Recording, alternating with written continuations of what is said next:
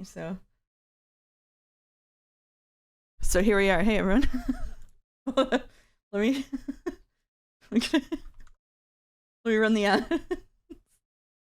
Oh shit. Live mouse reaction. Did you rush online? I had OBS open already. I was in the Discord posting the accumulated Sekimeiya fan art tag.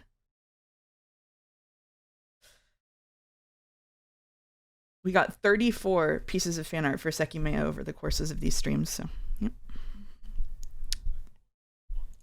So much fan art, yep. Let me so I'm gonna while the ads roll, I'm gonna go into Discord and then get ads ready, I guess.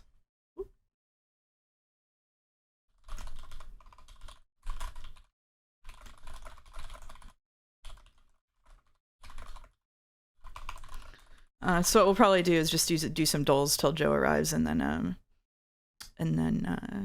do fan art when he gets here. Should I put that commission I got on the fan art list? So I wasn't sure if it counted. It's up to you. I mean, I know that Jelly put fan art in Joe's server before, so you can if you want. Hello, Mouse. We were not in the middle of the peakest peak run ever. Oh, it's okay. You guys can keep playing peak. It's fine. We're not gonna start for a bit. Feels like every month I go, what a month, but what a month. Yeah, it's been an interesting year for me, that's for sure.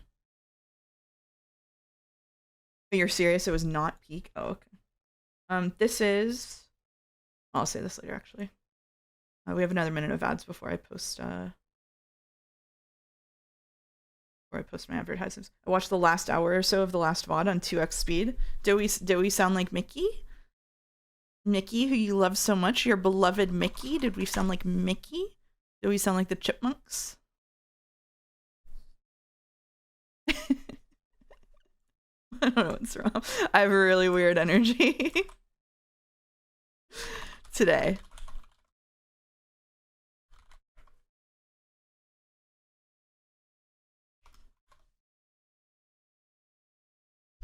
Did you cry seeing E33's ending again? No, what I was doing during E33's ending was staring at chat, and then anytime I saw someone imply that, like, you were a psycho to pick one of, like, or do some, like, you know, like, anytime somebody says something like that, I timed them out immediately. Yeah. I was locked in modding. It's the first time I've ever been locked in modding on Joe's channel before, like, unironically. It's kind of fun.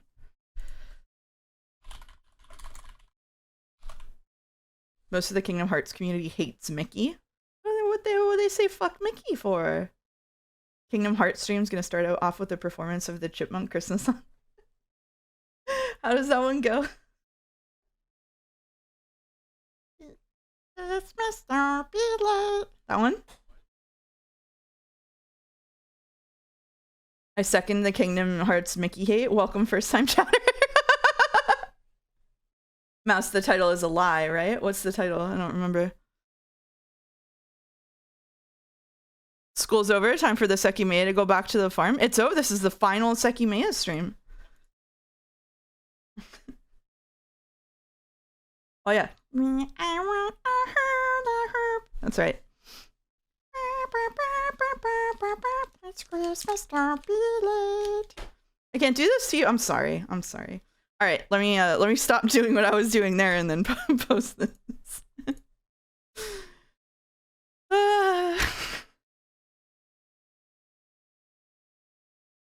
All right, here we go. New announcements in the Umineko server. Sekimeiya, the final Sekimeiya stream, dolls and fan art, then the gripping conclusion. Oh, that's the wrong ping. I almost did it. Sekimeiya Sunday. Okay. Okay. All right. Here we go. I wish I could watch this live, but I'm not caught up in the last VOD yet, and I need to sleep. Oh, I'm sorry. It'll be waiting. It'll be waiting. Doubters would think Seki needs to step up its game after peak Umi finale. Real Seki fans go, holy shit, 2 cakes. I think the real Seki fans are living in a like on a level of transcendence that I can't possibly hope to achieve. Okay, I am going to do, this is my last day of birthday sub discount, so I'm gonna kick that off, and then I'm gonna read these. I have a couple of messages from when the stream was offline, probably during Umineko. Kaylee Gull cheered some bits to say, I want to say thanks. This has been an amazing stream series. I remember the days when people talked about these streams as if they were a joke, and how they also said you would hate it even. At the end of the day, these streams were very special, and I'm really happy I got to be able to be here for these special streams. Thank you, Joe, for streaming Umineko. Okay, well, we'll make sure he gets the message. We'll swap the notes. Okay. Thank you, Scruffix, for resubbing. Thank you, join us in following Joseph_Anders. Thank you, Scruffix, for resubbing while I was offline. Hey Mouse, just wanted to say thank you for the good time you provided on here and Tom's streams. Since I can't catch you live most of the time because of time zones, I'll be happy to see you again in VODland or when you take over Tom's streams. I keep trying to get him to stream Peak with me, but he won't do it. We're both so bad at Peak. But thank you. I know the time zone thing is really rough. I can't really do a different time because of my work hours. So I'm glad that people have at least been enjoying the VODs. That wasn't my bit message. That was Kaylee C. Oh, okay. Oh, I see. All right. In another fragment where we're streaming Umineko on my channel. I see. And thank you, Crazy Fist, for resubbing just now with hi there, girl mouse. I hope your day is going rodentious. Much love from Australia. Yes, we scran. Oh shit. Australia. Thank you very much, Crazy Fist. My day is interesting. I mostly laid in bed and watched Joe's stream and laughed at chat. So right after this and Moon, you're starting at Fate Stay Night, right? No, actually, I am happy to announce that I have chosen my next stream game. So we have 3 games on the wheel, and I will be rolling the wheel after we get to 5 to pick an upcoming stream game to do probably on the weekend so that we have 2 games at a time. But I am very excited to tell you that after we're done with Moon, we will be playing off on stream. We will be playing off. We will be booting up off and playing off. And at the end of it, off will be over. This is the hardest I've ever baited an auto mod, probably. How long is that game? It's pretty short. It's like maybe 10 hours at the most. I will complete off. That's correct. I will defeat off. Let's go. I don't know what that is. Okay, off is like a little bit like Moon. It's another early kind of like expectation subversions RPGs that helped inspire stuff like Undertale. I think it came out in like 2007 originally. So it takes from the lessons of like Moon and Earthbound. So it's kind of the next generation of that kind of game. You miss Moon? We'll get back to Moon on Wednesday, I promise. How long will it take to finish off? It depends. It depends on how much fun we're having, Kaylee. Are you playing the original first? No. Going through all the Undertale influence in preparation for the big Deltarune LP. You're such a remake, Andy. I know. I'm sorry. Every day I disappoint Godot in a new way, but you know, sure hope those streams take off. Oh, will you play the sequel on? maybe. Should beat on stream.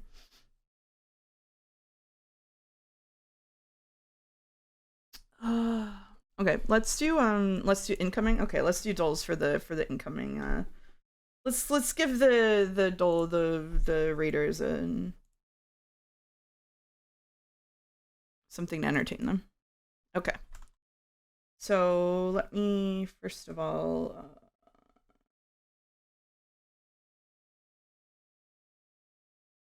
this. There we go. All right. Here we go. We've got the dolls. Do people still use mooning to refer to showing their buttocks to people? I don't know. They did when I was a kid, but I'm very old now. Oh, thank you, an anonymous gifter, for gifting out a sub. And thank you for Consumer of Bean for subbing with Prime. I didn't boot up my background music, so I guess background music is choose your own today. Sorry about that. Just waiting for Joe to come in. I am in the channel, I think. I am in the channel. All right. Okay, so we're going from world to oyster. Today's theme comes from Act 2, Scene 2 of The Merry Wives of Windsor, which all of chat has read, of course, in which Ancient Pistol, speaking to John Falstaff, says, "Why then the world's mine oyster, which I with sword will open. Oysters don't open freely, they must be forced open, and Pistol argues the same logic applies to taking advantage of life." Hello, Jelly. Welcome. The dolls are Subway Surfers? I think so, yeah. What's the prediction for Sekimeiya? Will Katsuki and Shiraya kiss? Or literally nothing will change between them? I think we will get one reference to the egg chair story, and then we will have them be tragically separated because they can't he can't get a happy ending. Welcome Raiders. Hello. Oh my god, hi. Oh my god. Joseph has gone to bed. Time for some serious doling then. Egg chair story. If you weren't here, Merrick, you won't get it. Thank you, Dominic, for resubbing. Oh, hey. Welcome. You gonna go get a snack? Yeah, I'm gonna snack. I'm gonna use the bathroom, but I just want to say egg. Egg. Egg. Thank you, Dominic, for resubbing. 7 months. We're past the half-year mark now and approaching 1 year. Be afraid. I don't know what happens at 1 year. And thank you, Dualcat, for also resubbing. 7 months there, too. I cannot believe I've been streaming for 7 months. That's insane. Let me share my screen with Joe real quick. Is this what Sekimeiya gameplay looks like? Maybe I would like it. It's not dissimilar, so we're doing the dolls right now. Till Joe gets back to entertain ourselves. Sorry, is Fanart today? Yes, Fanart will come after the dolls. Yeah. So we're trying to get from world to oyster. So trim world by one letter to trim. Small math the world may sit on. Think of best result when you world. Football competition, the world cup. Can't type. Okay. It's not add a letter to cup. Anagram cup. Nope, that's not gonna work. Anagram's not gonna work. This is 7 letters.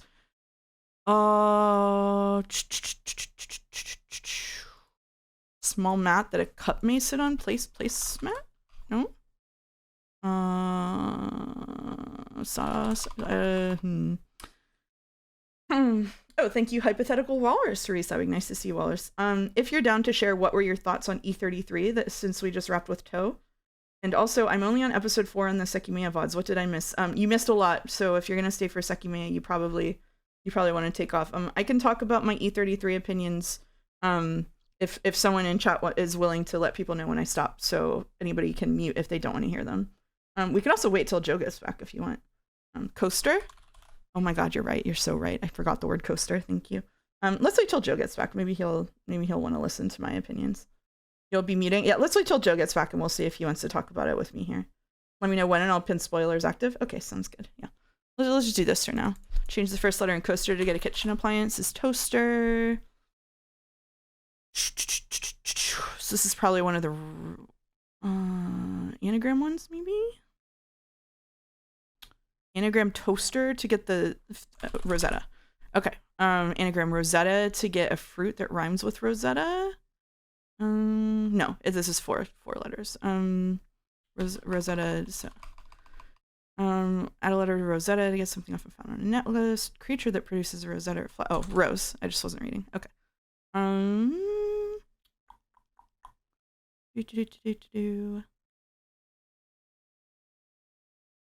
Football competition is the Rose Bowl, right? Yes, I didn't make that up. Add a letter to bowl to get something often found on a necklace, maybe? Is it good to rile up chat with more Expedition 33 stuff? Will they get riled up? What if they disagree on endings? We agreed on the ending. I was watching. We did pick the same ending, yeah.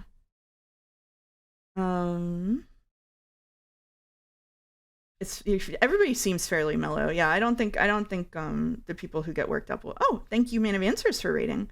Welcome, Raiders. Man of Answers, I believe, was playing Metaphor today. Sub discount is still going. Yeah.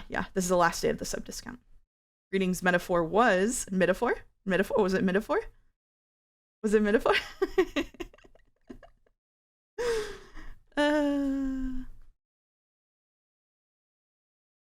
Second best result when you bowl. I hope this isn't a cricket question. Add a letter to bowl to get something often found on a necklace. Bowl. Spare. Oh, I forgot about bowling. Thank you. Actually, I was pretty all right so far in the Persona tutorial part of the game. Yeah, the tutorial section lasts a long time. With chat being down on all these games, Donkey Kong really might get Game of the Year. I was saying that I really hope it does, actually. I love Expedition 33, but I think it would be really funny if Donkey Kong won. I can't imagine anything funnier than that. Well, thank you, How You Doing, for gifting 5 community subs to Mazes, Finnick, Nickelfoot, Hazardous Cubes, and Leon Shade. Welcome. Oh, and Etiquette's also resubbed for 2 months with Moa Raiders Assemble. Moa Raiders Assemble. Welcome, Moa Raiders. Metaphor Man, Hieronymus Bosch paintings are so interesting. Shame they use them for mid. Right? Oh, How You Doing says Seki streams have been extremely entertaining and have meant a lot to me, so thank you. Thank you, Mouse of the Streams. And congratulations on wrapping up Umi as well. You helped make those streams even more special. Thank you. I cried so much after the stream too. I was dehydrated last night. Oh, Sneakymer says, I had a question during book recommendations on Umineko stream. How did the other books in Bizarre series, the Bizarre House series, compare to Decagon, and what are your thoughts on them? I only read the first 3. I think maybe only 3 or 4 are translated. I really liked the second one. Maybe because I figured it out. It's the only one I figured out. The Labyrinth House one, the last one, was interesting. I would say Decagon, I would rate them like 2, 1, 3. So I would say I liked the second one the best. I can't remember its name. I liked Decagon House after that. I thought that part of the solution in Decagon House was kind of mean, but in an interesting way. And then I think I liked Labyrinth the least, just because it was a bit confusing. Yeah. The Game of the Year is always a game with some kind of focus on story. Yeah, Astrobot did win. They're right. I'm glad Weeby says, I'm glad my second favorite VN got more attention that I think it deserves, thanks to you, Mouse and Joe. Oh, that's really sweet. Yeah, I'm really glad we could bring attention to Sekimeiya. I know the last couple of streams have been kind of rough, and that we haven't jived like with how the ending is going. But you know, oh my God, thank you, Haydener, for gifting 50 subs. I'm not reading all of those out loud. Thank you for gifting 50 subs. That's so generous. Thank you. Haydener said, I'm still catching up on Seki VOD, so I'm gifting subs and leaving. Happy birthday, Mouse. Hope you had a wonderful week. I did. Thank you so much. It's really generous, Haydener. It's so sweet of you. Oh my God. Ugh.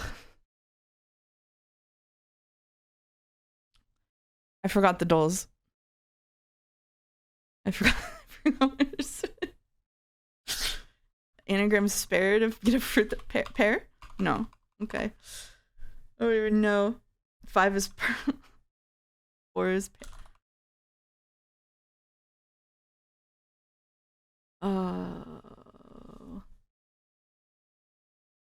Imagine dodging us. Yeah, right. Okay, what creature that? Okay, we're gonna go up. We're gonna go up. A pearl is made by an oyster. Add a letter to pair to get something that rhymes with that, and then trim by 1. I don't understand. Okay, all right. Okay, we got through. One day we'll learn Haydener does some shady investment fraud thing, and we won't care at all.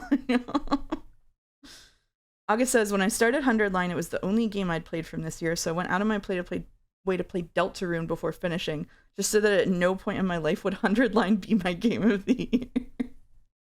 That's very smart. You can also get like one of those like 2-hour indie like RPG Maker games and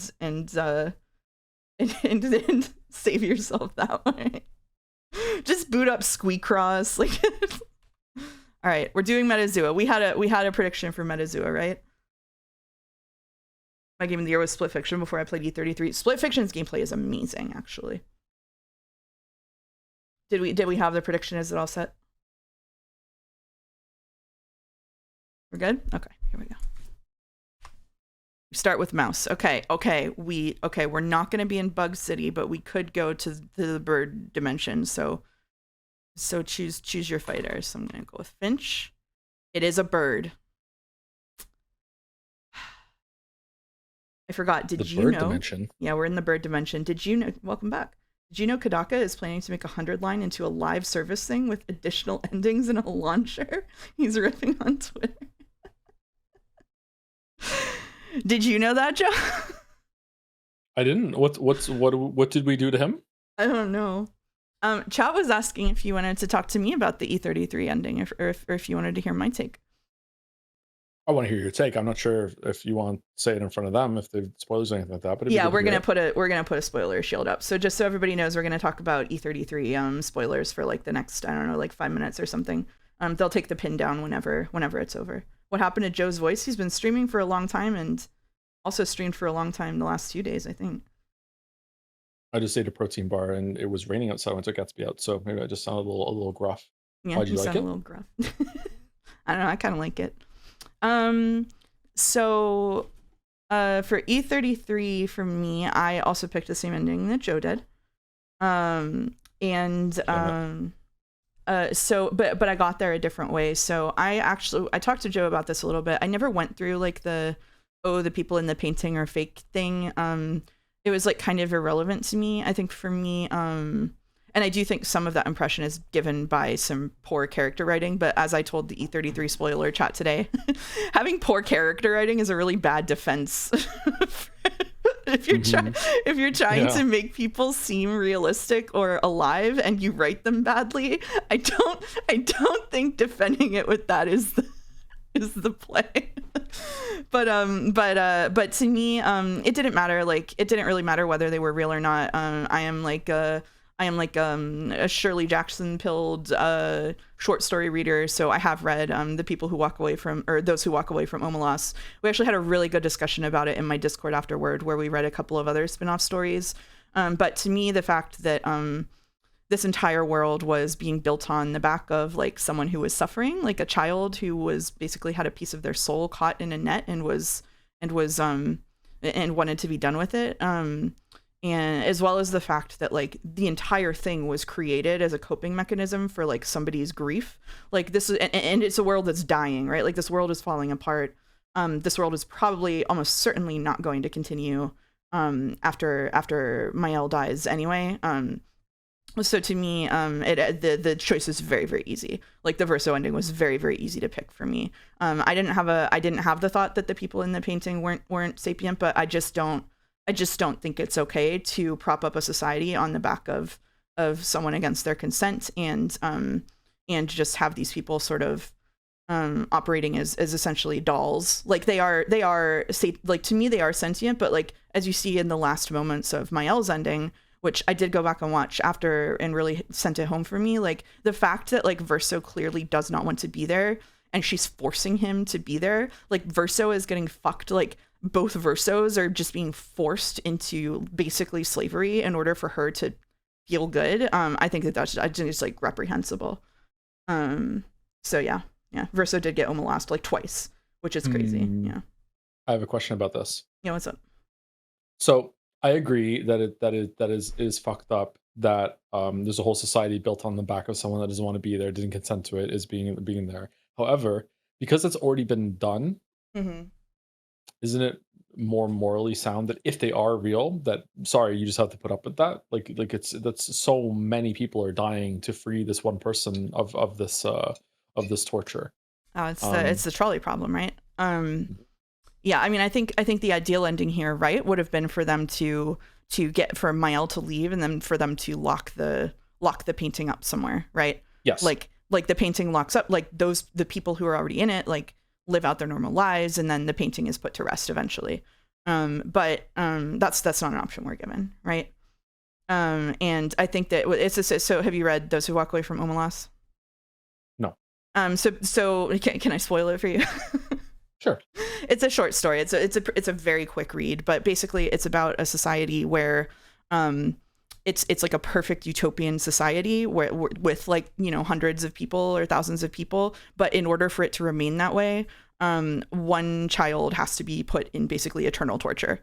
And so then the question becomes like, you know, what, like they have to make the choice. Like you get to a certain age and you make the choice of whether you're okay living in a utopia, or whether you want to leave because you aren't okay with that. And one of the kind of like adaptations that we read that was really interesting as like a follow-up to it by another author was like the people who would just go in and kill the kid because they'd and then like the society would raise up and like be like everybody would start dying and like there'd be natural disasters and then they would find another kid and stuff it in there to the point where it was just like comical. And I think that story made like a really big impact on me when I was a kid, and I think that like I read it when I was really young, and so for me, like, if even one person is suffering eternal torture, I still think that you should give that person a rest. Like, to me, it's almost I choose mercy for the people in the painting who are also just like, you see Mael's ending and they're doing what she wants. Like the one of the arguments against this is like, oh well, like, isn't this analogous to like, what if in the real world God is real, and like, should we all just die because God exists? And it's like, well, no, it's like if God was walking around and your buddy, and then like you did something that God didn't like, and God decided to just like bleed from the eyes and make you do what they wanted anyway, right? Like it's not quite the same. So I think that their existence is a cruelty, basically. Oh my god, thank you, Iron Wrath, for gifting out 10 community subs. It's very nice of you, Iron Wrath. It's kind of silly since all the non-utopian societies you're choosing over Omelas almost certainly have more suffering. Yeah, maybe, but I still pick them. The stream is too heavy. I was just here to give subs. Sorry, Iron. Yeah. Oh my god. Okay, thank you, IG Lavos, for also giving out 20 community gift subs. It's very generous of you. Thank you, everyone. I know IG Lavos was saying they were going to gift me and Jelly some as well because of the Umi stream, so very happy to see you here. Very well deserved. Yep. Mm. People loved you on the Yumi Neko streams. Neither ending feels great, and I really like that. Yeah. Do you have anything else to say about E33? You want to escape from it? No, I'm good. Thank you for sharing your thoughts. Yeah, of course. We can take down the spoiler warning then, and I can look at birds. I'm kind of still recovering from the stream. Sorry, so I'm a little scatterbrained. Like, you're so good.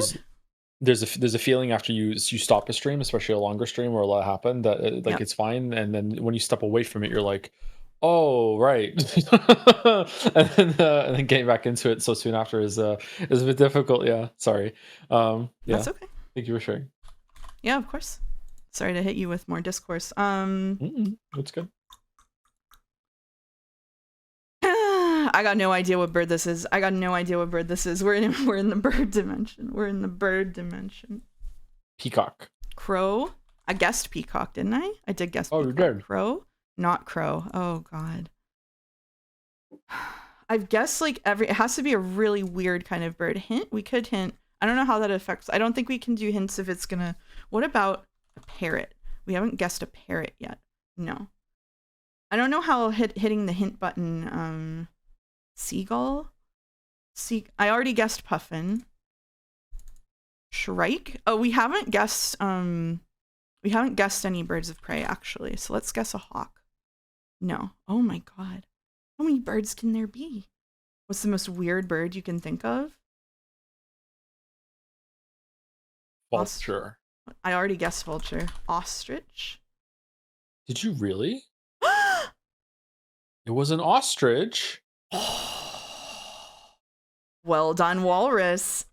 Well done, walrus. So that is 1, 2, 3, 4, 5, 6, 7, 8, 9.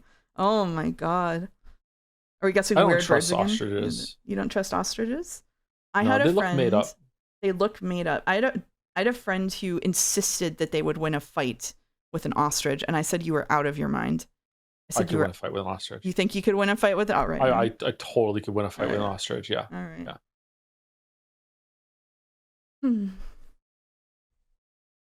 There's a bird I forget the name of that is a chick, has hands on its shoulders, and after a certain age, the hands fall off and it learns to fly. Can you use weapons? No, bare-fisted. I could not win a fight with an ostrich. All right, we're gonna do clues by Sam. You ready? Okay. Oh god. Okay. All right. Lock in. Olivia is one of Paul's 5 criminal neighbors. Oh, Olivia's a criminal. I was right. Yeah, Awesome. yeah. I'm so good at this. Vicky has more criminal than innocent neighbors. Where the fuck is Vicky? Oh, okay. So this guy's also a criminal. There are as many criminals as innocents below Katie. So that means that Vicky is innocent. All right.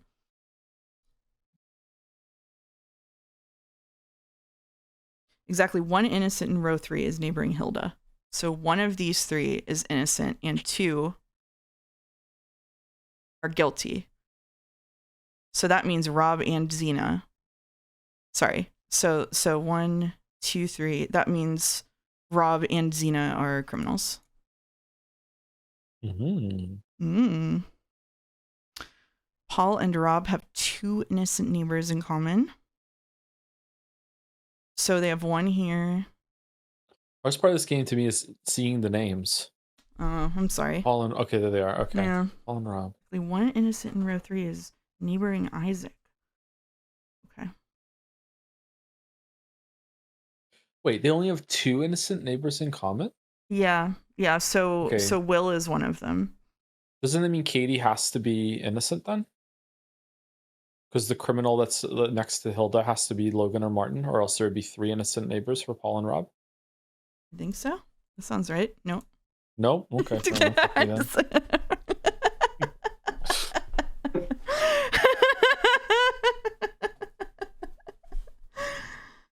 I can't believe Joe is back saying, Joe's here to help. We're doing the okay.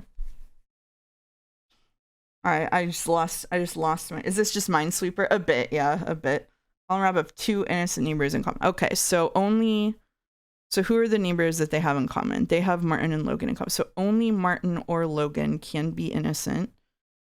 No, Katie is actually a criminal. Because one innocent in row 3 is neighboring Hilda. I just got the innocent and criminal mixed up. Yeah, you got it back. I do that all the time. It's okay. It's okay. It's okay. Oh, you're...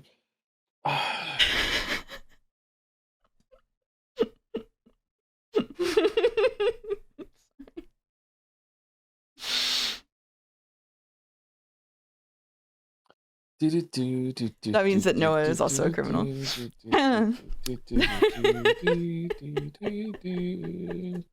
And one of these is innocent and one of these is guilty.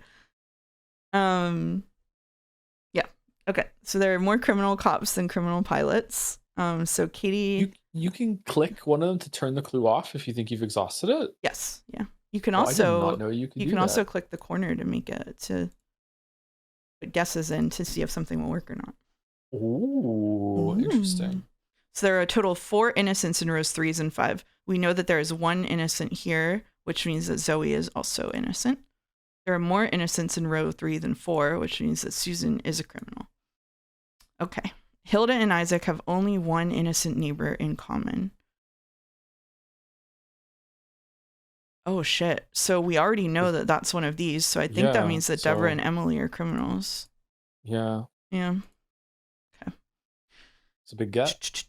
I can't stop thinking about Umineko. Send help. I'm so sorry. I'm so sorry.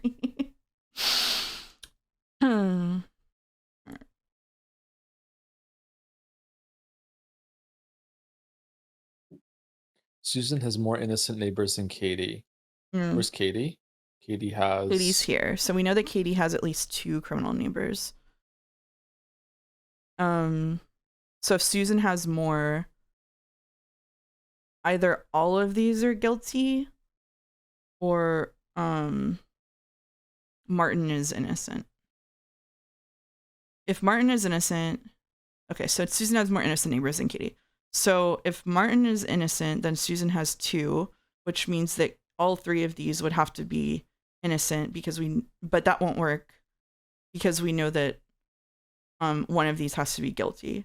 So I think Martin has to be guilty and Logan has to be innocent.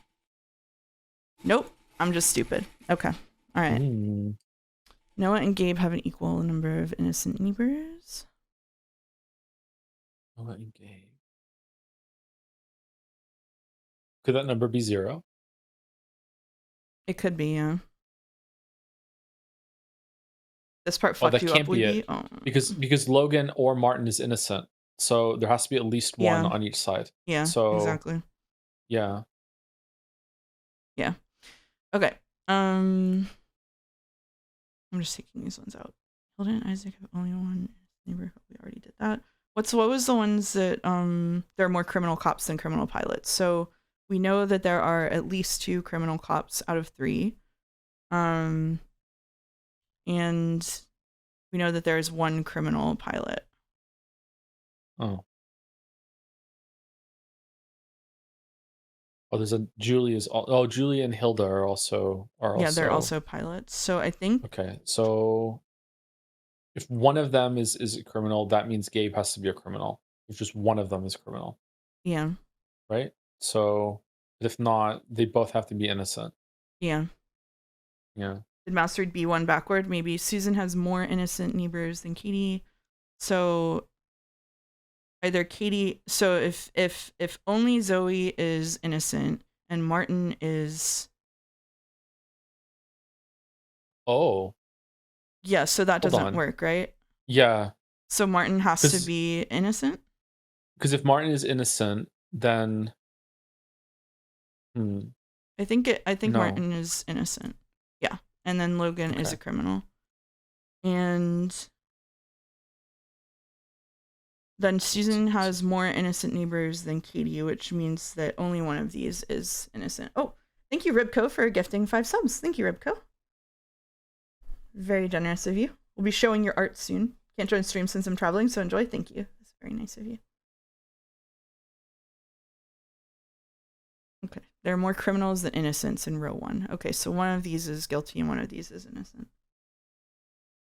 I feel like you solved this in a different order than I did, maybe. No cops. I thought you had to go in the order it wants you to go, or is there sometimes? I think sometimes you can jump around. Noah and Gabe have an equal innocent number. I'm stuck here now.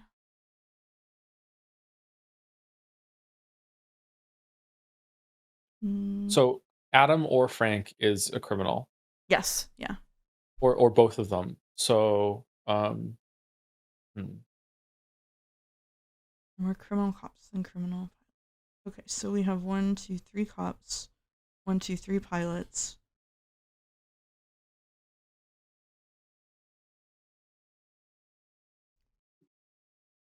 And streamer, we need more shit on screen, methinks. Yeah, I know. Yeah, you can get both at the same time. Redeem for corner subway surfers. Yeah.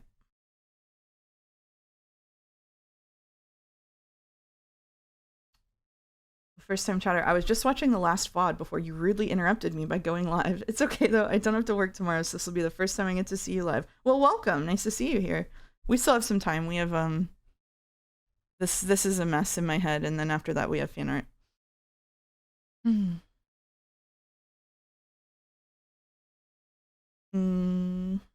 What would it mean if Hilda was innocent? If Hilda is innocent,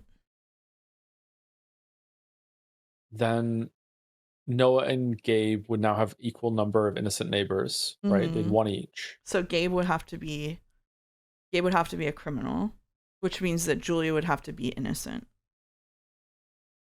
Do you want me to do the corners? So if your question is Hilda innocent? Yeah. Then it would have to be like this. Does that break the cop and pilot thing? What is the cop of it? There are more criminal cops than criminal pilots? No, it doesn't break it. Because this would be 3 cops and 2 pilots that are criminal. And then Noah and Gabe have an equal number of innocent neighbors. Then Adam would be guilty and Frank would be innocent. I don't think that breaks. Susan has more innocent neighbors than Katie. Hold on.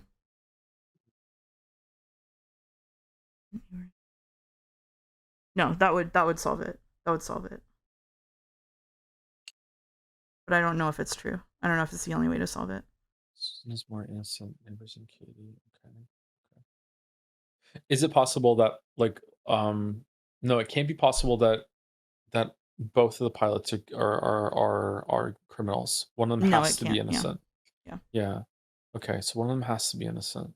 Okay. I'm kind of stuck here. I don't know what to do. I mean, I think this might just be the answer. I think we might have solved it. Yeah. Kind of, yeah. Where do you start? With Hilda, you think? Or yeah, let's try. Yeah, we can do that. Yep. Oh, okay. Oh, no? Oh. Okay, well. What? Oh, there are more criminals than innocents. That means there can be none. That's my bad. Oh, there could be not. Okay. We still did it. Well, we got still there. did it. We got there. We got there. Yeah, we still did it. That's I feel like there was a conflict there that I didn't grasp. Yeah, Okay. there was for me too. It's okay. All right.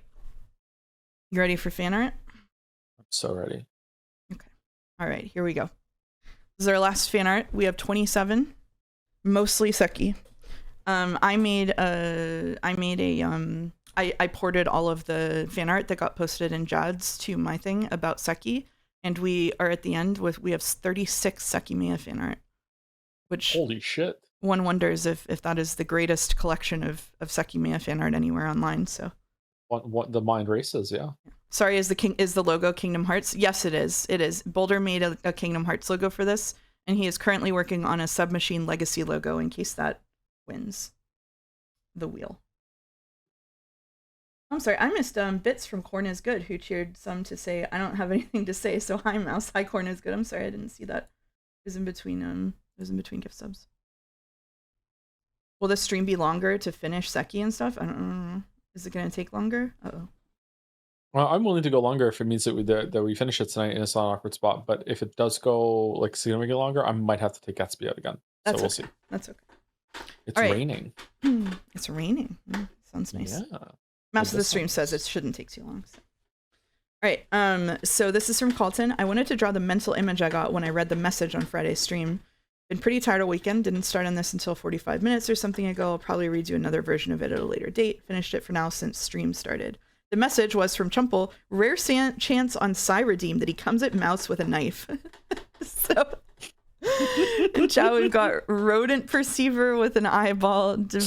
Duo leaper saying no way. Deity just saw awesome thing and not gonna lie, it was ass. Where you going saying I am unique. Tachetto saying I am unique. Vendor saying heads up, site gonna explode in 5 minutes. Thomason saying love the Jays. That's character assassination. Gravel saying damn, this really is like Homestuck. And Nia I don't even know what. Say August. Oh, near Timber. Okay. Yeah. September. Right. Oh, okay, like September. Saying bark, bark, bark, bark. Thing. Yep. It's bizarre in August. Yeah. And this what I can only presume is Kingdom Hearts. Favorite game stream number 3. Hope this bitch ass accepts the evidence. And then 1 out of 1,000 chance. Sai pulls out a knife. That's God of War. Why do you think that's Kingdom Hearts? I'm sorry. I'm so stupid. The one on the left has a rainbow shirt while the one in the fan art has a white shirt. Which one is the shiny? I think that the 1 in 1,000 knife is the shiny. Unexpectedly, yeah. Thank you, Colton. We get this one's from Ravane. Sai holding the right key, 2 knives, a bag of door handles, and up to 4 Sekimeiya is just off screen where I don't have to draw him. Skateka. Biactorice. That's good. That's good. I like this. Really good. This is really good. It's funny. Okay. All right. Next up, thank you, Ravane. Next up, we have another Kun. This is from Lemonade Standing. This is Document Kun. There's no need to search the building. Document Kun remembers everything. Loves the VN quiz. Where were you on January 5th, 2012? I know. Taller than Akaro. Impressive. He's so big. No, he's normal and kind of threatening. He's got the lube line and the stink line. This actually is quotes from my document, by the way. These are actually... Wow. These are real. These are real. Oh, he's got tattoos of Ashia Tower, an egg. I love Sai. A card for some reason. Why is there Homestuck on him? Yeah, loves the quiz. Yeah. Thank you, Lemonade. Very impressive. We only turn out the most normal looking coons on my survey. Okay. Oh, this is from Double Jumper. I'll say it again later, but that's not going to stop me from wishing a happy birthday in advance. Mouse Comfy. Thank you, Double Jumper. So this is also there's also birthday fan art in here. There's a couple. This is me saying, what a lovely birthday dinner. Tasty food, not having to think about streams and their silly memes. Oh, I can see the kitchen from here. Wait a minute. It's all Ratatouille. It's all Ratatouille. All Ratatouille. It's all Ratatouille. I can't get away from it. I can't get away from it. Thank you, Is that Dominic. happy birthday on the plate? It is happy birthday on the plate. I don't know if you saw any of my dessert postings, but they wrote happy birthday on my plate several times. Ooh, that's nice. Yeah. Thank you, Double Jumper. This is from Ribco, one of two. On vacation, but I was so struck with inspiration, I couldn't not do it. I found a key pistol at a museum I was visiting. This is for when Mouse just needs to McFriggin' go. No thoughts. Sorry for bad captioning. Just know this is my first thought seeing it. this is awesome. I love the expression. It's a very cool mouse. It's a very cool mouse. A very cool mouse. This was the fan art that was posted, and I had a small crash out because I was like, there's more fan art for Sekimeiya, or not for Sekimeiya, there's more fan art for Kingdom Hearts than most of the games I've actually streamed. There are 12 pieces of fan arts for Kingdom Hearts. It keeps going up. Last time there were 7. Why is it like this? You're gonna have a very me experience playing this room in that. Yeah. And here's second. How do I hold this? It's a key gun. All the perks of a gun with all the problems of a gun. This is real. I'm not joking. Saw it at Malberg on vacation. It's a key gun. It's a real key gun. Actual key gun. For real. I want one. What do you want it for? I don't know. Just Shooting. in case? Yeah, just in case. Yeah. She's ready to cause problems on purpose. She does look ready to cause problems on purpose. Yeah, I relate to this. I relate to this one. Yeah. This is what Sai used to kill Kurt Siripo. The quiz is wrong. Oh, that makes sense. Yeah, that makes sense. Thank you, Ripko. This is amazing. Oh, I love this. This is from Ravane again. I labeled our Sekimeiya to keep track of them. The F stands for the fake Sekimeiya. The F stands for the future Sekimeiya. And the P stands for the past Sekimeiya. My pen started running out halfway through the P.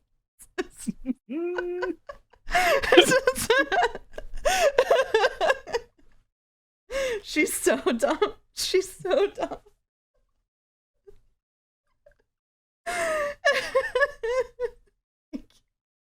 Thank you, Ravane. Thank you, sure. She's so happy about it too. She made a decision. Of course she's happy. At Yay! least someone thought to label the Sekimeiya in this universe. Instead of being like, I wonder which of the eggs in the fridge is the right one. I better experiment to find out. Okay, I'm over it. Thank you, Ravane. Also, Ravane, this is the Fantasy Life Mouse saying to Moon character, so what are you waiting around for? Moon character is saying, ghost to show up you. Fantasy Life character is saying, trees to go Brack, and you too? And this is Sai to come back. Just waiting for Sai to come back.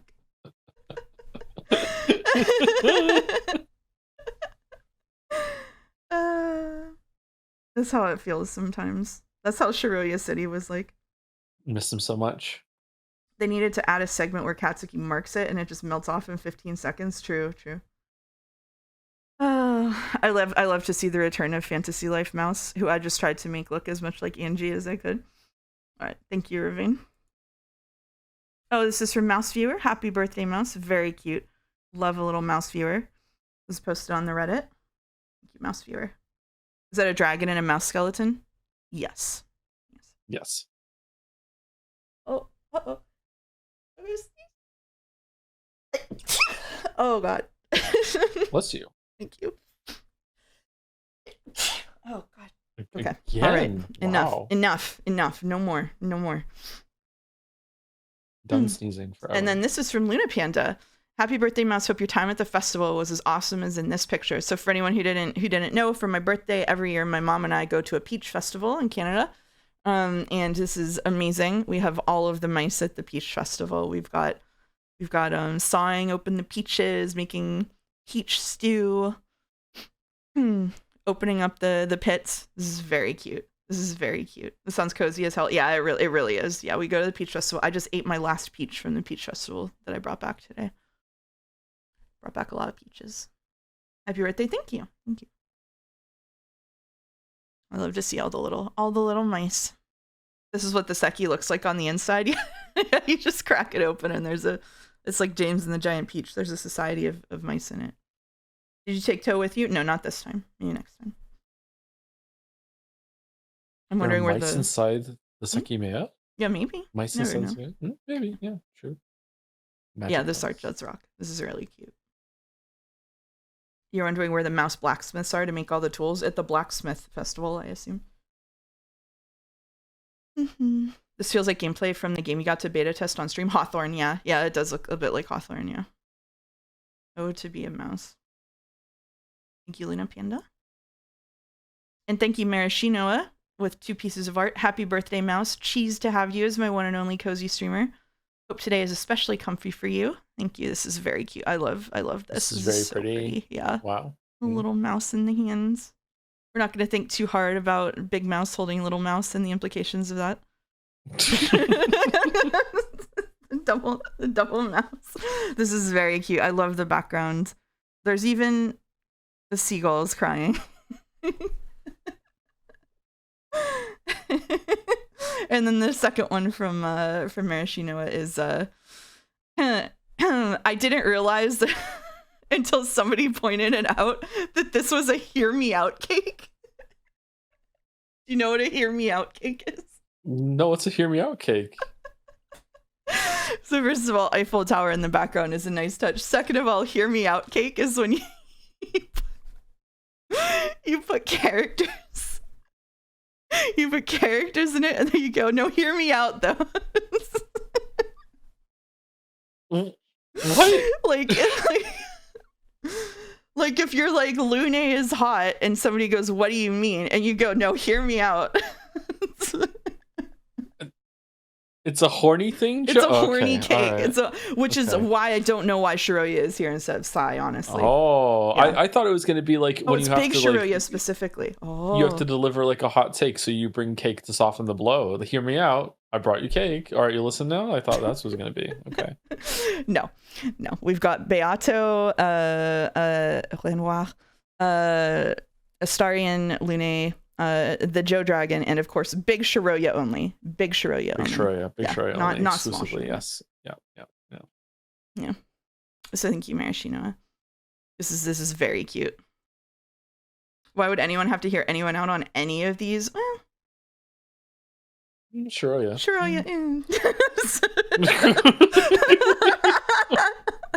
Thank you.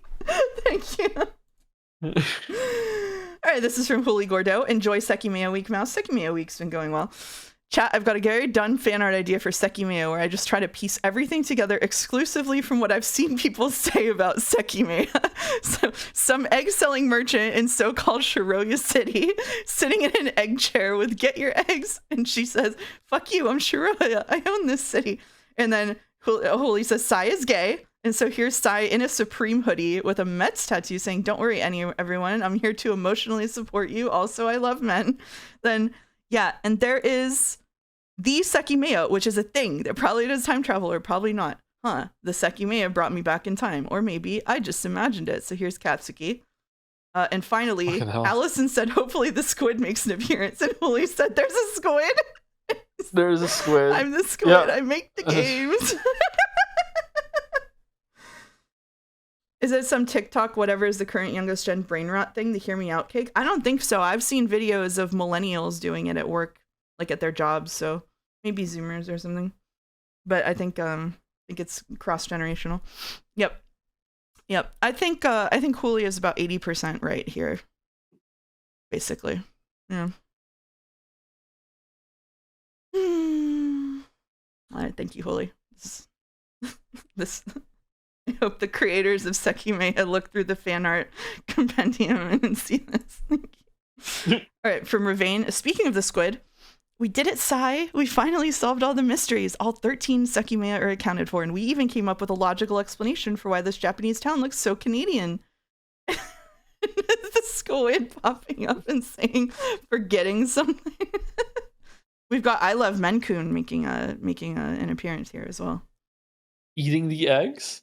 Eating the eggs, perhaps, yeah. Why is one of the eggs a king egg? Why doesn't the biggest Sekimeiya simply eat the rest? The Disney Sekimeiya? Is it? Oh, I didn't. It was me, Jelly. Boulder doesn't do these. That was me. I forgot to tag him. I'll have to go through. That's Northern Lion? Oh, okay. All right. Thank you, Ravine. Fucking hell.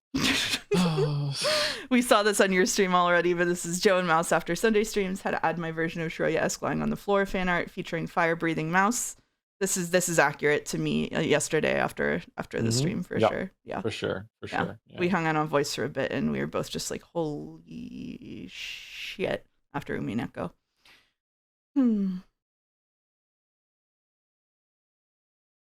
Thank you, Lemonade. Thank you. All right, now from Pink, some small doodles of Mouse as a magical gamer. This is very cute. This is very cute style. This is the greatest, most optimistic vision of what it will be like when I stream Kingdom Hearts streams. That I'll turn into a Disney princess and pretty dress. Put on a pretty dress and spin around and do a little dance.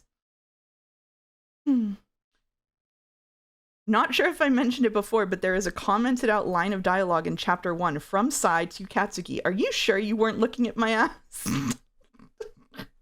Ooh, I don't remember that. If it's commented out, that means it's probably marked out in the code. Oh, I see. Okay. And then Pink also did a tiny little magical mouse, which is very cute. Thank you, Pink. Thank you, Pink. And then the real show from Pink is this: Mouse and Joe every time they saw Sai. Yeah. Just worshiping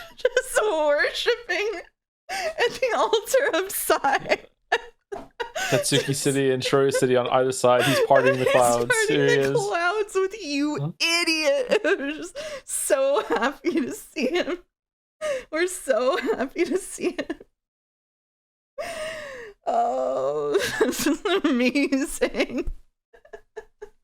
This is so even though good. he stupidly killed himself. Yes. He's still peak. We love him. Yeah, we love Sai. The highlight of the Seki streams for sure. Thank you, Pink. From Ravane as well. Even Sekimeiya isn't safe from murderous furniture. Now this is Joe's very favorite. We have Mia here dreaming about Shuria's head on a pike. And the evil and intimidating mattress approaching with the chainsaw.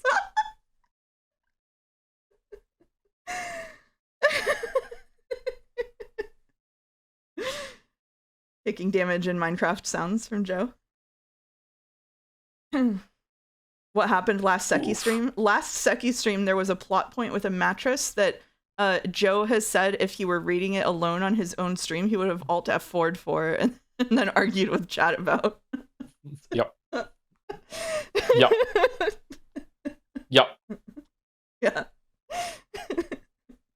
Do you want me to explain further, or should I leave it? Okay. No, right. No, bringing it back up again. No. All right. Anyway. Wait, what mattress? Yeah, watch the VOD and find out. Okay, thank you. Ravine. Joe's mistake is thinking that Seki Fullers won't just go, yeah, it's sick, isn't it? Yeah, that's true. I saw a Hear Me Out cake with Kirby on it. Okay. All right. Also from Pink, we can read this one together. It's a 3-panel comic. Here's me saying, wait, I need to read this paragraph again. Here's you. Did Kate loop the elevator? The elevator only makes sound on a floor if it passes through the floor. If the elevator stops at your floor and then starts moving and then goes down past your floor, since it wasn't moving continuously, you wouldn't hear any noise. Elevator stealth mode. That is my understanding of this. And mine too. So if you're on floor 4 and you hit floor 1, it's going to make noise as it passes through floor 3 and 2. Yep. However, if you press I want to go to floor 1, 3, 2, 1, and it stops and goes it goes and stops on each floor, it's silent. You're right. I might have a sprinkle gate. It's just so. What's with VNs and elevators, man? It's true. It's true. The elevator disappears. Where's the elevator? Stealth mode activated. Just looking at the elevator creeping up.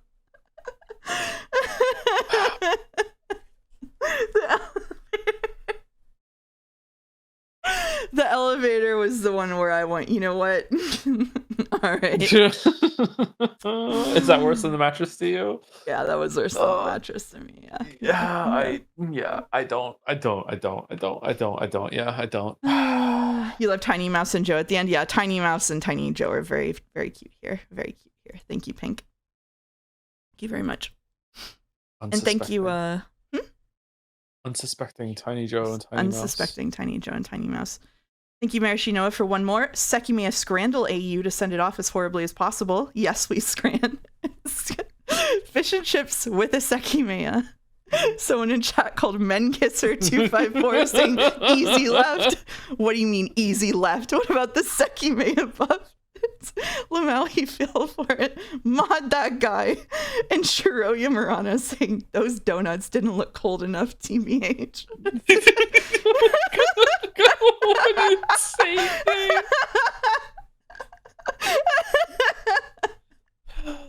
Katsuki very cute here. Cuter than he deserves, I think. Cuter than he deserves. I feel like if Katsuki were playing Scrandle, it would take half an hour for everyone. Yep. He would be the worst streamer because he wouldn't say anything in his head out loud. It would just be 30 minutes of dead air of him staring at each of the pictures, and he'd still be wrong at the end. Oh, some people complain about me on Reddit would love that. Oh, finally, a streamer for me. Yeah. Oh, he's very cute because of how stupid he can be, and when he breaks down from his theories being wrong, that's when he's the cutest. Oh man.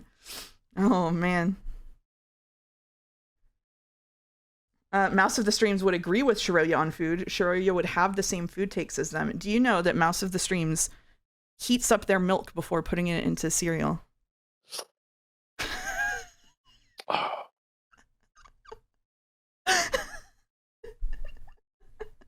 Oh. Next. It's peak out here, they say. All right. He says it's peak. What can we say? Microwaved, by the way. That's true. All right. From Mega Geeko, decided to do some sincere Sekimeiya fan art before the finale tonight. This is awesome. This looks like a fucking anime intro or something. We've got the whole gang here. We've got Sai split in half. I love Arena and Isla with the sort of like broken mirror look. This is awesome. Yeah. Shiroya staring off into nothing. This is important for her.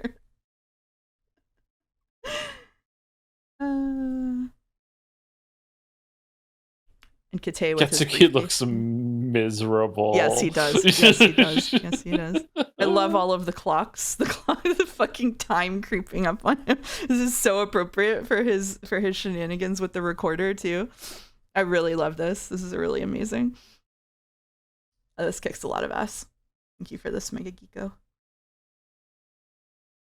Be kind to her. She has food poisoning. She doesn't have food poisoning. She gave herself botulism or something. Just like the clock background gives me Blue Prince vibes. Oh, totally. Yeah, totally. All right. Thank you, Mega Geeko. And now for Mouse Viewer, how to get one Sekimeiya art before it ends. Here's Mouse saying, "Oh, emotional support Sai, we're really in it now." I added a note here. The double jumper responded with, "I love that it looks like the hand is Mouse's holding the cardboard cutout, even if that was accidental." So Mouse Viewer went ahead and made that real. So here we've got here we've got Mouse with the with the Sai cardboard cutout.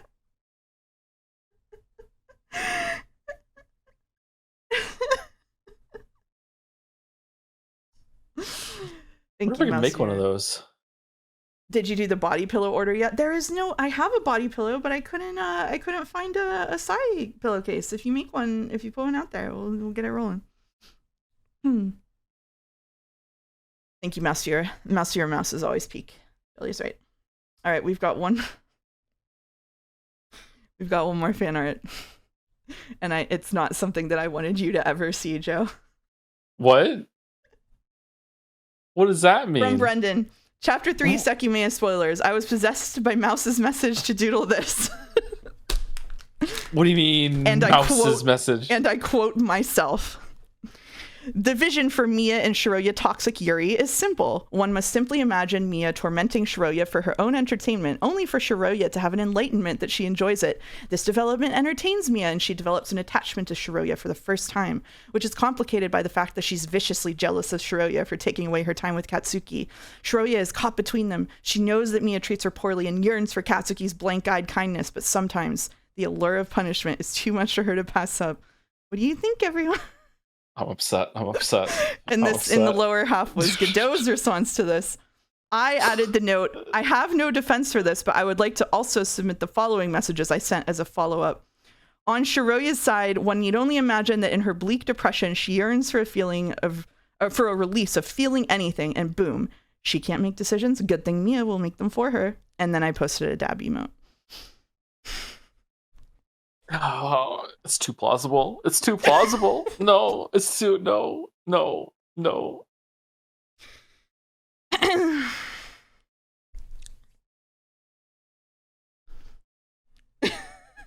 This is the kind of quality content you only get on Mouse Cord. That's correct. True. Okay, What but does what if Erica Miya think? had a holodeck? Oh, for fuck's sake, the holiday. You put the moon fishing in fan art. We'll save it for next time. We'll show it during moon. It'll be better then. All right, that's that. that's fan art. That's fan art. Fanart. I'm gonna forward you voice assignments. The Okay. last Sekimeiya voice assignments. Last one. The final voice assignments. Shiroya is 100% the kind of dork neat that would stutter post to getting bullied for her indecision. This is just a character read. I know, like, it's so plausible. Like, it's just real. Thank you, Rodney, for gifting a tier 1 sub to Twink Breaker.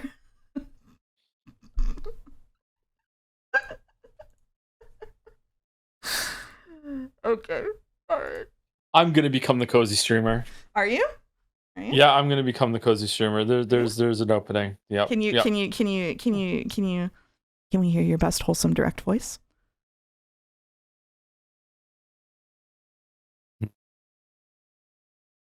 Everyone, it's Pillow Joe here.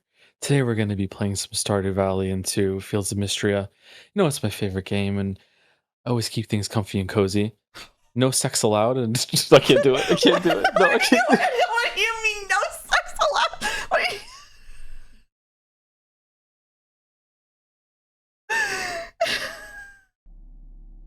Just being blatant about the rules. No sex allowed.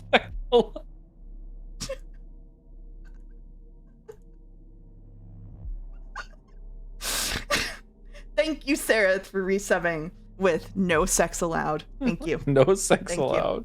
I'll catch the VOD. Have fun. Good luck. Okay. Oh. All right. We're here for the final Sekimeiya. Thoughts going into the final Sekimeiya, or should we just dive into it? Where were we? Just dive into it. I'm looking at my my voice assignments. Okay, that makes sense. Okay, really, that one? Huh? Okay, damn. I'm overjoyed to tell you that the chapter we're in is called The Peak. The Peak. The Peak. We're bad at peak. The Peak. If we break the no sex rule, do we go to horny jail? I'm afraid you do. I'm new here. What does Mouse usually stream? Hello. We're at the very tail end of a visual novel right now, so you might want to depart if you don't want spoilers. Normally, I do stream like cozy and narrative games. Right now, I'm streaming Moon. Next, I'll be streaming Off, and just for some old-timey RPGs. And then after that, we're probably going to do some more narrative-driven stuff. I'm probably going to do something like Vampire Therapist. I got Tokamaki Memorial in the chamber too. So, yep. Loves games that are one word. That's right. Okay. Would you? Since I just read my Toxic Yuri, would you like to take narration for the first bit? Sure, I know I have to will stream take it to you. narration. Yeah. Okay, 1 second. I hope Discord behaves today. Yeah, that would be nice, wouldn't it? Music's a tad too quiet. It's kind of quiet in this scene, but let me see if I can. Oh. It's getting up there. I think it's just. So, what happened at the end? It was we got the results, right? And did we continue a little bit after that, or? We got the results. Yes, And the peak. Yeah, I remember. and we got to the peak. So we learned. So the last thing that we learned last stream was that you go backward, because the Sekimeiya's like final fourth rule or whatever is if someone is standing in the vicinity of both Sekimeiya at the same time when you world hop to their world, that will also activate and send them back to your world. So we learned that you can travel in both directions, basically, if the conditions are exactly right. Yeah. Did we find out who killed the police dude? Akaro, apparently. Chat told us Akaro. I don't know if the game told us Akaro, but chat told us it was Akaro. Akaro. Which surprises me. Yeah, I didn't think he did, because he was so freaked out by killing someone in another world, but yeah. Alright. Alright, here we go. The third ending of the weekend. The crystal floor was empty. Everyone had disappeared a long time earlier. My past self was in the attic. I've been waiting at the bottom of the tower so that the large range of my past travel wouldn't reach me. It's already been more than an hour. It should happen soon. What will happen after? Are the others going to come back? I've been resting my mind, but the hours that remained were still an unknown area. The first time we changed worlds, did we appear in this world? I've been wondering that for a while.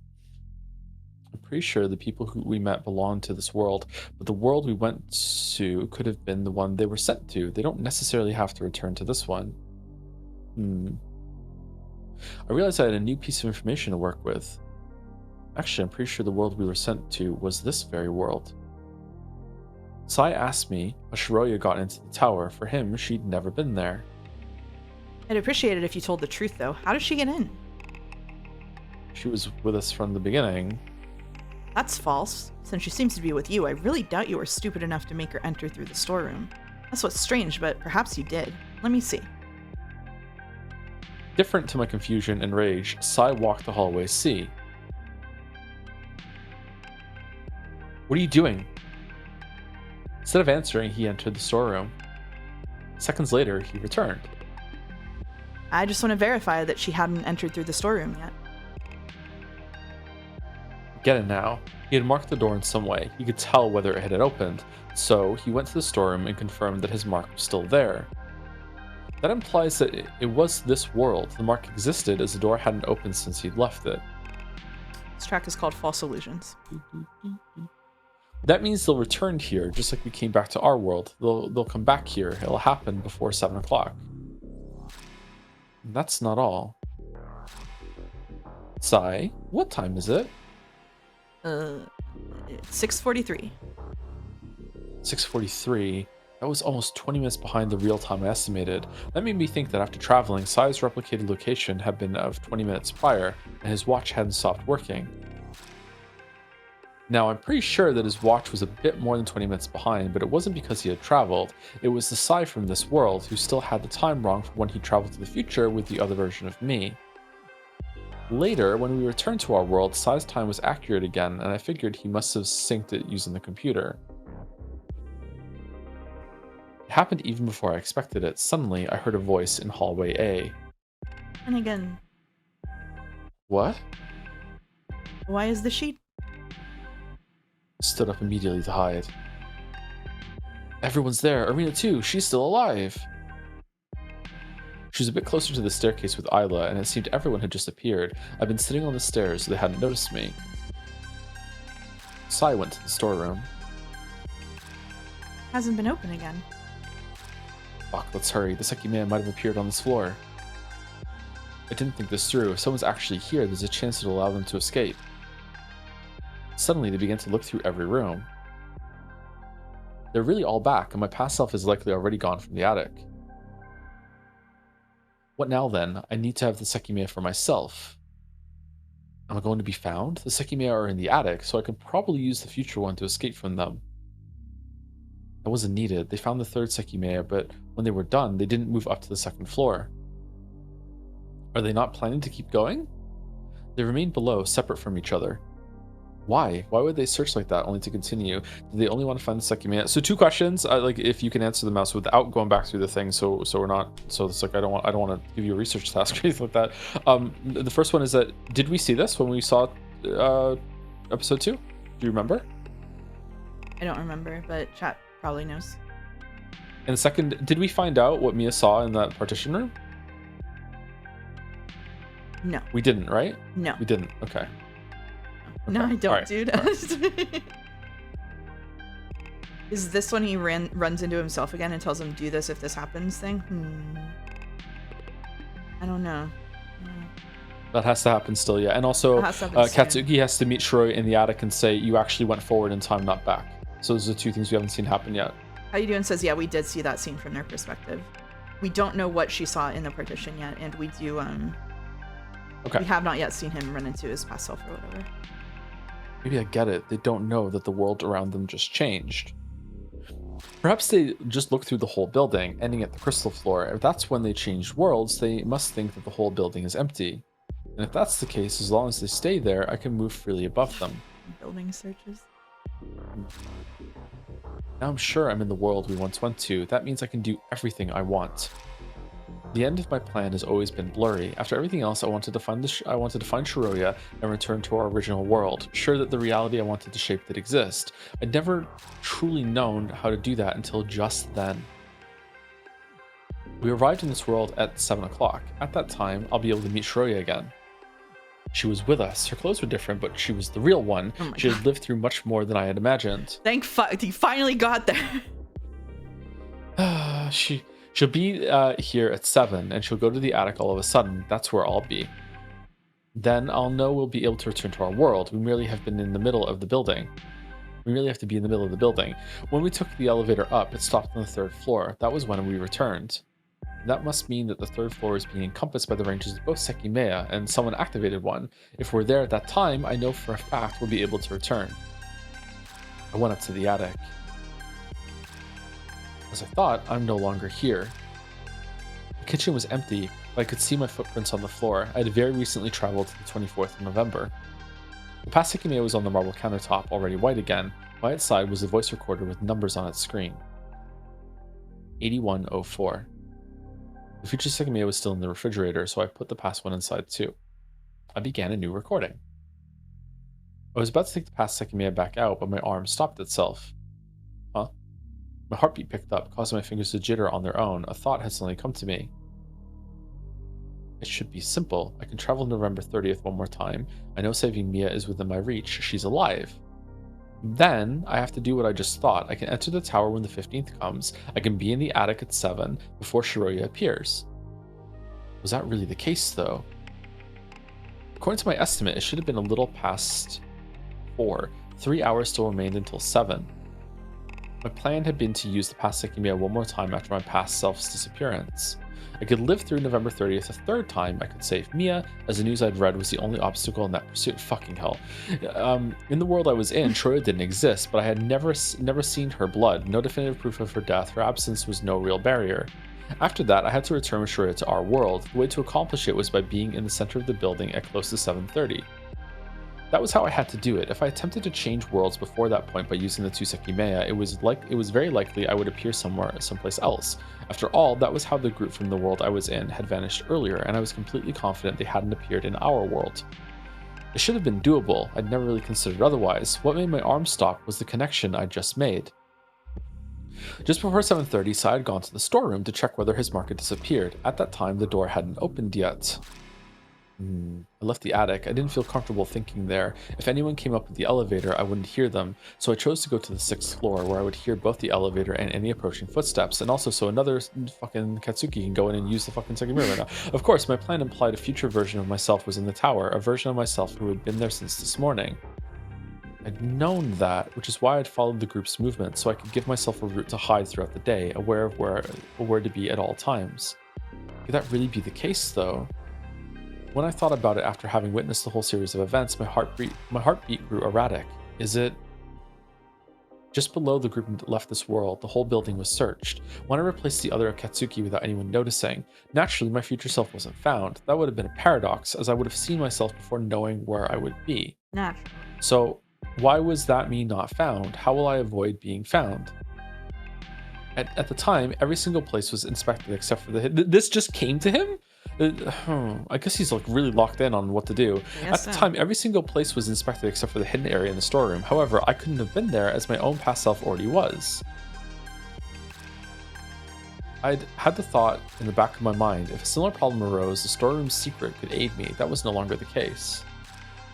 My future self merely has to be here at 7:30. It's not exact, but I'll say the search happened at 2. My past self was in the storeroom from 9 to 2. Immediately after I left it, the fake wall was found by this world's group. I thought that in the worst case scenario, I could enter through the storeroom after the attack, but that's not possible. As soon as it was found, Sai marked it, and I know that mark will still be there at 7:30, right before we return to our world. Knowing all that, it wasn't possible for a future self of mine. Sorry, it wasn't possible a future self of mine would enter the tower after the 2 o'clock search. More importantly, it's very likely this would be possible either way. Sorry, I can't read. It's very unlikely this would be possible either way. I shouldn't assume that I could enter through the storeroom without being seen. Technically, I could enter after 7:30 and travel to the past in order to be at the center of the building at the right time, but I don't know whether I'll be seen outside, and if I am, I'll be unable to travel back.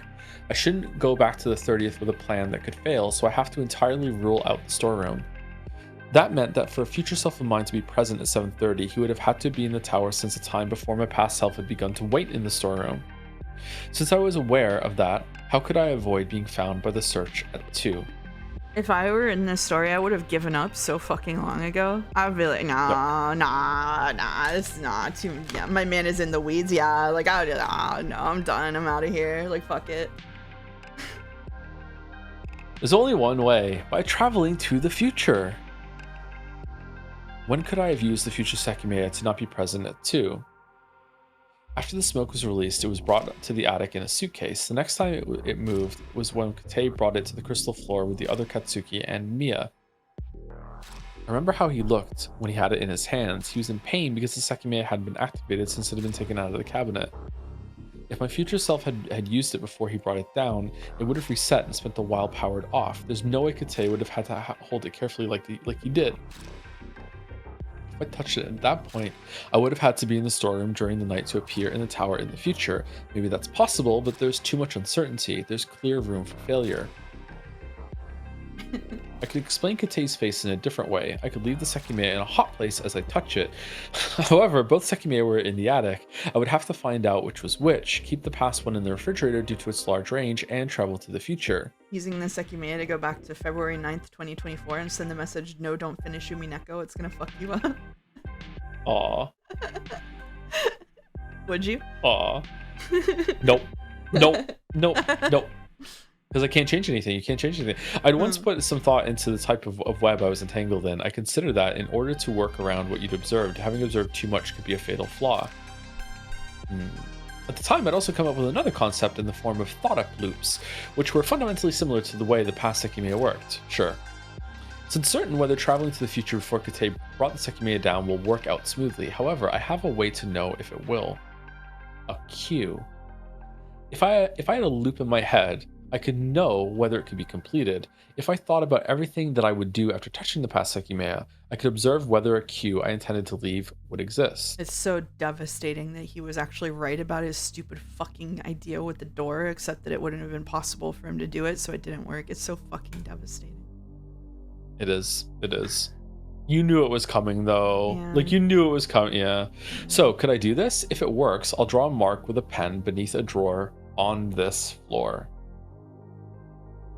I went to the offices and walked up to the drawer I'd selected. It's not here. There's no mark. There'd been clear uncertainty behind the loop I'd thought of, but thanks to the lack of the cue, the uncertainty could be erased. That loop wouldn't work. It's impossible then. I might be failing to realize the reason why it couldn't be executed. I don't know if it's just a tiny detail. All the Seki fans are posting that thought loops are peak in the chat, and the reason no one's disagreeing is they all fell asleep during this inner monologue. Oh, okay. Is he gonna go to every drawer now and see where the mark is as he gets new ideas? What about entering through the storeroom after 7:30 and then traveling to the past? Could that be possible? If it is, I'll go back in time to a point after 2 o'clock and leave a mark beneath that drawer. If I need to, I'll travel back twice in order to make it to a point prior to now. There was nothing there. That makes sense. That means I couldn't enter the building through the storeroom without being seen from outside. I was growing nervous. Mia was alive. Success must have awaited me. Bro. But could I be sure of that? It was a guarantee that Mia was alive, but what about Shiroya? The circumstances around her were what left room for doubt. When the future Sekimeiya was brought down from the attic, Kate used it. Then the other Katsuki and Sai traveled minutes forward as well. There's no way I could travel before then. But the situation is the same. I saw what happened to the Sekimeiya. Do you think he should say right now, is there even a way to do this? I'm going to leave a mark in this drawer for my past self. And when we open the drawer, oh, there is. So I better keep thinking. Would that work? I don't know. According to his logic, maybe? Maybe, yeah. I think it would actually. But oh no, I'm starting to think like him. But the situation is the same later. I saw what happened to the Sekimeiya. Sai, Akaro, and Kate moved them back and forth, but I remember it clearly. No place where the future Sekimeiya was hidden was accessed by a future self of mine. My line of sight unconsciously blocked myself. Calling you Jotsuki in the chat. I'm so sorry. No. There's no way a future self of mine was on the crystal floor and wasn't seen by me or anyone who was there. The future Sekimeiya wasn't activated, and neither was the past one. Kate did go a long time to the future, but even if I were to enter his travels range, I wouldn't go past 2 o'clock. Rodney, the best way to explain thought loops to you is that the way the Sekimeiya works is that if you know that you could use the Sekimeiya and do something, you can just think through that, and then it will make it happen even without you actually having to experience that happening, which means that all of these people never piss, because whenever they use the Sekimeiya, they just think about how they would be able to piss when they went somewhere, and then when they get there, they don't have to piss anymore. It's the piss dimension. This is like, that's not a joke. Yeah. It's holding control on a quantum level. That's exactly right. Yeah. That's not true. Oh, okay.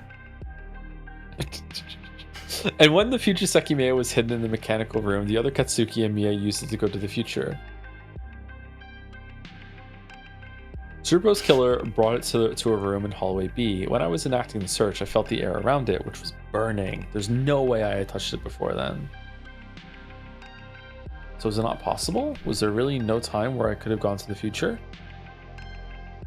I thought of using the past Sekimeiya instead. Its only use would have been to travel seconds back to a room that had just been inspected. However, I'd also felt the air around it during the search, and it had been even hotter. That path was blocked too. Maybe you used it just a little bit before it started building up all that heat. I felt lost. How the hell could I accomplish anything? Traveling to the future before the attack will be doable, and after the 30th, Ashiya already had the Sekimeiya. The days up to the 15th are useless. It was the owner of that gem shop who found the Sekimeiya. On the 30th, it's very likely they were in that box I saw. But they were taken by the man who released the smoke, and he ran away with them. I know the smoke was released thanks to the news report I saw, so I can obtain the Sekimeiya and save Mia together. Not to mention that to appear in the tower on the 15th, I would also have to be there on the 15th of November. I'm sure that after the man ran away with the box, he was caught. That's what Kate told us about, and it's the reason why the Sekimeiya returned to Ashiya. There's nothing I can do there. Just in case, I need to try it. A loop where I go to November 15th and remain inside the tower, then on November 30th, I take that box with the Sekimeiya. As fast as possible, I make sure Mia won't die and run away. Then I travel to the future and appear after the search that happened at 2 o'clock. I'll tell the police about the Sekimeiya's location before I travel so they can find them and return them to Ashiya. If this can work, a mark will be under that drawer. It wasn't there. It appeared that couldn't work either. Yeah, Darn. at this point I would be double checking my work here to be like, just to make sure. I kept thinking about the events that had occurred throughout the day, just a day, in case I could find the smallest opening, but it really seemed like there was no place for a future self of mine to exist. Does that mean that I can't be here at 7:30? But that's the single guaranteed way I have to go back. I could change worlds in the morning instead, after Shiroya and Naomi did. That's a lot less likely to bring me to the world I want, though. Maybe there was no way to skip the 2 o'clock search, but what about another way around it? The Atsuki from this world looked at the rooms in hallway A. Then I took his place and looked through the rest of the crystal floor. What if you go to a different world and then come back after some time passes? Ooh. Finally, Mia and I completed all the other floors. What if my future self was in one of the hallway A rooms? Technically, that's how I was able to not be found that time. I told the Katsuki from this world to stay put, and he did so because of his own request. Could I do the same? Could I ask him to ignore having seen me? I wondered that, well aware of the answer. I recalled at the time he'd seen me. I saw my own body stepping in. As he approached one of the cabinets, I knew there was only one thing I could do. This is very What? He turned around with a startled gasp. His reaction was even more drastic when he saw me. What? Who are you? Are you me? I nodded, although it wasn't the entire truth. This is very important. Stay here until the search is finished. That reaction gave me the answer. That was the first time he'd seen another self of his. Could my future self have told him to react that way? Oh my fucking god. Word by word. I'm going.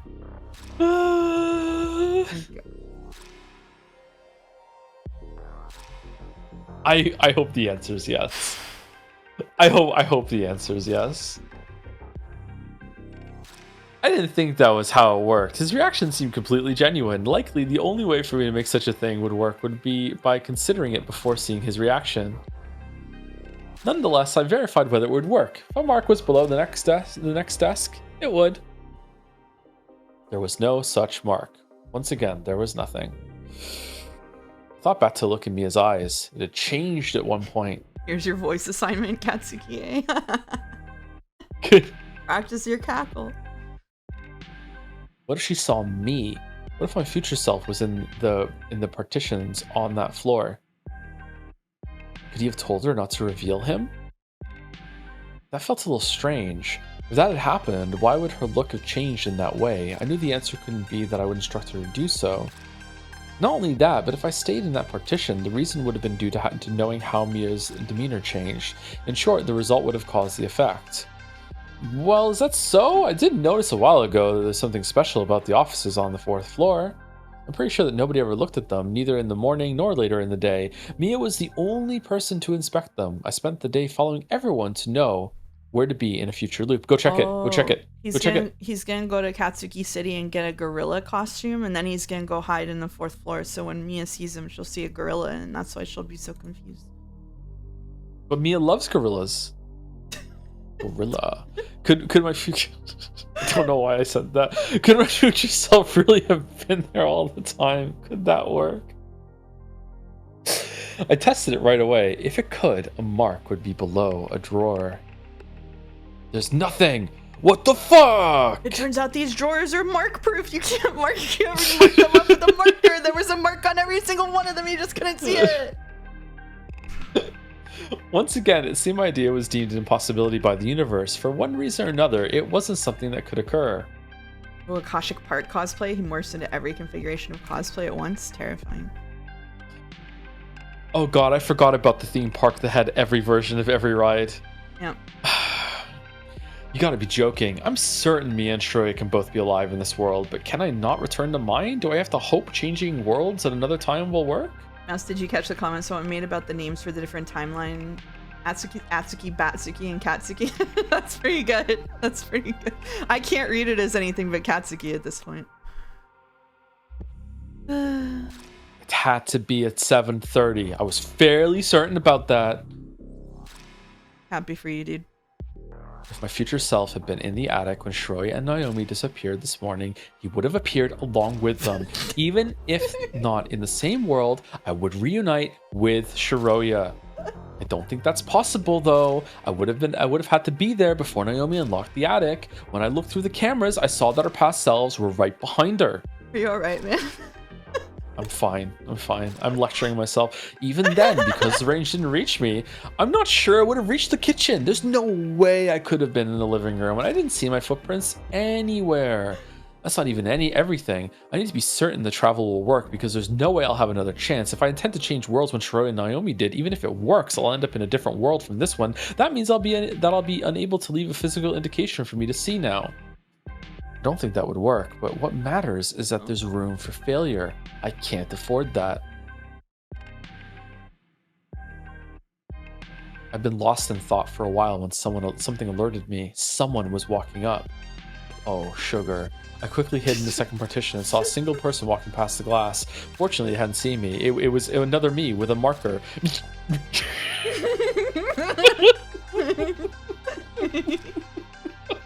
Mia? Why is she alone? All by herself, she went to the attic. She'd been yawning, so perhaps she wanted to rest on the beds. The Sekimeiya are in the refrigerator. She shouldn't see them.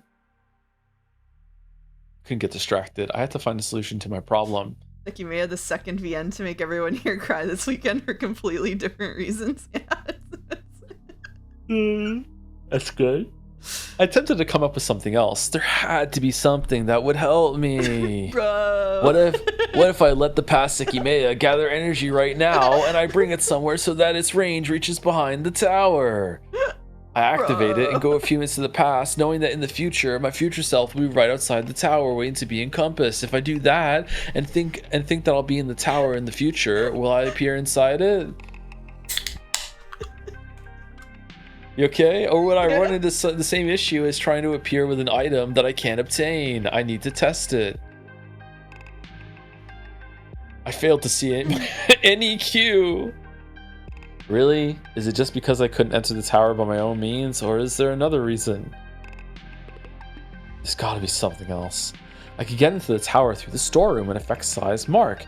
That should allow the travel to put me inside the tower, which would bypass the mark. So his mark would only be affected in a hypothetical world. It should work. I got no idea what bro is yapping about, to be honest. Something else. There had to be something else. What if the Katsuki that Mia has been with is my future self? It sounded interesting. Before that morning, I could have replaced the Katsuki of that world by making him stay outside the tower. Then I could have just hidden in plain sight by acting as the Katsuki got in trapped. But then you would have to pretend when you went into the thing. Into the room. We did this one already. Of course, it was an impossibility. I would have observed my own movements all along, giving them no origin. However, if I had thought about that concept early enough, I felt it would have been viable.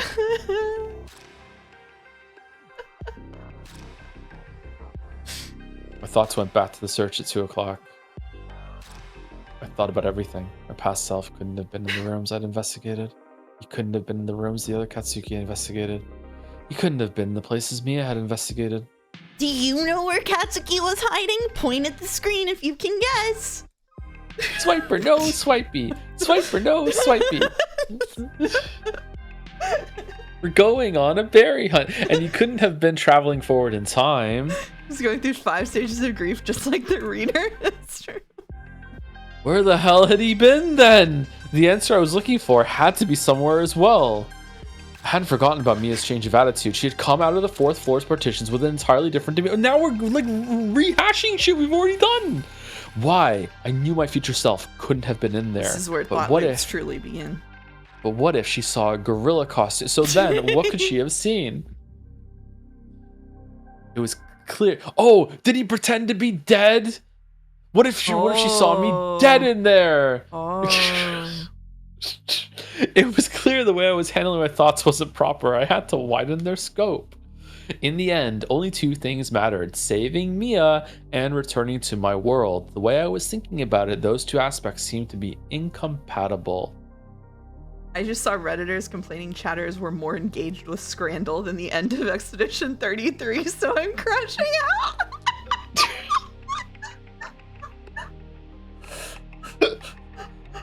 Yes, we scran. Yes, we scran.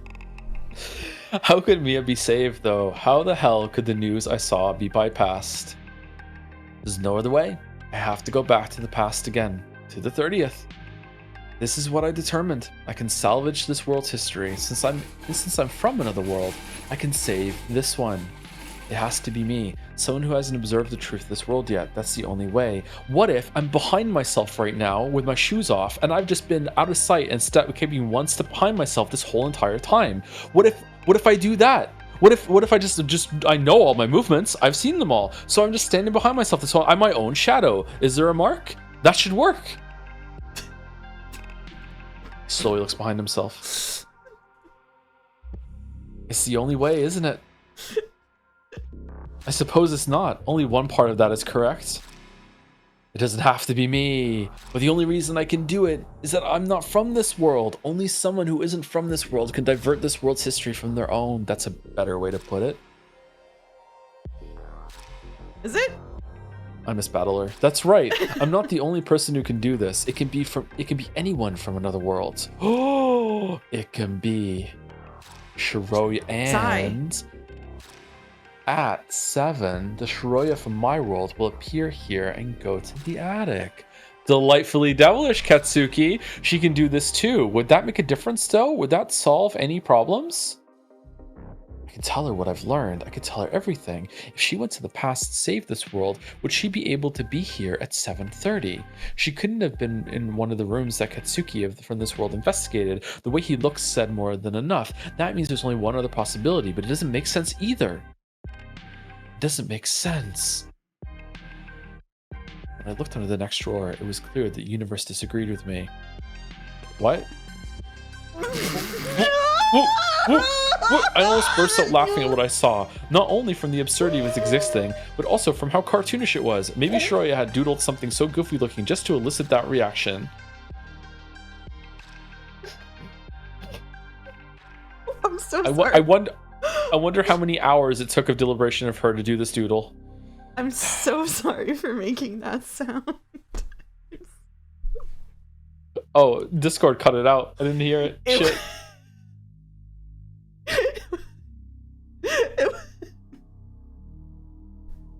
It's already clipped. Don't worry, you can hear it later. Was it guttural? Yeah. Yeah.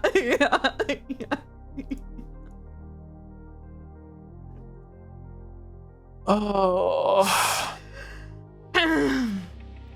She failed the entire plan because she spent 4 hours drawing this.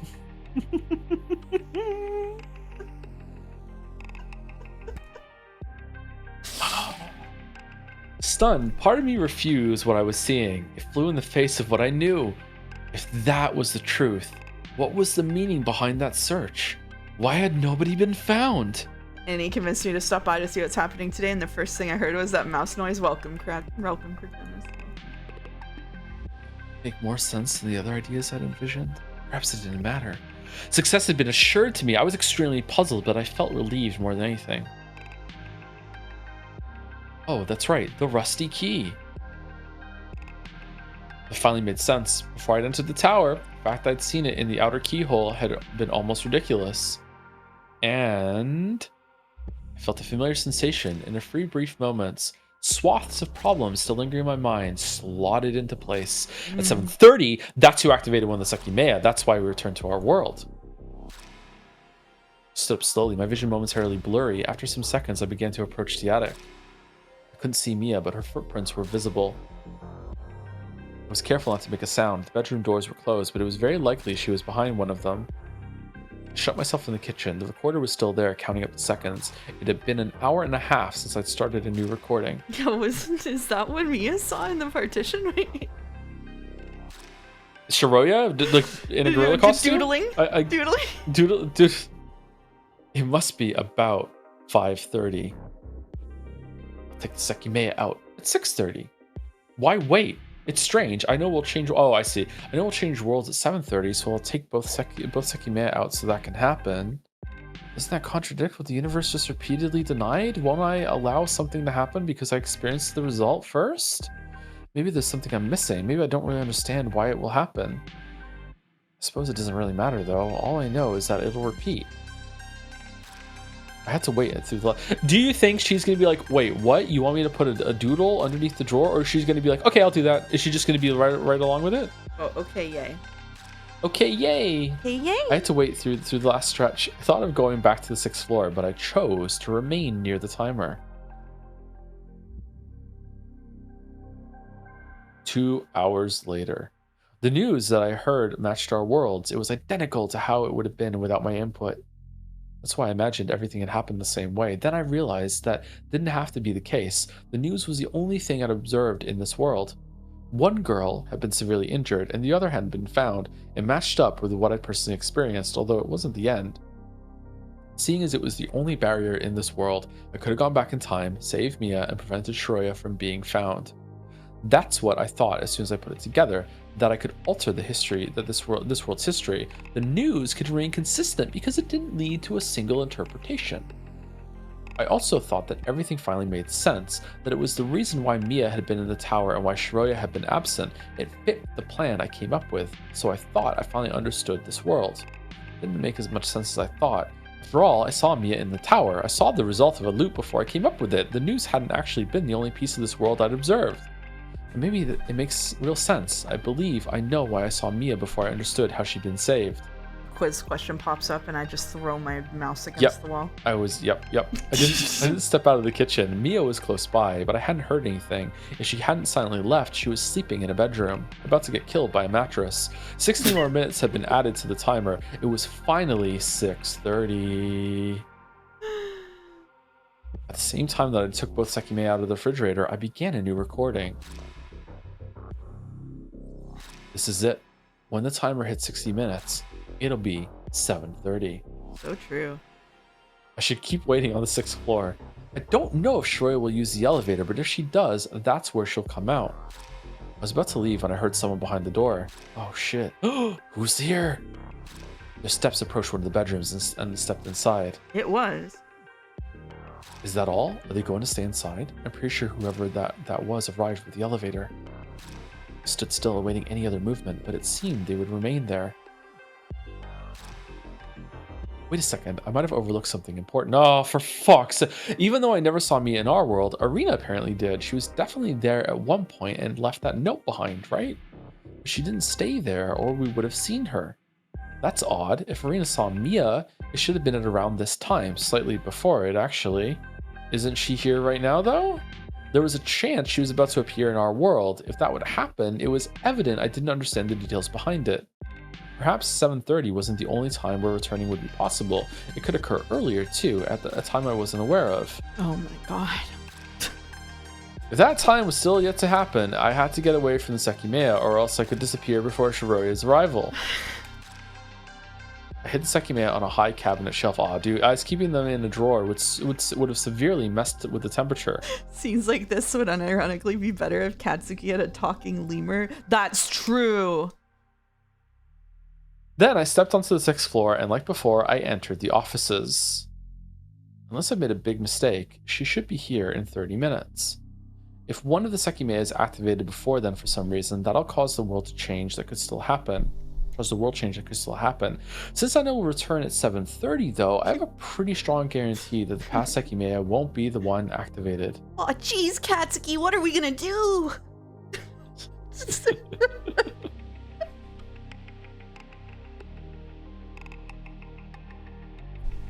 I was so close. It had been more than 2 weeks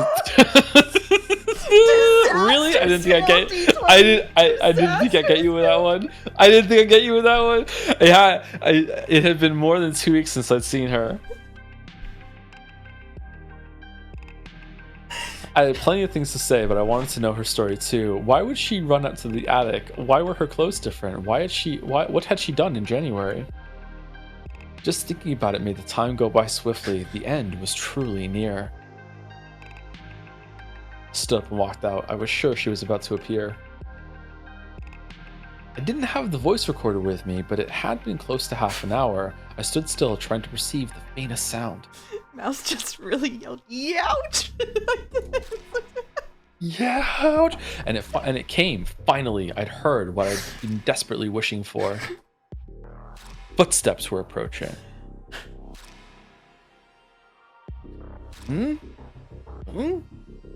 Huh? What? It wasn't who I'd been expecting. Mia and the Katsuki she'd been with were there, staring deep into my eyes. What the fuck? What the fuck? Why are they here? Mia should be in the attic.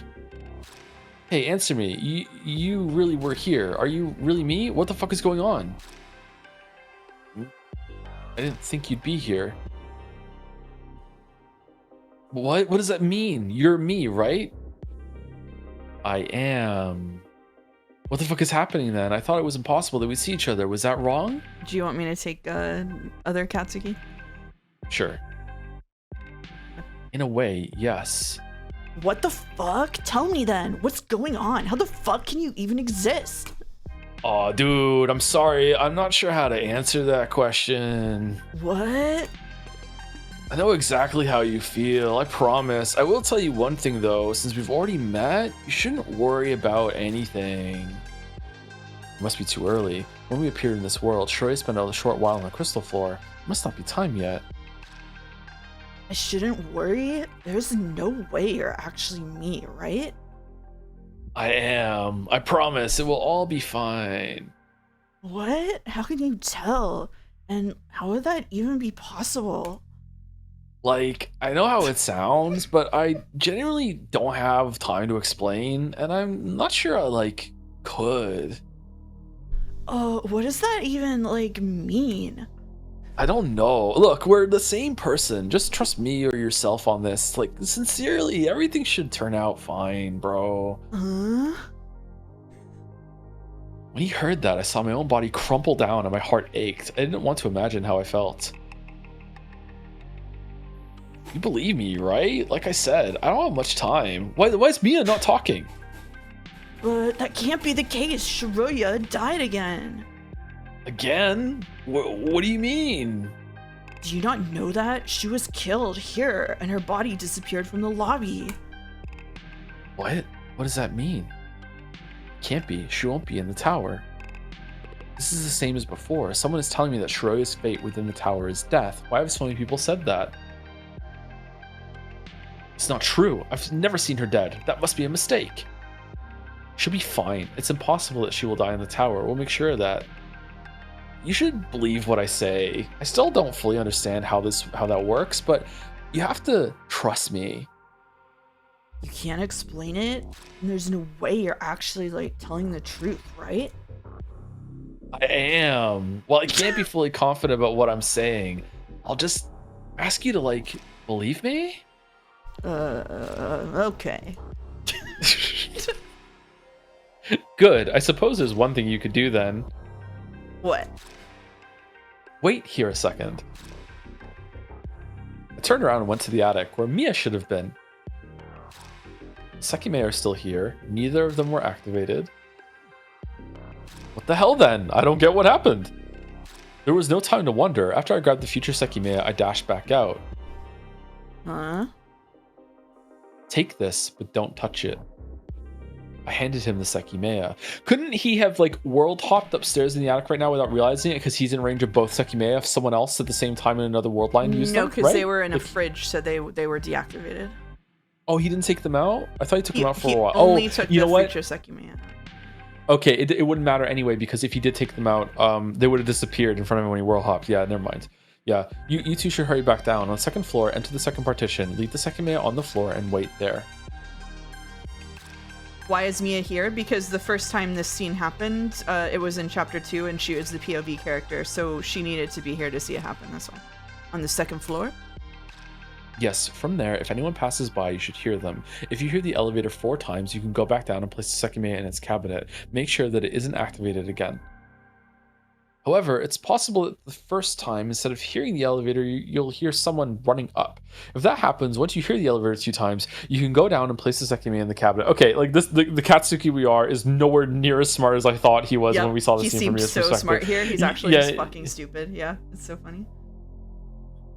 I wasn't completely sure if Shiroya would walk up or take the elevator. However, a while after that, they would hear Arena and my past self taking it.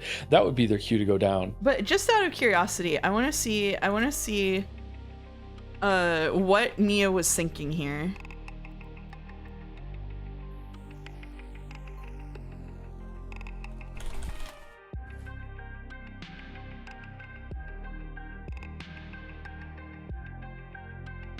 Oh, she had no idea how to interpret it.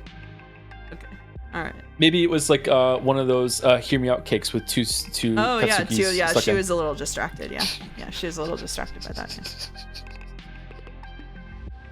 Okay, and after that, you're saying everything will be fine, right? Yes, wait patiently that with everyone on the crystal floor and make sure to get out safely. I'll pray with you for what will happen after that. All right. The other Katsuki didn't waste time. As soon as he said that, he ran back toward the stairs. Goodbye, Mia. Bye, bitch. It took all I had in me to say that and nothing more. It was a second goodbye. I would never see her again. Goodbye.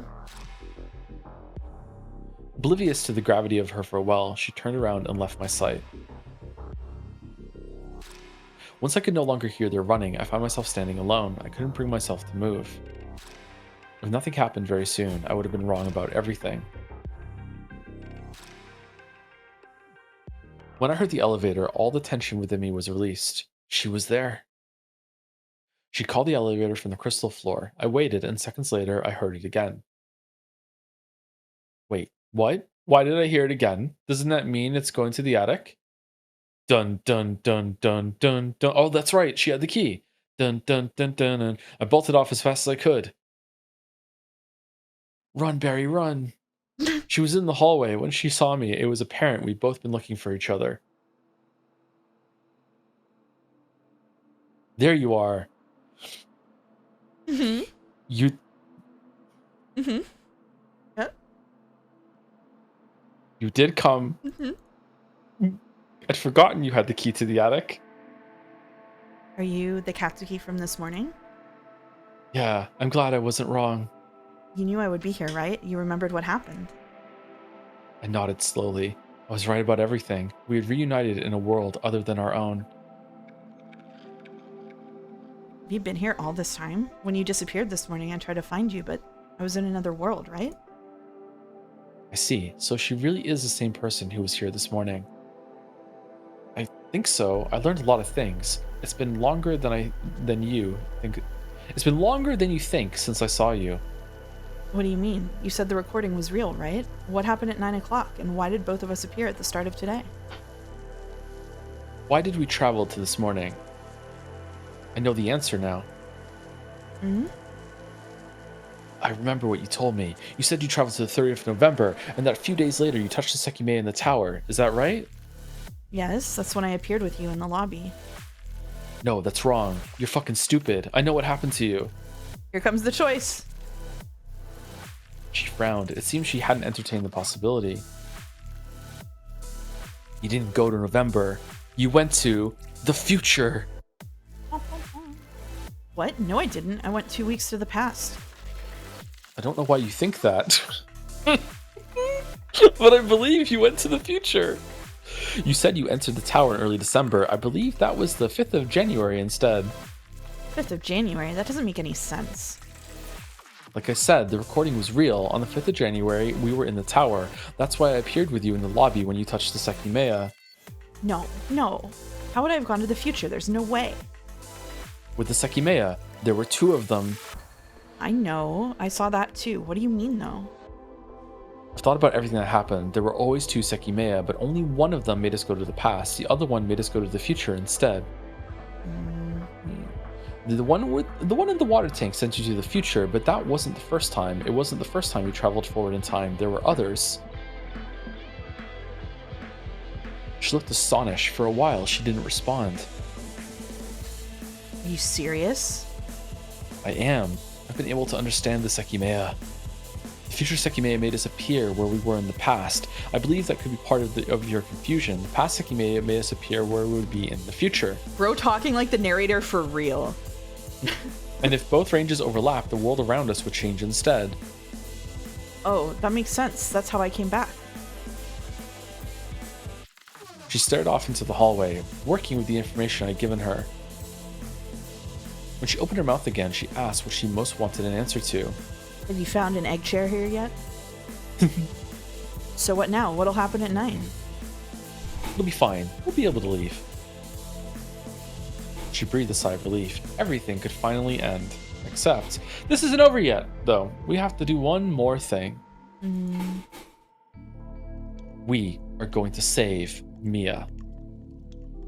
What? Really? Can the past really be changed after all? Strap in for a half-hour conversation about this. That's not it. The past is set in stone. But in a different world, the past is no different from the future for us. Katsuki says for no reason in particular, I think you need to go to art school and then travel 3 months back to this day. Huh? We can save her in this world. If you travel, you can save her. It has to be you, though. What do you mean? I walked to the kitchen. The recorder's timer showed 44:24. This is the past Sekimeiya. If you activate it when the timer reaches 63:14, you'll appear on November 30th. If you're there, Mia will not die. I can't come with you though. If you activate it, anyone in the center of the building will go back to our world. If I travel to the past too, I won't be able to be there. But if it's you who does this, you will be. When December 15th comes, you'll be able to enter through the storeroom, and if you stay in the third partition on the 4th floor, you'll make it back to this point. She looked overwhelmed. No shit. There was very little time left, so I was trying to explain everything rapidly. Wait, so I'll be able to prevent her death, and then at this time, both of us will go back to our world? When I nodded, her eyes briefly widened. The seconds were passing quickly, so I had to make sure I could say everything I needed to. Also, you do a doodle in this drawer, and it has to be this drawer in this room, and you don't remember, don't worry, it looks like that. You'll appear on November 30th, where you will be on December 30th. If you think about where you'll be, that's where you'll appear. What? On December 30th, you have to be in that gem shop so that you appear there in November. In the gem shop? I don't think that'll be possible. It was still closed. In that case, right outside it.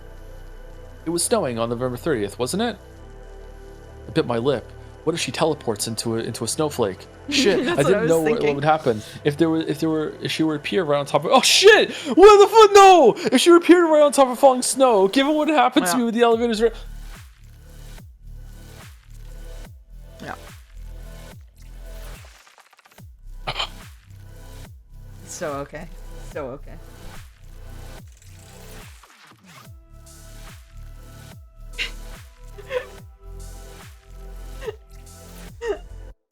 You have to be below stone roof where the snow won't hit you because that's fucking foolproof and there'll be none on the ground. Then you'll be able to prevent Mia from being hit by the explosion. That's not all though. There's something else very important. Your body can't be found. Mine? I nodded. Although I still didn't fully understand that, why was her body the one that had to go missing? If the news had to be merely followed, why couldn't Mia's be the one that wouldn't be found despite her well-being? The only reason it had to be Shiroya's was because I knew Mia was in the tower. I still felt like there was something else to all of that. Then, early on the 15th, you'll be able to enter the tower through the storeroom. You still have the rusty key, right? Yes. She showed it to me. You'll be able to stay in the third partition on the 4th floor. I know that'll work because after 2 o'clock, you'll go to the 6th floor and leave some kind of indication for me under one of the drawers, the 5th desk from the left in the first partition. After that, you'll only need to leave momentarily at 3:30. If you're in floor 2 and 3 staircase, you'll avoid being inside the range of a travel. The range might actually reach the crystal floor, but if you're in a corner of the building floor above, you'll avoid it. Not just in the crystal floor staircase. That's where I'll be. I was at the time. It's not a crystal staircase. Since that's where I'll be. I was at the time. Okay. Someone in chat said, why no one told me I will hear music made by people I actually know personally in a weird fucking VN on Mouse and Joe's stream. I'm currently experiencing high-level brain rot. That's really cool that you know the people who made this music. Like, this track is really good. Yeah. Yeah, tell your friend that their music is fucking cool. Yeah. Okay. I'm sorry, there's not much time left. 50:06. I had to leave soon to escape the range, and I wasn't sure if I'd explain myself well at all. Something about the rush I was in felt paradoxical, but I had no time to try to think about it. Let me check there's nobody in the bedrooms anymore. I don't know what happened to them, but someone might still be here. I looked at the 4 separate bedrooms, which were all vacant. Meanwhile, I felt my fingers beginning to tremble. Shorey was there again, and it seemed as if the future had finally had a distinct shape. That's it then. Everything is ready. It will work. I'm sure. Yeah. I ask though, why are your clothes like this? Oh, I put them on hoping I would come back to the point you saw me. Oh. Oh, wait. Is that allowed? Really? That's interesting. Mm-hmm. In fact, it seems to go against most conclusions I made. Yeah, there was no time to care, however. So we better not stop in the middle of this integral plan to think about why that might matter. Wait, you have the attic key. You should give it to me. You need it? No, but you will on January 26th. If I don't take it now, you won't be able to have it. Because at 9 today, the police will find you and they'll take this key from you if you have it. I need to keep it. And they won't take it if you have it? No. I'll tell you why, but there's not enough time right now. 5 minutes were left until she would travel to the past. For me, it was 5 minutes away from returning to our world with her. I grabbed the past Sekimeiya and left it on the highest cabinet shelf where it wasn't easy to see. If you activate it when it's there, in the instance that the people from this world come back up, it's possible they won't find it. I see. I should go. I'm sure your future self is currently on the 4th floor. She's been there for hours. You understand everything I said, right? She's gonna be dead. Oh. I think so. When that screen says 6314, I just have to touch the Sekimeiya. You'll appear on the 30th next to that gem shop. I have to go now, but I guess I'm about to see you again. I'm sorry that there wasn't more time to explain. All right, I'll see you. Oh. Before I knew it, my body had jumped forward in a sudden impulse, and I was tightly embracing Shoroya. I couldn't stand the thought of anything going wrong from that point on. Right next to my ear, I felt her surprised breath, and after the initial shock, her hand slowly tightened up behind me. I couldn't believe what was happening, but I took advantage of it and rested my head on her shoulder. I wish that moment could go on forever, but the clock was ticking. When I let go of her, I couldn't bring myself to say anything else, or even look directly at her. Katsuki doesn't look back. It was hard to turn around, but I had to. With my body still shaking, I trudged to the stairs, aware that it was the last time my footprints would ever be left on that floor. Damn. Should we take a break here? Is it time? Yeah, sure. We can take a break here. This seems like a good time to take a break. Take a break here. All right. Be back in about 5 minutes, chat. Let me make some tea. I'm eating now. Greetings. We return. Hello, Back to, just in time for Tanker358 to gift subs to Akira Chaos, MJR12349, Luna Panda, Coco P87, and Ghouls. Thank you, Tanker358. Really appreciate it. In honor of the end of this VN, thank you. There were other gifts too. Oh, you're right. Thank you, Terraflop, for 10 community gift subs. Thank you, Terraflop. Terraflop has been very generous. Terraflop is very generous. Oh, thank you so much.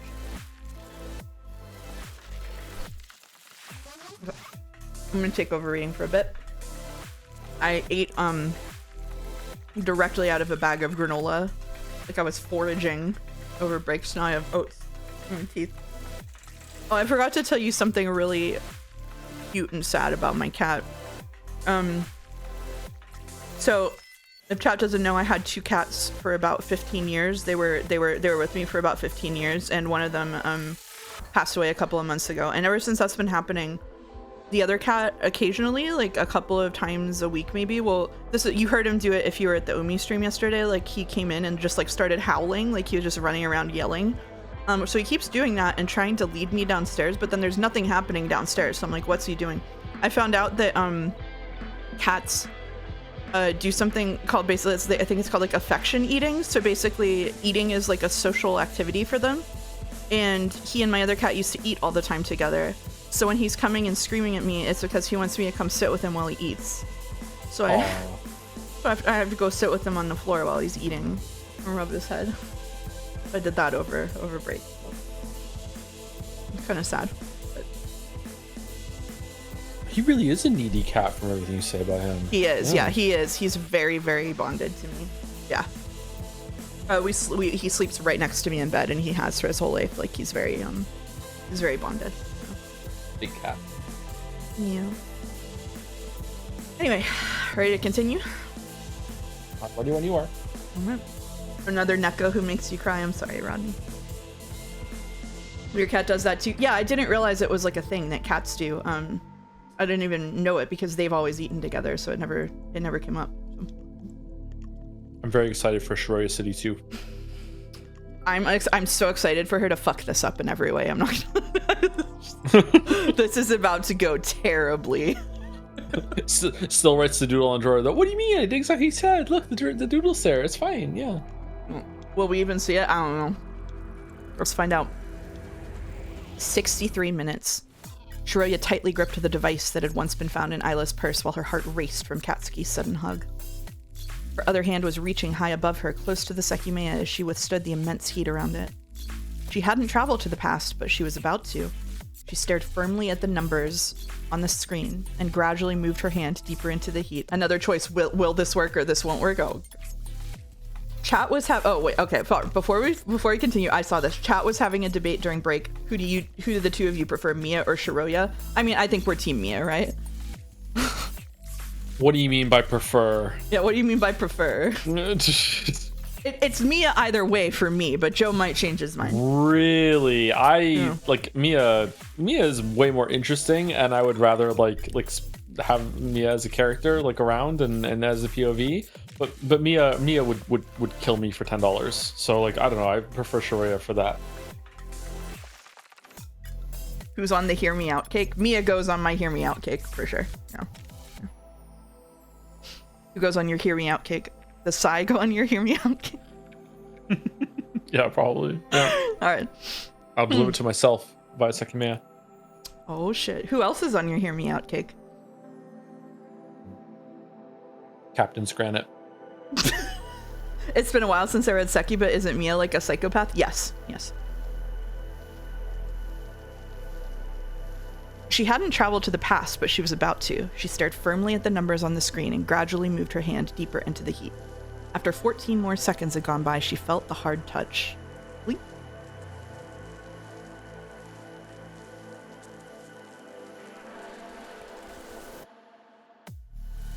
Light snow was falling on a dim street in Yushibana. Despite the few lit windows, not one of them saw the figure of a young girl appearing by the entrance of a house below a stone roof. She found herself leaning on the cold wall and rapidly looked down. There she was able to see some of the footprints she'd once left. She traced them up to an opaque door on the opposite side of the street. Wasting no time, she dashed over and opened it. Remnants of the smoke were in the air. It had already been released, but it wasn't too late. On the floor, she saw the first two people to fall unconscious, those who had already escaped danger. Behind the shelves were two girls. One was being protected by the wooden structures, whereas the other was an open target. She crouched and grabbed the shoulders of the girl in red, shuffling backward to drop her behind the shield of shelves. Once that danger was removed, she stood up and looked at her own body on the floor. She didn't know the exact time, but her work wasn't finished yet. She picked herself up by their shoulders and began to retreat. However, a slight sound caused her to spin around and her heart skipped a beat. She didn't see the door opening because a wooden shelf was blocking it. However, soon after she heard its squeaky sound, the lights turned off. There was practically no time to react. During the instance before the light came back, the girl closed her eyes and attempted to cover her face with her arms.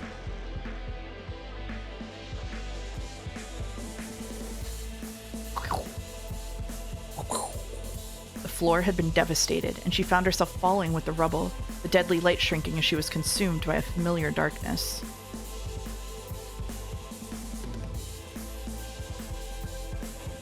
She saw something shining above and heard very faint shouts. Her entire body was racked with pain, but she was able to stand up. When she looked around her, she saw there was light there too. An egg-shaped gemstone had rolled away and it gave off a soft glow. She heard a moan laced with pain. Her other self was conscious.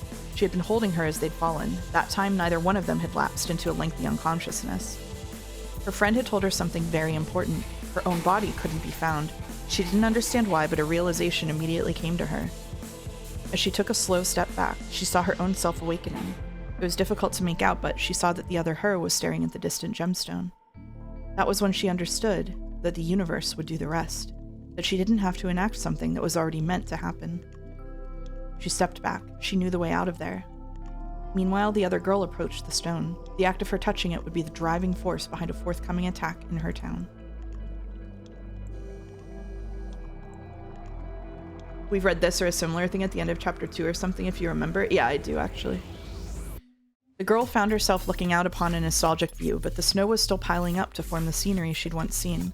Once more, she began walking to her empty apartment. No. Oh, no. No? Troy City 2? No. But when she realized that it would soon be December 1st, her destination changed. She had once felt a false sense of freedom walking down that path, but the kind she felt the second time was genuine. She knew where the path went. It led to a place she hadn't thought existed, and one that she was eager to reach. Shiroya City.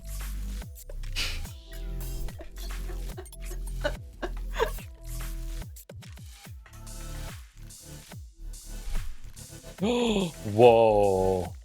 I arrived on the 4th floor and looked at the wall to my right. She had to be on the other side of it.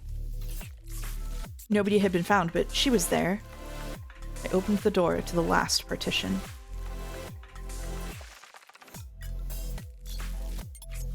It's been a while. Yeah. She rose from the chair she'd been sitting in, but she looked worn out. Although I had just left the attic, for her, that had happened 15 days in the past. Did everything work out? Before she could answer, we heard a noise. It sounded like the elevator had opened. He's here. I didn't... Has it been enough time already? Stop the bleeding. I looked at Shiroya. We were back. It had really worked. That was happening on the 3rd floor near the staircase. Our past selves had returned too, although they were unaware of it. Their voices hardly reached us, but I could understand them since I knew what they were saying. I had to not bleed. That's right. My past self was waiting outside the offices after traveling to the past. Right now, Shiroya's in the attic and Sai's on the crystal floor. What were you gonna say? Everything did go well, but I saw Mia earlier. She came in here once, and I'm pretty sure she saw me. She didn't say anything, though. I almost froze from the shock, but before I could react, she had already left. Really? She nodded, still puzzled.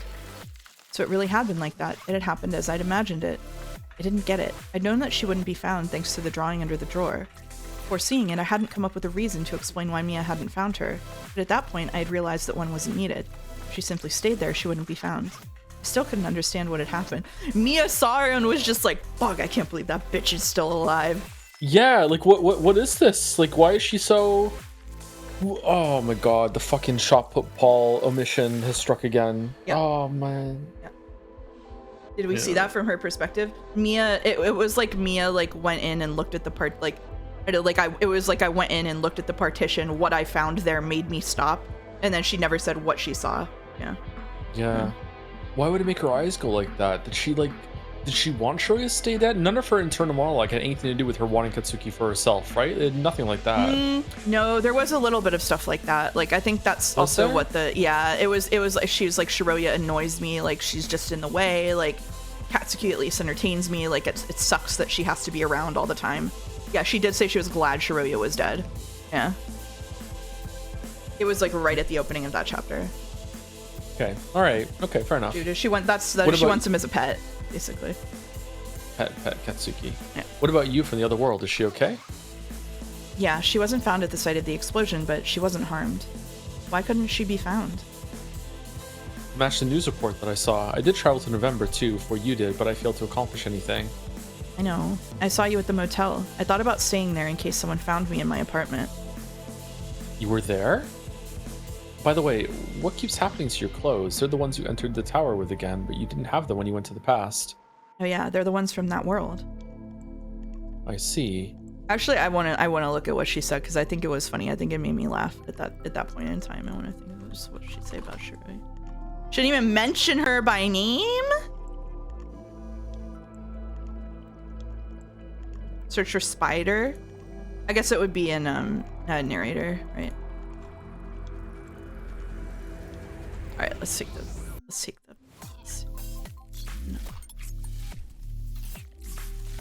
No. Was it here? Yeah, developed an irrational fear of spiders early on in my life. Whenever I knew a spider was in a room, I'd freeze. Oh, sorry. It was okay. Oh, this was the same sensation I felt as I slowly. Oh, that's what you mean when you said they called her a spider. I thought you meant that she said Shiroya was a spider. Yeah, she was saying she saw a spider in the room. Oh shit. No, there was I think it was maybe it was I don't remember when exactly it was that she said some shit about being glad that she was dead. I don't know when that was. I came back here and just hear Shiroya was a spider. Yep. All right. You can keep going.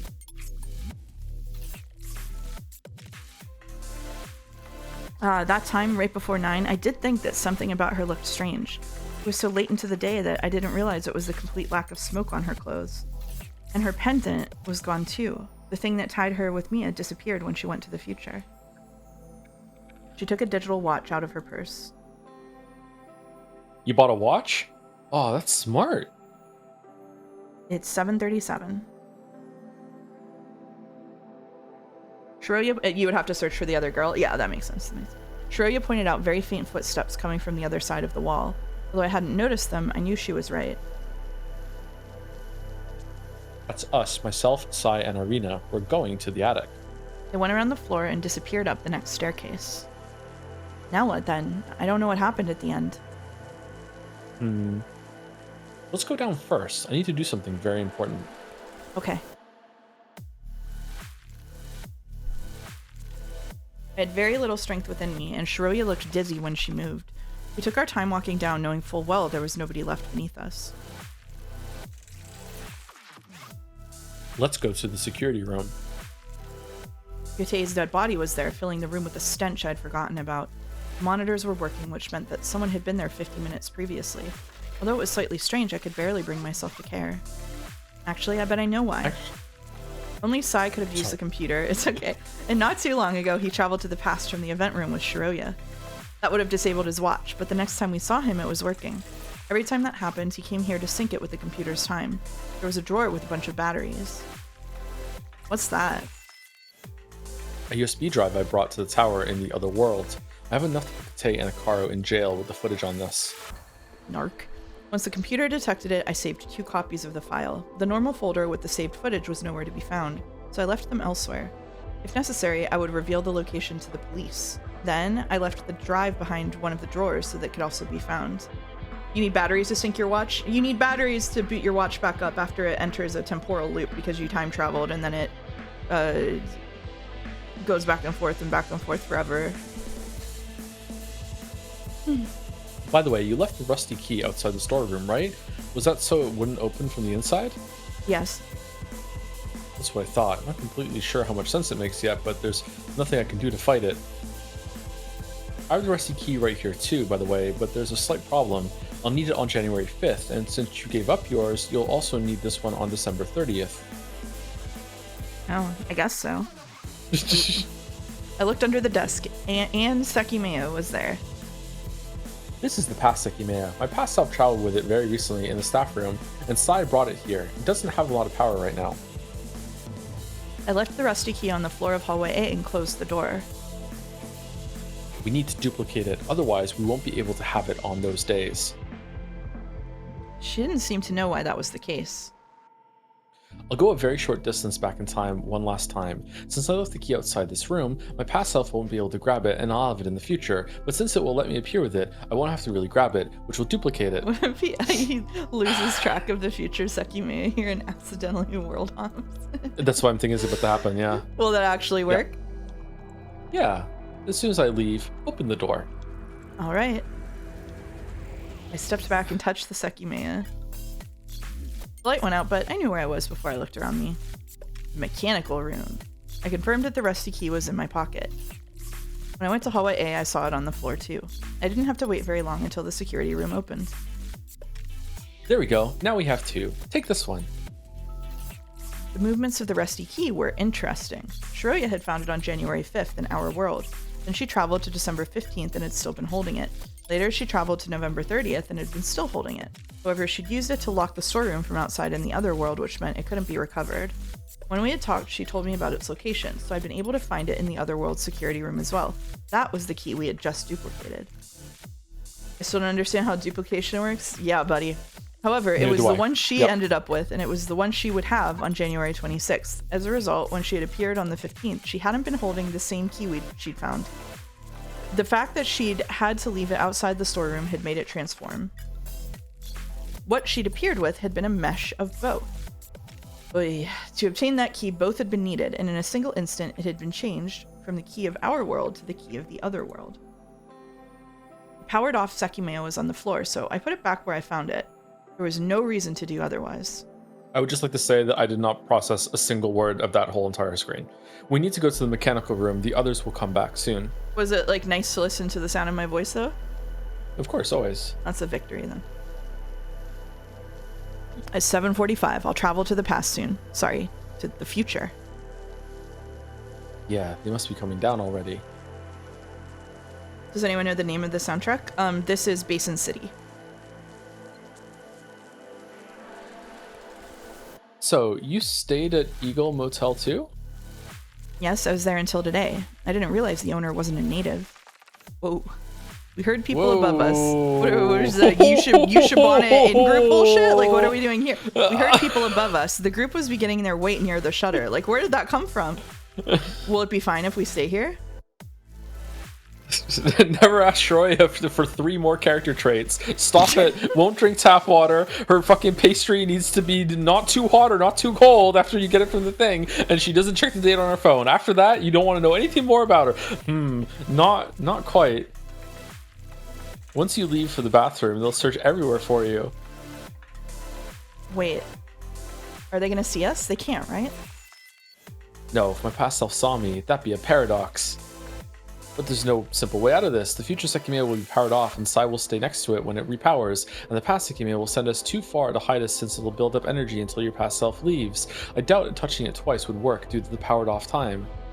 It was a very similar dilemma to the one I'd faced when searching the drawers for a marking. However, the answer was much clearer. I need to be found then. If they find me, the search will stop before they realize you're here. I nodded in the darkness. That's what you said, right? That I was still here, even after I'd traveled from the bathroom. She was the real Shiroya the whole time! Oh my god. Yeah. But what about at 9? The shutter won't move, will it? No, it will. What? Didn't you say that the recording was real? Yes, but before the exit opened, we went to the future. We appeared on January 5th, where the recording occurred. So, if you're out of that range, you'll stay here and be able to leave. I'm sorry, I'm a little confused right now. Why are they in World B? When did they go back to World B? They wanted to go to World B. They wanted to go to World B. They wanted to go save Shiroya and Miya in the other world and then come back to their own world and live their lives. Did that happen? Are they already back in World B? They're back They're back in World B, yeah. So now they're at the very end of the day. Remember when she came back and acted all weird and he was like, why is she acting so weird? Yeah. When did that happen? When did they world switch? They went to World B during the backwards world switch where Katsuki hurt his hand. Oh yeah, that's why he was predicting that there would be a travel at in 7:30. the middle of the tower. Yeah, in the middle of the tower. Yeah. Man, was there a line that said that during this part? I was eating my Twinkie. I'm sorry. Okay, my bad. Sorry, I skipped that. Sorry. No, it's okay. This part is getting a little.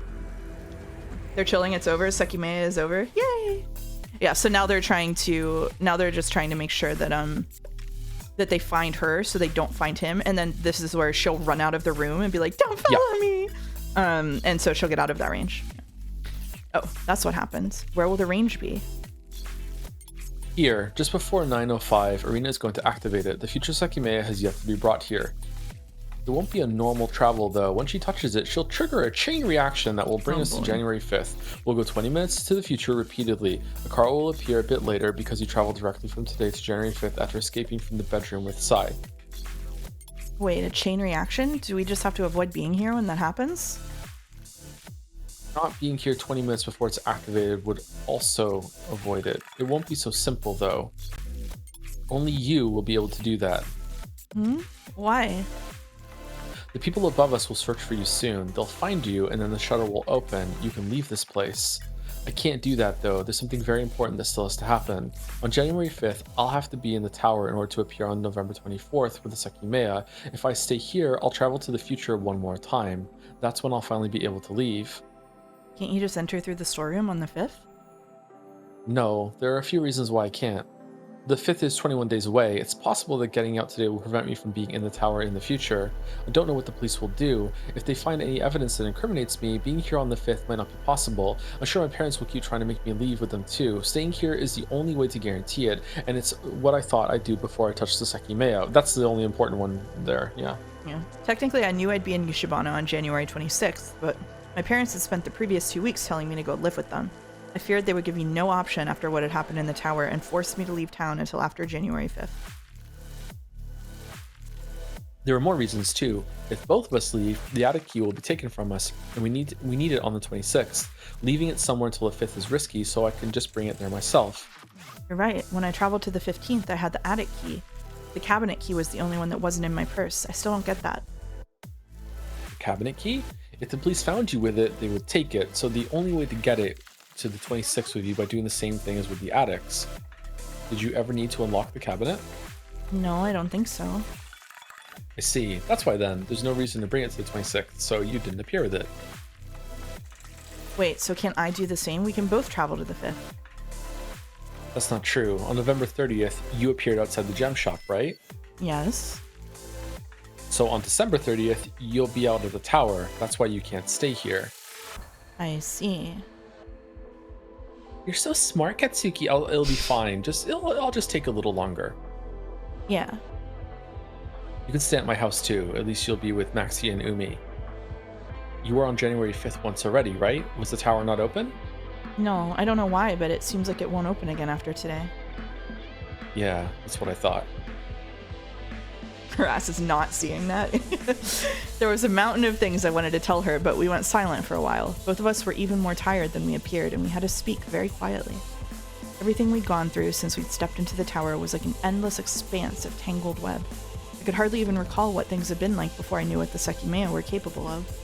But we had taken that day to its conclusion. Without any doubt, we were going to make it end. People had died in horrible ways. I didn't expect that the outside world would ever learn the full truth of what had happened within the tower, but at the very least, Shiroya and I knew. We had built a better reality out there through our own actions. Surprisingly, I wasn't sad that the world where we had saved Mia wasn't our own. Ours wasn't perfect, and I had no idea what awaited us in the future, but all I wanted was to step outside with Shiroya. They'll leave soon. There's only 40 minutes left. Yeah, they'll go to the attic and come back down. By the way, can I borrow your watch? It'll be useful to have it. Take it. Thanks. Our wait was short. When the time came, we heard the group walking to the hallway. I guess I'll go. All right, I'll see you soon. Are you gonna stay here? You won't be seen? I'm sure I'll be fine. Okay. I'll see you. Her shadowy figure slowly faded up the stairs. I recalled the time we'd found her drowsy in room A1 and the words she told me in hallway C. They were words I'd hated before, but they had grown to bring me happiness. The next time I heard sounds above me, she was already with them. I stayed behind the piled furniture in the corner of the room. Like I'd expected, a single person came down soon after. I couldn't see who they were, but it had to be Sai. He seemed to be looking around in the dark. I feared he would find me until his movements slowed down. He kneeled under a table and stopped. I bet he's looking for a good place to hide the Sekimeiya. Did he find one under that table? I was doing my best to conceal my breathing, but he remained there for a long time. Finally, he seemed to decide he was done and walked up the stairs. I hardly had time to exhale before he was back. There was a glaring difference. The area between his hands was glowing. Once more, he kneeled under the table and ran back up the stairs as soon as he was finished. The Sekimeiya wasn't simply on the floor. From what I could see, he had tucked it just under the surface of the table. There seemed to be a tiny space where he'd left it. Now, my past self will find the past Sekimeiya in the security room, and we'll all wait out the last few minutes in the lobby. I stared at the glowing numbers on the watch until 9:01 came. At that point, someone began to carefully descend the stairs. While I couldn't see their face, I knew it was Irina. She stood still until something caught her eye. Perhaps Sai had thought he had found a good hiding spot, but he hadn't factored in the mechanical room's darkness. The faint illumination gave it away after Irina looked around a little. She approached it and crouched. Her figure covered the light, and suddenly, it was gone. What? However, Irina was still there. Her outline had disappeared because the light had moved. The faint ceiling light had turned off and the Sekimeiya's glow couldn't be seen. I hadn't felt anything myself, but I knew. I was on January 5th of 2012. Since I'd been in the mechanical room during both recurring locations, I had traveled seamlessly. And as my vision was more adjusted to the darkness, I could make out that a few pieces of furniture had moved slightly. Oblivious, Irina crawled out. To her, the Sekimeiya had simply disappeared. Then she walked to the stairs, likely thinking she had traveled to the past. It's still there. The Sekimeiya's on the floor. It rolled up to the wall. Hey, what's going on? That time, when the door to the lobby opened, light didn't fill the stairs. The whole building was devoid of it. The watch still showed 9:03, but that was far from the real time. I could hear the others shouting above me. The shutter wasn't opening. Random worker moving a table in another corner, resulting in Katsuki being split in half. Yeah, all of this is so risky. I can't get out yet. I'll need to have both Sekimeiya after the watch shows 10:30. I was forcing Shiroya to wait, but I had to stay there for a little while longer. When 8:50 came, is that 8? 9? 9:50 came, I approached the stairs. At that time, my past self had traveled to the past. The others were soon to notice my absence. I grabbed the future Sekimeiya and stepped up the stairs. I could no longer see the walls of the lobby, but unfortunately, I knew I'd have to see them once more in the future. I couldn't shake off the anticipation of stepping out. Even though I'd already left once before, it didn't feel like it. I walked to the crystal room the past me had traveled from, B5. After feeling the floor, I realized that the powered-off past Sekimeiya was there. For the time being, I went to the crystal room at my right and put both inside a temperature regulation cabinet, setting it to where I believed 0 degrees Celsius was. It seemed the curtains were all still raised. I could have gone to the attic, but the last thing I wanted was to have to explain myself to anyone. My sole desire was for the final few minutes to elapse. I walked to the lobby. I could feel the shutter with my hands. I'd waited patiently all day, but I couldn't take it anymore. I needed time to move faster. The goal was right there, and I was the only person who knew. Minutes after I had started staring at Shiroya's watch, I heard voices in the far hallway. Katsuki, where the fuck? I kept looking down. It was already past 10. Wait, are they actually searching for me? Sai's yells got closer and closer. It seemed he was looking in every room. This piece of shit! The Sekimeiya is not in the cabinet! Fuck. There's no way he'll find them, right? Look, I found the Sekimeiya! What? No, that's the third one. He had found it in another room in hallway B. He had plenty of energy to spare as I heard him running to the event room and leaving it there. Fortunately, that caused him not to find the real ones.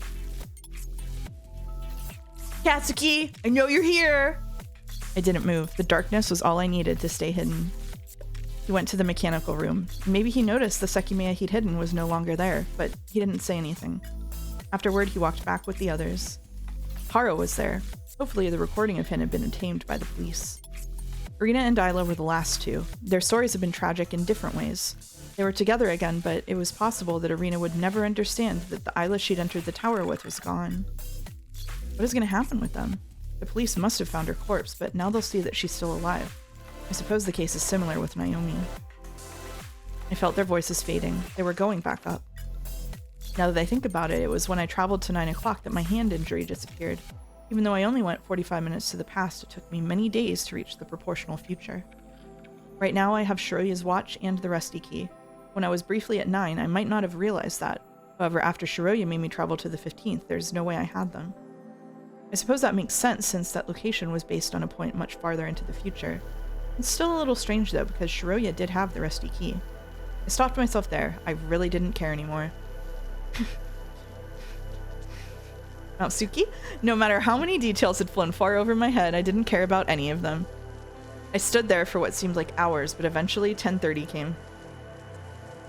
I tried to force myself to breathe properly. It wasn't over yet. In the staff room, there was a key ring I needed and I could obtain. I already had it in my pocket, though. I forgot that I need to go to the attic. I thought I'd never see that place again. When I'd thought up the loop to appear on November 24th, I'd imagined appearing with the Sekimeiya in a suitcase. The one in the security room was locked away, so I had to get the one in the attic sofa. I left the watch behind so it wouldn't cast any light and gradually ascended. Every floor was dark, and my steps echoed more loudly than I liked. Once I reached the highest door, I saw that the living room was empty. I was leaving my footprints behind, but it didn't matter. Once I'd taken the suitcase, I dashed back, leaving that place for good.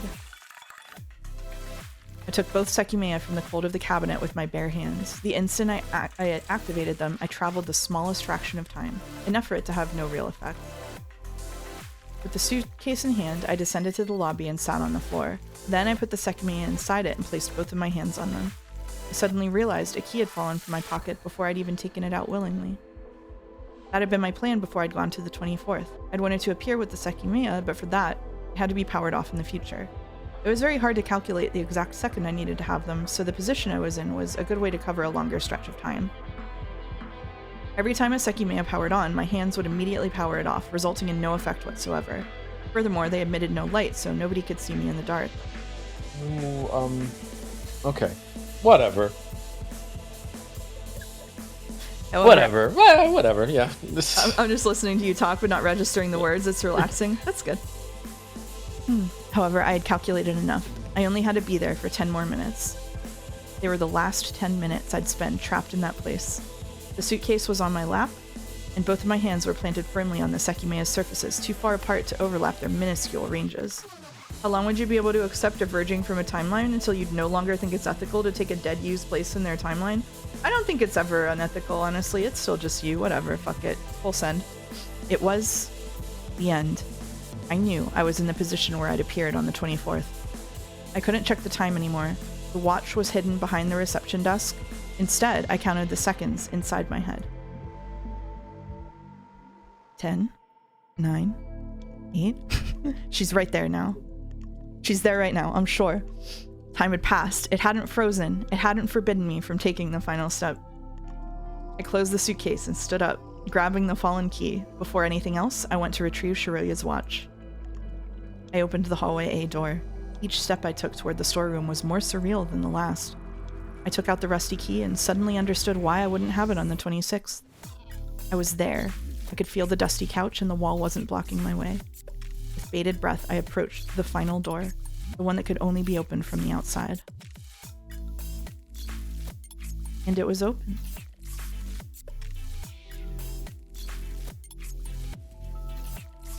Damn.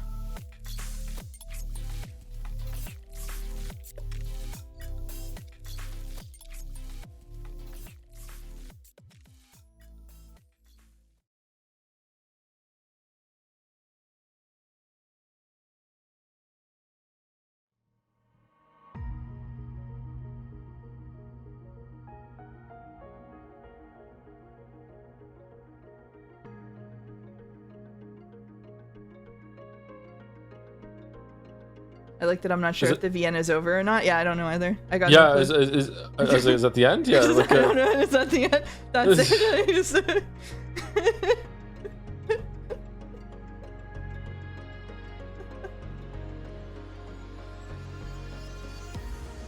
Yep. Really? That's it. They he get no. There's a few lines post credits. Oh, okay. All right. Don't check out fully yet. There's Godot. Look, there's Godot. Godot, go say something in the chat. Godot. Soy Jack at the screen. Godot.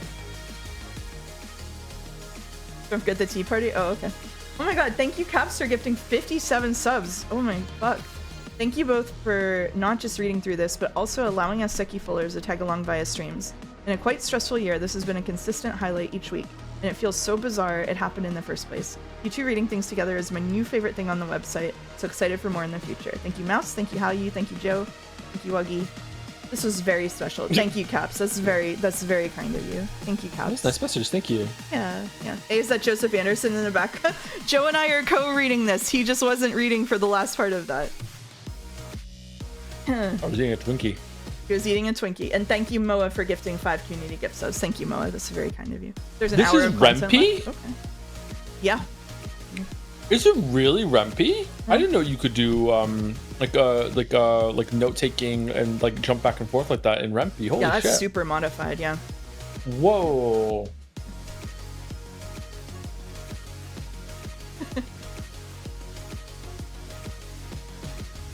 He was eating I see you.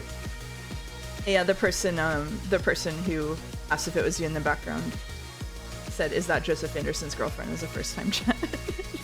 Oh, okay. I literally came in with next to no knowledge of Sekimeiya and caught the ending in a gift sub. Well, congratulations on at least one of those things. Is that Mouse's girlfriend? Is that what happens when the Sekimeiya's egg cracks? The fifth power. The fifth power of the Sekimeiya.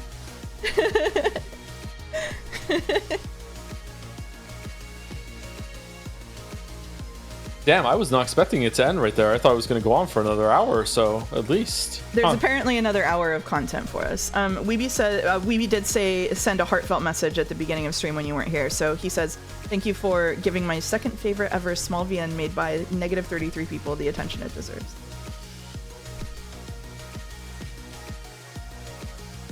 So Mia and Sai were psychopaths for fun? Yes. Best ending this week: Umineko, Sekimeiya, Expedition 33, or Mouse's mid-30s. A poll I can only assume was made by Rodney. So thank you, Rodney.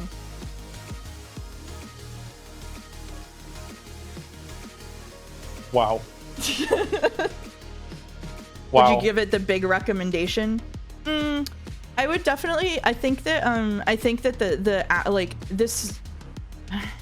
think that for people who really like logic puzzles and figuring stuff out and like trying to piece things together, this is like probably a really fun and special experience. Like the people in chat who love the Sekimeiya really love it because like they have the exact right brains for it. But if like someone just really liked reading, I wouldn't recommend this to them. It would have to be someone with like a math brain. Yeah.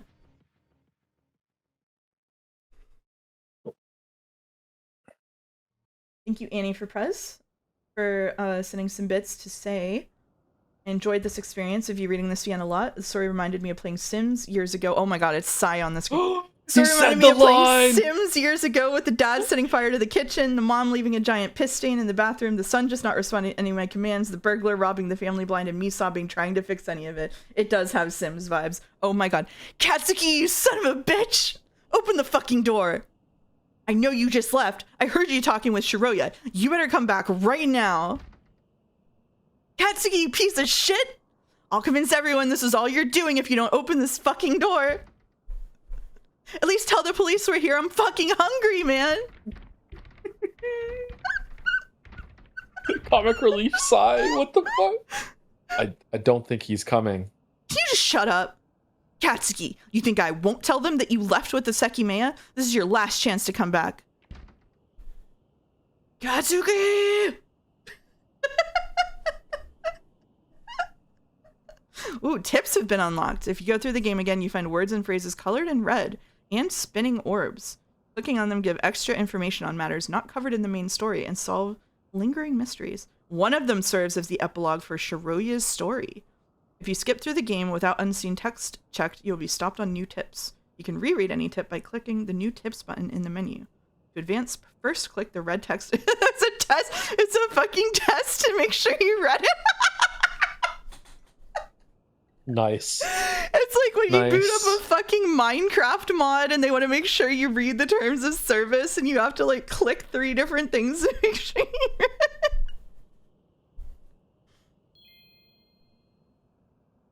While in a tip, saving and search jumps are disabled. An orb is used when an inline tip is not viable. This could be to explain the setting, the chapter name, and so on. Okay. This is where the Sekimeiya truly begins. Yeah. Your journey map, press J. Yep. The chart has unlocked. Oh, the chart. Finally, the chart. The graph. The document. A flow chart that follows every character in each of the 3 worlds is unlocked. You can highlight individual characters to follow. Okay. You know what's wild? What? Sekimeiya has a map, and Expedition 33 doesn't. The gallery and stat screens have unlocked. You can review Chapter 5 answers and compare them. You can also answer new questions about the game and see what other people thought. Okay. Go from the beginning while holding control. Some of the tips are whatever, but some of them are good. Takes about an hour. Egg room. Egg room. Egg room. Egg room. Okay. I want to look at our stats. Oh, you can see how many people voted what too. Oh, cool. we were confidently wrong. Where's the biggest clue?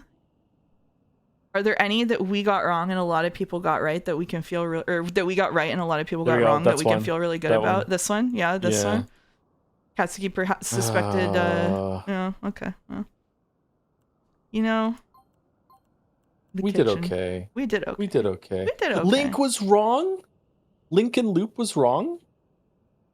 I think they said that that both of them count as right, maybe.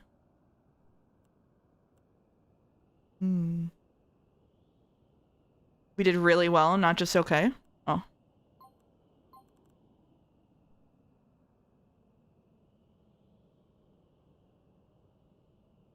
Answer to unlock? What the fuck is this 95th one? Answer to unlock. I think that's this. We have to do the post game. How do you feel about this? The fact the Sekimeiya existing guarantees the mass vaporization event is pretty much guaranteed to happen at some point in the future. I do have questions about the mass vaporization event. There's one in the tips. Oh, interesting. Should we do the post game? Would you ever replay? Yeah. Yeah. Okay. Yeah. Did we try to solve the mysteries? I tried initially, yes. But later let things slide. Yes. Okay. How much did you know before playing? That there was a quiz.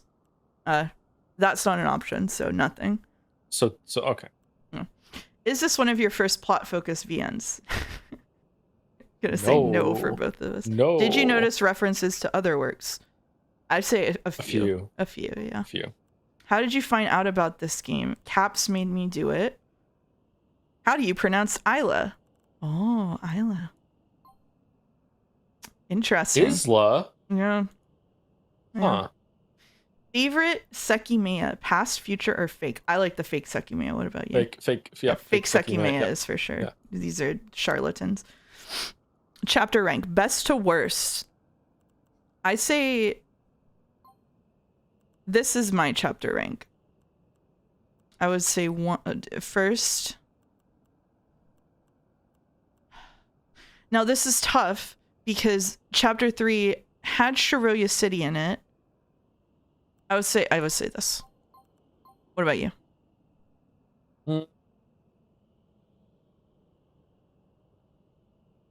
I can live with that. You can live with that? You can live with that? I can live with that. Yep. Yep. Yeah. Wow. Okay. Ooh. Character rankings best to worst. Well, this is, Yeah. I don't know what happens after this. Maybe Shiroya grew on me. I kind of like Shiroya. Yeah, Shiroya grew on me. Akaro had some good parts to it too. I always put Akaro next. Yeah. Then probably Katsuki. Mm-hmm. Like Arena and Isla are just kind of there. I would put Isla a little bit higher because she has her funny imaginary friend stuff, and then of course, I think next Naomi after that, and then Kite. Yeah, and then Kite. Fuck Kite. As stupid as Kite is, I love a pathetic old man. He's a cop and a murderer, so I don't. Wow. Roya. Wow. Mia's so low. Just these people don't know when they've got something good. There's no way.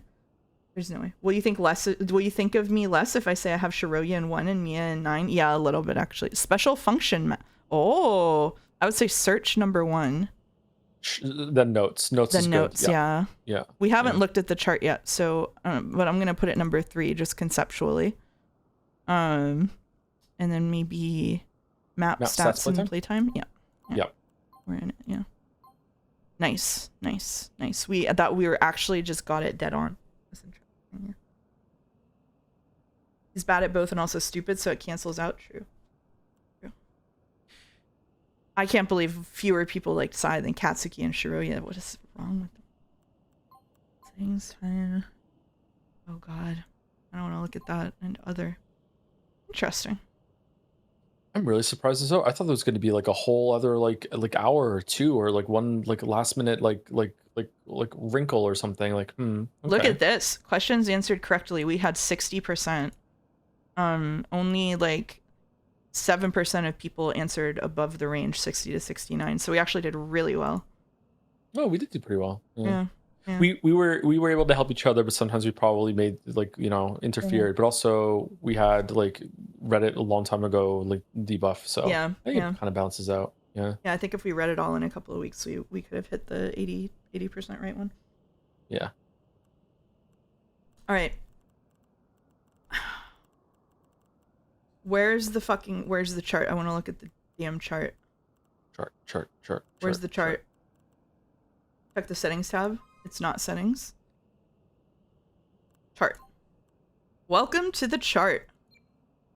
Both of these nodes represent a character or a group of characters. You can hover over it. Hovering reveals the nodes represent Katsuki and Shiroya. Zoom in. Both nodes meet into one. They meet and stay together. Incorporate time travels. After meeting, Katsuki travels to the past, as shown by the orange line. Shortly after, Shiroya travels to the future, as shown by the blue line. Eventually, they reunite. Oh, Jesus. Something very important to keep in mind is that time isn't to scale. In other words, Sumari, the distance between nodes doesn't indicate how much time passes.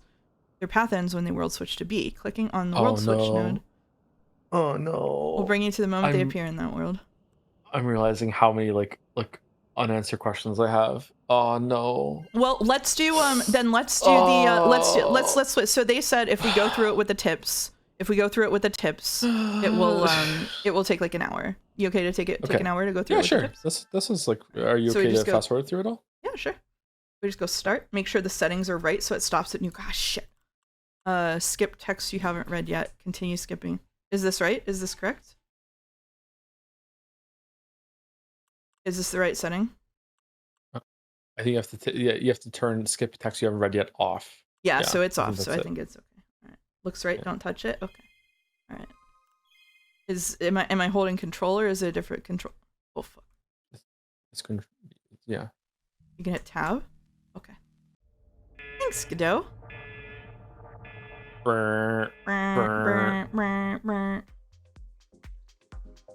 This is fun going back through it, and there's like new information you can see. Like fast forwarding through it again. Yeah. Skipping. The chinchillas are so excited. Oh shit! The smoke in room A5. In World B, Kiteiya shares the group that the event room, hallway A, and hallway B are the only places where the smoke was released. Despite the confidence behind his words, he misses room A5. This doesn't happen in World C, as in that one he had time to look through the crystal floor. In World B, though, after hearing a sound in room B4, Kiteiya was forced to stay with Arena's group. The reason why he doesn't mention room A5 is something that happened when Zin was crafting their plan. Finally, both subordinates understood how serious their boss was and broke into a sweat. As they took off and draped their heavy attire on the back of their chairs, they began to process each step of what they would be performing. When Kiteiya was listening to Zin putting together their plan, Ito eventually took off and leaned against his coat. That prevented Kiteiya from... What?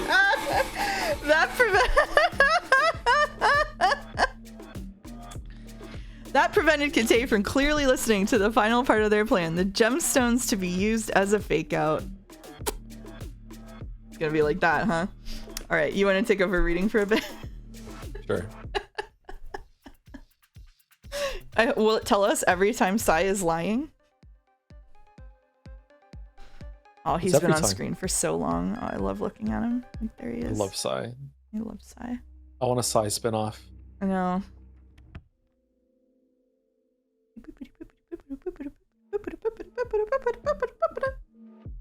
It's nice that we're keeping emotional support Sai as a stream fixture so that we can all look at Sai sometimes. If they implemented lip flaps, it'd be enough of an indicator.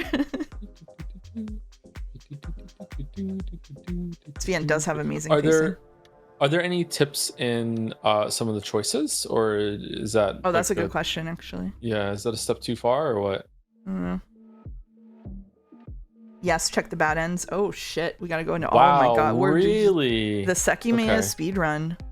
And there's an epilogue hidden in here? Whoa. Or will it kick you back out? I think it kicks you back out like before. I remember in Shiroya City you were talking about how you wanted Sai back, and I felt so sad for you because he gets no substantial scenes after it. It's pretty sad, yeah. This is how Joe plays Higurashi. I've only held down control during one part of Higurashi, and it wasn't even one of the kinds of parts you think. It's because they were having a cooking competition at their school, and I was so fucking done with it. Oop, side tip, a search with no results. This is live Boulder POV going through Sekimeiya. All right, here you go. Even though the first 6 floors of the tower were searched through, nobody was found. Not because there was nobody to find, though. Naomi A was in the building. In addition, she didn't have the attic key, so even though the last floor wasn't inspected, nobody was there. Why wasn't she found? During the search, Sai heard the elevator 3 times. That was Akaro's doing, but there's still an unexplained mystery, the starting position of the elevator. You didn't like the curry competition? What the fuck? I'm sorry, but the slice of life in early Higurashi loses me all the way the fuck out. I fell asleep during one of them. It should have been on floor 5. Akaro knew that, and so that's where he sent it in the end. However, before he called it, it was below the 3rd floor. Naomi A was responsible for that. She was aware another self of hers had been murdered, and she wanted to easily escape if she had to. She called it when everyone was on the crystal floor, and soon after that, she accidentally made a noise while trying to understand what the others were doing in the event room. That caused a search on the crystal floor, which Naomi A escaped by using the elevator so that she wouldn't be seen on the stairs. The elevator isn't very fast, so she took it to the 2nd floor, where she waited to see if she'd be followed. Not long after that, the group went up to inspect the whole building, and they all stayed on different floors. Unable to access the attic, Naomi was cornered. She went up a floor every time someone else did. Fuck off. Oh my fucking god. Fuck off. When she it saw really is gonna Akaro be like this. staying on the 4th, she stopped. She had seen him gone from the event room when she'd awakened, and she didn't think he had killed her other self. More importantly, Naomi realized that she kept on going up, she could end up stuck on Kate's floor, and she suspected him of her own murder.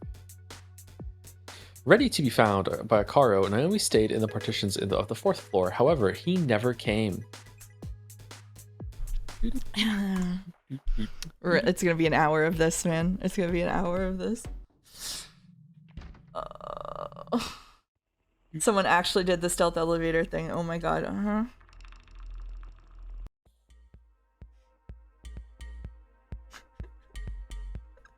Anyone in chat play Melvar Idol at all? Is it a good idea to level up your thievery first, idol gaming or right combat now? or something? Are you idle? I have it in gaming? the background. Yeah, I have it. Yeah, of course, yeah. What the There's no way. Oh, I've been idle gaming the whole time. The Sekimeiya was uncovered. Okay. egg. When Sai travels to the past, he appears with the future Sekimeiya in his hip pack. While unaware of this, he hides the fake Sekimeiya from the event room. Later, once he slips away from Katsuki, he proceeds to hide the future and past Sekimeiya. Even later, he obtains the future Sekimeiya from the cleaning room and puts it in his hip pack. That is the reason why he had appeared with it before, but if you follow his movements, you will notice that something is odd. Sai got the future Sekimeiya from the cleaning room because he would have appeared with it because he had appeared with it earlier and had hidden it there. However, he had appeared with it because he would have it in the future, which would only be possible because he had appeared with it. Where exactly does this start? Where does the future Sekimeiya enter the cycle? The chicken or the egg?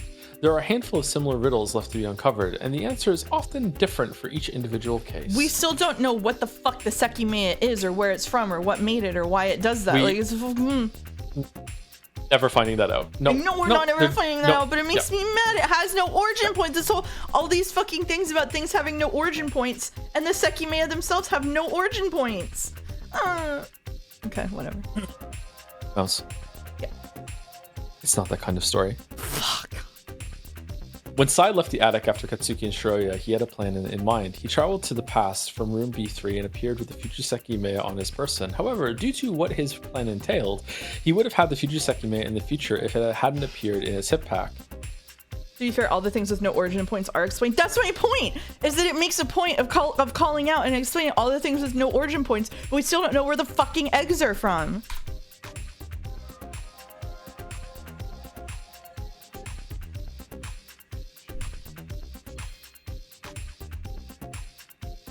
Every time Sai travels to the past, the date of his watch changes to 99991231, and its screen turns blank.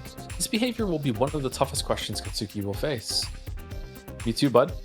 It seems to contradict the Sekimeiya's mechanics. Infinite loops are needed to max out the watch's clock, yet the physical state of the watch doesn't deteriorate. This also happens with other devices such as the voice recorder and the digital clock in Eagle Motel.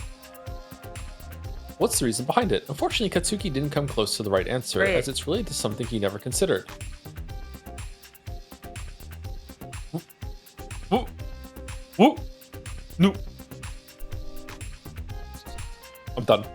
You're done? I'm done. You're done? I'm done. I'm You're done. Yeah. Okay.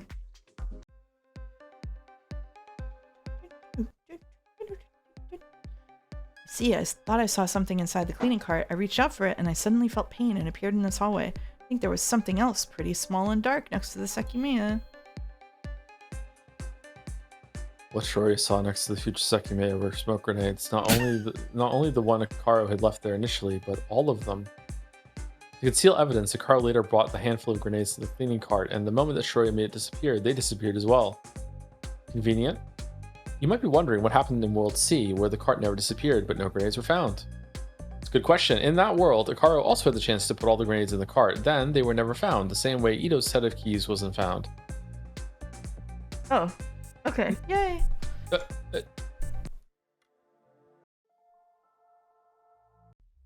Annie for Press says, I'm making my own noises in my house. This is some bullshit. Wow. Oh, this is when it played the EDM over a dead kid. Yeah. Wow.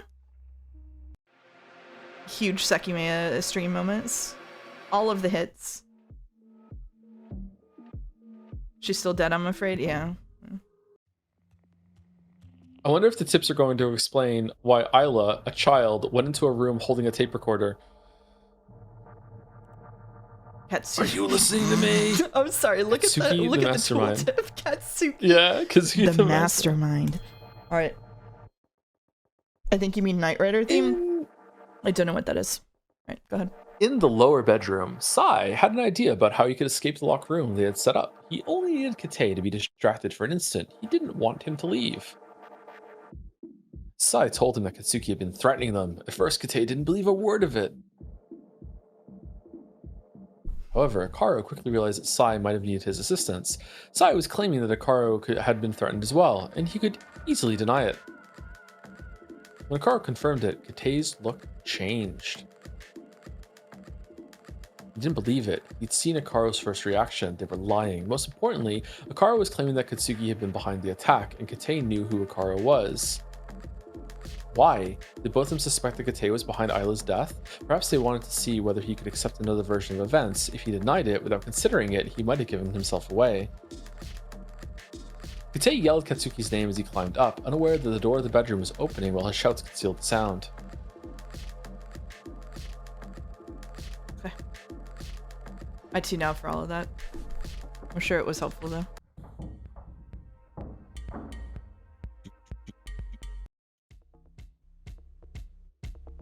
This coconut gun can fire in spurts. If he shoots you, it's gonna hurt.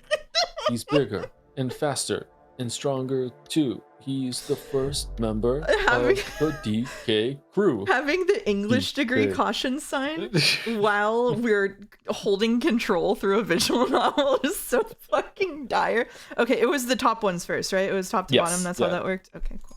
Yeah, do you want to save it real quick? Okay, all right. Well, it's too late. Full send. It's too late.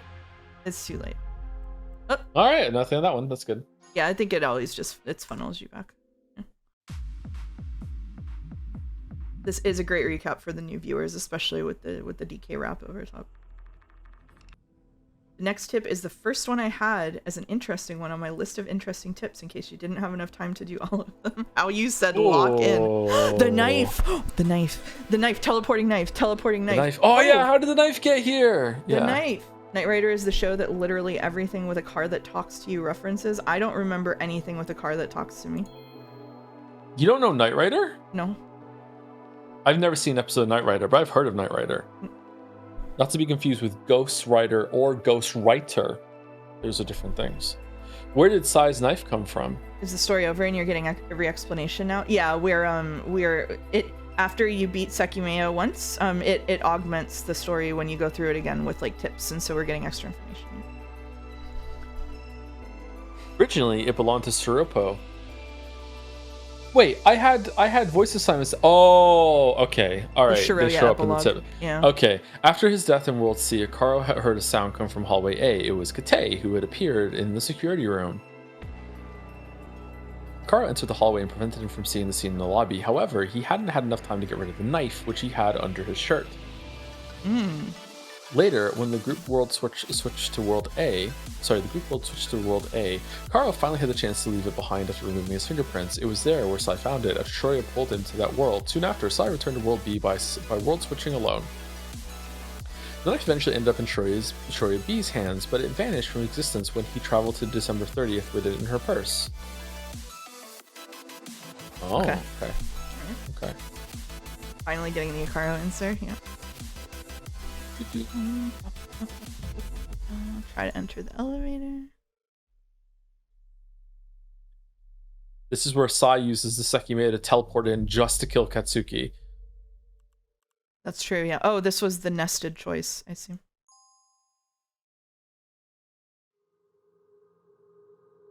Yes, he let out a cry of joy when he saw that it hadn't been taken. Katsuki is able to find the right bedroom's key in the drawer, so had Sai failed to grab it? Had Sai ignored the fact that they could have locked themselves inside that room? Sai thought he was still chasing Katsuki A, who had punched him in the face. The moment Katsuki A had run away, Sai had taken both bedroom keys to prevent him from staying inside one. When the chase shifted to World B, Sai was unaware the world around him had changed. He entered the attic with the attic key from World A, and he didn't take the bedroom keys because he thought he had already taken them. Later, when he and Shoya traveled to the attic's bedroom, Sai appeared with both bedroom keys, and they were still the ones from World A. Dear God. Oh, is this still the... By the way, you never reattached the chain, right? The chain? What are you talking about? Nothing.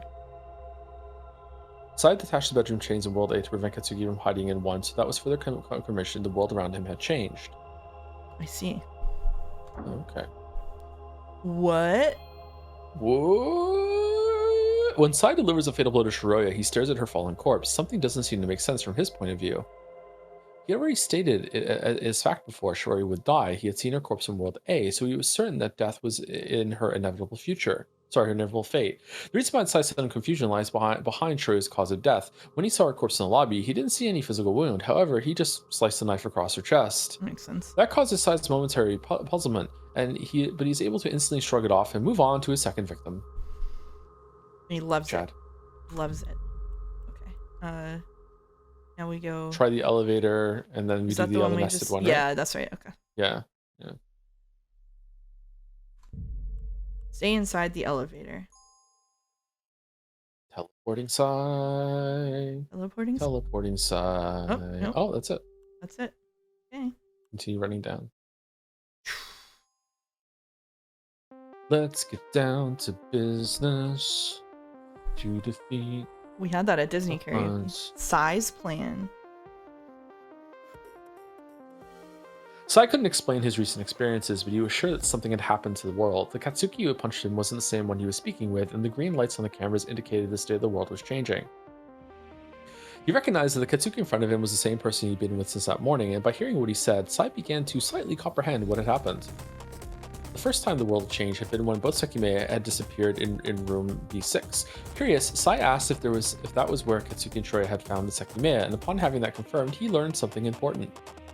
Both Sekimeiya had been left behind there, and Katsuki and Shoya had activated the one inside the drawer. That told Sai not only that they had gone to the future, but that when they had returned, someone had taken it. However, they thought that the Sekimeiya had teleported to the drawer, when in truth, that one had also been there all along. Sai knew that the Sekimeiya in the event room was the past one, and that he needed to use it in order to put together a plan he quickly came up with to take advantage of Katsuki and Shireu's story. He's so cool. He is so cool. I wish I was him. Yeah, I also wish I was him. Traces of the Sekimeiya. This is just, the tips are just all Sai. Sai is referring to the forum thread that Vaisude had posted in November. Back then, Sai had replied to it in a frivolous way, but it didn't take long for the Sekimeiya event to be announced. Troll. By the time that it happened, the thread had already been locked. No way. Something was going to happen on December 15th. Sai knew that, and as proven by Worlds A and C, he would have gone to the event even if he hadn't read that forum thread.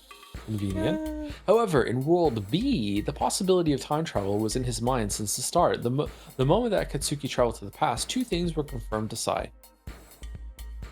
Dude just showed up to this thinking that there was a time traveling at one point during the day, a very large travel would occur. He had to be careful if he didn't want to be sent to November 24th, and he knew that traveling so far to the past would be possible.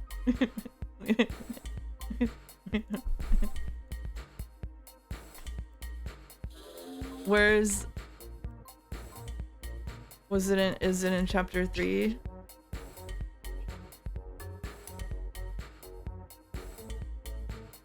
Okay. Next reply.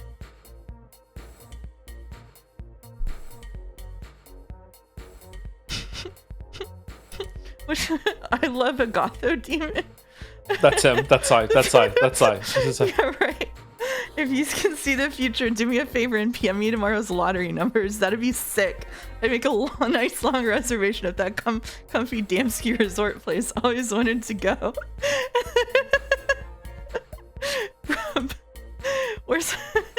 Where's my lottery number? I was excited to go buy my ticket.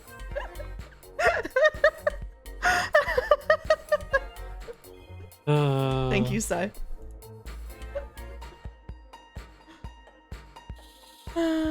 2. The forum poster was somewhere around them. During 12 hours in the tower, Sai kept wondering who 7MD_AG could be. Great question. Good question. Vaisude. I'm gonna probably listen to the Sekimeiya soundtrack in other contexts, I gotta say. Cameras disabled and associated footage erased. At 10:04, Kate had disabled the camera in room B4. He didn't boot Sekimeiya there, so alongside removing the incriminating footage, he'd surreptitiously... No, I said that wrong. Surreptitiously. Is that right? Surreptitiously. Surreptitiously. Shut the camera down so that he could retrieve them later. Queer ass. When Katsuki and Shorya found Kate's corpse, a message was on the computer. 10:04, cameras disabled and associated footage erased. It had been there since Arena had attempted to display the footage from room B4. In other words, Sumari. The message was only addressing that particular camera. None of the others had been disabled, as shown by the presence of the green lights. This is because Kate is an idiot. Katsuki double-clicked on the camera selected on the list, Recam 1201. It was the one Arena had attempted to display, so he is met with the same error. Mia noticed something when she world switched to B. The camera in room B4 didn't have a green light, while all the others did. Oh, egg chair! Egg chair. Oh, no tips for the egg chair? No tips for the egg chair.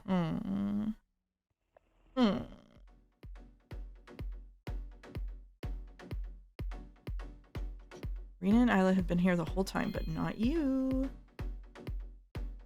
When World C and B meet, neither of their perspectives makes sense to the other. If you recall everything that happened in World C, you will understand the meaning behind all of Sai's and Akaro's words. We figured this one out pretty soon. We did actually. I think we did fairly well. It was like the really like complicated shit that we didn't get, and you got it more than I did. Before them, the two bodies that had vanished reappeared, Shorya and a bloody Arena. In addition, they thought Shorya had died weeks in the past. Given the blood on Rena's clothes, what Sai and Akaro instantly assumed was that she was the body that disappeared from next to the crystal floor stairs. Well, you're not dead after all, but we felt your pulse. And according to Arena, she didn't remember what happened before she'd been attacked. Even though she was talking about a different attack, that led to Sai's strange statement. Not even you have been here since 9. Of course, Arena and I have been here the whole time, but not you. She was not thought to be the same Arena who'd been with them since this morning, as the way she'd come into existence was still a mystery to them.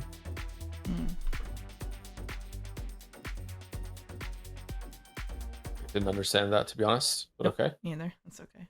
Forcing my eyes shut to suppress the pain. Oh my god. Oh my god. When Katsuki dashes out of the elevator, his eyes are closed due to the intense pain. That prevents him from seeing the trail of his own blood going from the storeroom towards the stairs. Later, that helps him mistakenly believe that he altered history, as he never saw a result of his actions after deciding to try to change the past.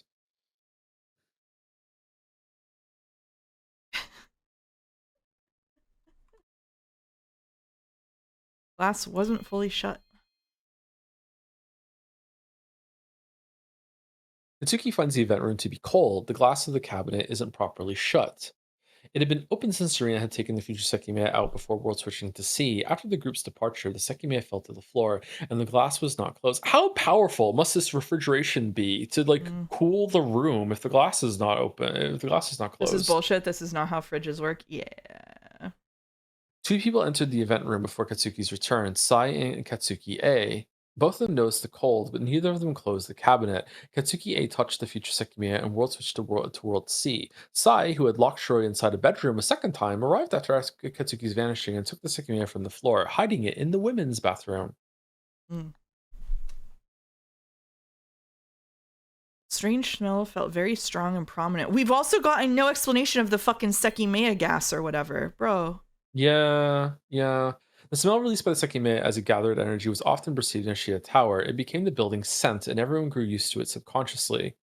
However, numerous times the intensity of the smell seemed to increase. Why did this occur? Because it was like hot? If the group spent hours in the attic, upon walking down the crystal floor, if one of the Sekimeiya had been gathering energy there, the smell would seem more prominent. The Sekimeiya has a gas. Yeah, they when the police went, they said that they found like an invisible gas in the air. But that's not all. Noticing the smell often indicated something else. A world switch. What? When Katsuki and Arena were in World C, both real Sekimeiya were in the attic, so after returning to World B, Katsuki sensed that the smell was strangely strong. Sinky timeline, yeah. Oh, that's it? Okay. I felt very tired. Ooh, music. When Katsuki travels to the past, he notices that blood has stopped coming out of his injury. Additionally, he feels very tired. The relation between those results is direct. The body he appeared in had lost a lot of blood. However, he never actually bled all that blood, so why did he appear in a body that had lost it? Not only that, but the injury was still there, so why was no more blood coming out of it? Before the time he will reach the replicated location in the future, Katsuki will rush to the crystal floor stairs and reopen his wound. To keep blood from flowing, he will bandage his hand with toilet paper. That might help you answer the second question, but what about the first? When was all that blood lost? There's still a bit of time for you to find that answer. Nope, don't care. Spoon feed it to me. We're done. The quiz is over. I don't get a grade anymore. I don't give a shit. Feed me on my pillow with a spoon. Let's go. Yes. Yes. Why? Sai claims to have heard Katsuki's door slam, but that is not the truth. When Katsuki made that noise, Sai was in the process of traveling to the future. Arena's world switch. He was just lying. He was just lying. Arena's world switch brought him back to the X bedroom, where Shiroi had been trapped. Incredible. Why do you say that he heard it then? He just does that. He thought Katsuki was testing him. He thought that the intent behind the question was to figure out whether he had traveled to the future and whether such a thing was possible. To prevent Katsuki from learning the truth, he claimed to have heard the sound he could not only have heard if he had traveled to the past. Bro was overestimating Katsuki here. Yep. Yep. Oh, Arena's hidden actions. Maria's mood seems to have changed since Katsuki left. When she made Katsuki and Shiroi world switch to them, it seemed as if the Sekimeiya teleported to its cabinet. A Sekimeiya was there in World C. It was the fixed Sekimeiya that the people of that world had left there before Mia went to sleep in the attic. However, you might have noticed something strange. Nope. Oh, for sure. Yep. Later in that world, when Katsuki and Mia went down after waiting on the second floor, the cabinet on the event room was empty. Who took the fake Sekimeiya? Very few people would have had the chance, and it was Arena B who did. When her group arrived in World C, Katsuki went to the staff room to check if the Sekimeiya had disappeared from Ito's locker. He was followed by Shiroya, which gave Arena the perfect opportunity to silently take the fake Sekimeiya from the unlocked cabinet and put it in her purse. She still wanted to travel to the past, so she calmly waited with the others while she thought that the Sekimeiya she had was gathering energy. When she and Katsuki stopped on the third floor and returned to World B, Katsuki took the elevator down, and a future self of his appeared from the partitions, claiming to have traveled to the past and stopped the wounds bleeding. Wait, what? There's no way. Arena couldn't help but react that way, as she had the Sekimeiya in her purse. The moment Katsuki left her alone next to the elevator, she reached inside her purse and attempted to travel through time. The Sekimeiya was there, but of course nothing happened. That disappointment caused Arena's unresponsiveness when Katsuki returned with Sai. This also erased the fixed Sekimeiya in World C, did it? And led to the existence of two in World B. Arena soon got rid of hers, but the one that Akaro A had hidden was still in the building, and it was the one that the police found at 9 o'clock. Oh. I see. Yeah, that makes sense. Yeah.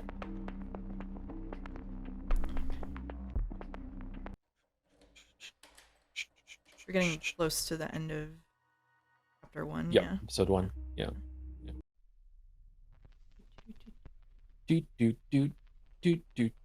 Let's go to Mia City. Take me to Mia City. Take me to Mia City.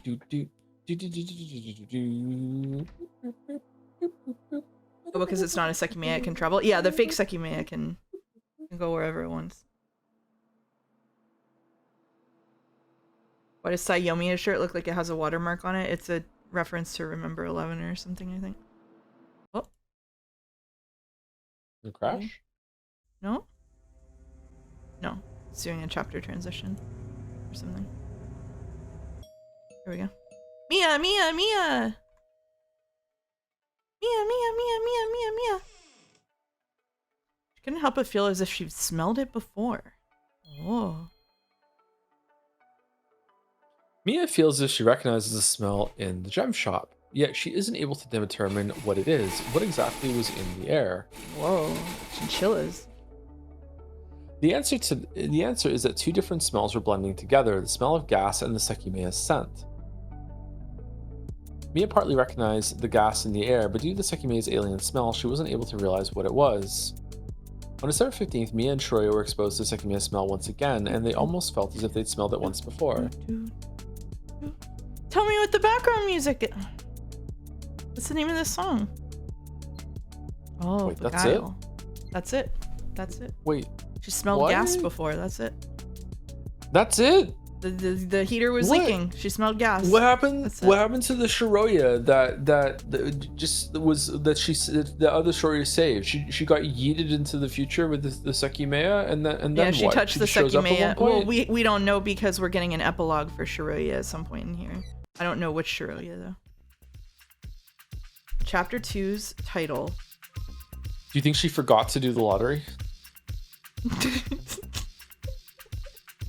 I don't know.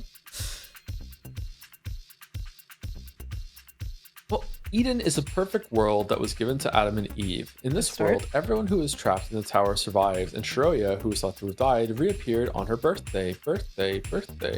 It's a world that was given to Katsuki and Mia, and just like Eden, it might look perfect at first glance. It's exactly what Katsuki and Shiroya wanted in World B. She forgottery. Oh. But that is far from the case. Eden is a world doomed to fail. Wait, what the fuck? Not only that, but it is a single step away from disaster. It only requires the forbidden fruit. Weeb shit this case, has to the bring egg. in the Bible. It has to bring. It's like it's fucking Evangelion. It's fucking the last part of Umineko when Angie is like, God made it this way. Now we're getting a fucking Adam and Eve some bullshit. Why's it always gotta be the fucking Bible? I don't need this shit. I'm sorry we included your trigger word. Yeah.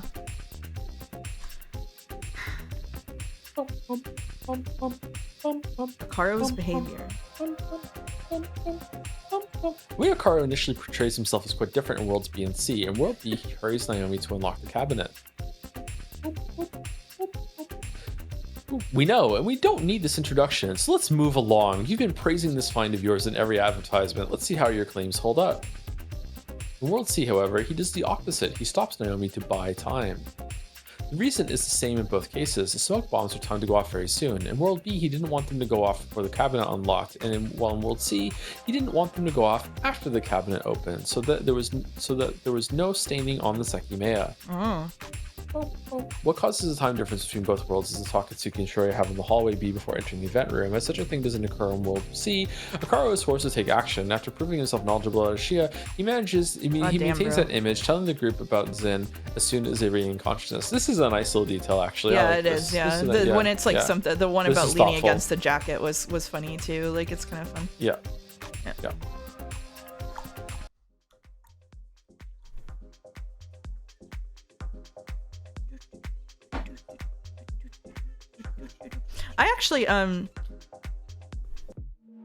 I actually quite like a lot that the quiz is doing that the Vienna is doing in terms of features. Like I like this going back through and having little notes. I like the quiz conceptually, even though I didn't love the implementation of it. Like I really like the notes and search. Like I really like how this VN has a lot of quality of life features. Like I think this is really neat. Like I'm actually really enjoying this.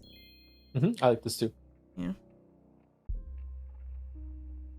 Hold on, I'm buying some thieving gloves so my thieving doesn't fail. Oh, okay. Katei questions out loud if Katsuki could have been the one to power off the computer. Once the conversation ends, he will talk to Mia privately and tell her that Katsuki is lying to her. A bit later, even Sai will say something similar. This is the first VN I ever read, and it spoiled me with features. I can't imagine reading this and then having to to backpedal on features and something like Umi. That's crazy, yeah. In both cases, the answer relies on Katsuki B, who is also in the building. You might recall that he thought Kate must have seen him when he closed across through floor 2, holding the Sekimeiya. You mean Sekimeiya?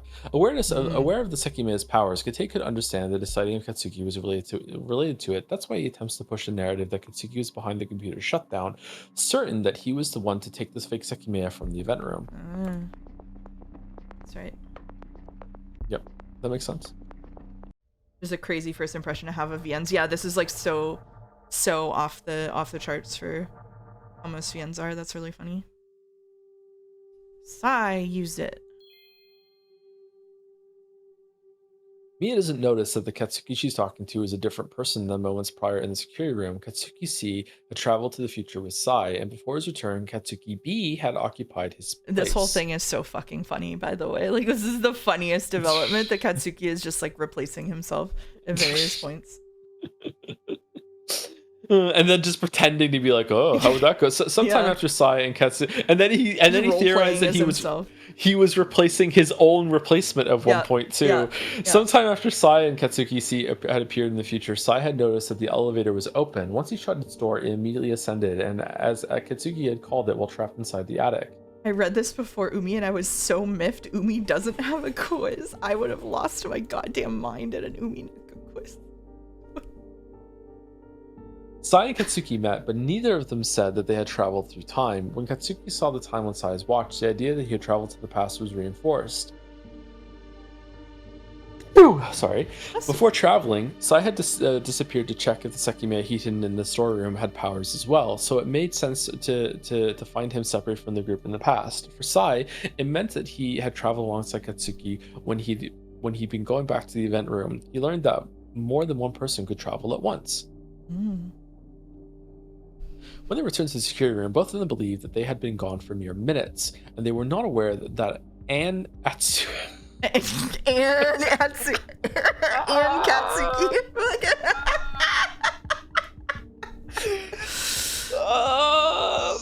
been with the group since their departure. That's why numerous things that Katsuki C says conflict with what Katsuki B did. Oh my god.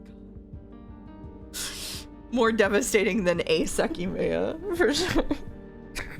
Batsuki estimated that Katsuki had traveled 20 minutes through time, and that wasn't that accurate. When Katsuki gave his version, he said he traveled a few minutes to the past, aware that it couldn't have been as many as 20 because the attic had been locked. Where did the Katsuki nickname even start? We didn't see a sprite for Katsuki for all of like chapter 1 basically until the end, and so because we didn't see him, we just decided he was wearing cat ears.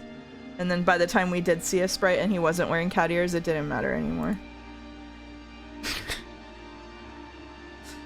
Wait, he never even saved Mia. He just saved Shiroya in the only timeline where Shiroya died. Pretty much, yeah. Right? Yeah, pretty much. That is pretty much what occurred, yeah. Huh.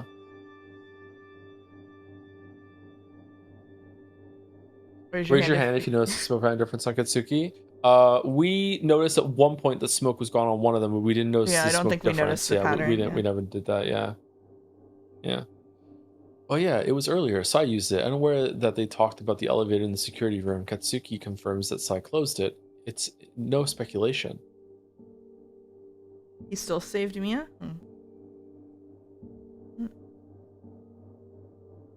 Later on, Mia and Katsuki will be in the mechanical room, and a similar situation will arise with neither of them noticing. Katsuki doesn't know that the theory that Batsuki brought up regarding the Sekimeiya's power storage, and will hear it for the first time from Mia. We don't know how long it's been here for, so it might not be a good idea. What do you mean? Well, if the time you travel depends on how long it spends out of the cabinet, you could go really far back. I see.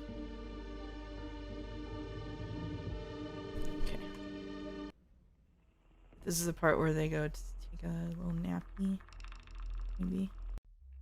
What happened to Shiroya C? She died. No, Shiroya C is the one who went into the future. Shiroya A died. Shiroya A got murdered in the elevator. Oh yeah, Shiroya A died. Yeah, sorry, got mixed up. You want me to take over reading this for a bit, by the way? Sure, go for it. Sai raises a good point. How is Kate able to know that he was missing for 3 hours? Even though Sai accuses him of having left the building, the truth is he had traveled to the future with Suripo. That doesn't answer the question, though. How is he able to tell how long he's been absent for? The past location that was replicated was from the time Suripo was in the lobby. At that time, Kate was in the security room, so that's where he appeared. What he immediately saw was the BIOS screen that Katsuki and Miya had left behind, which displayed the current time and revealed to him that he had traveled to the future. Oh. Purposeful fingerprints.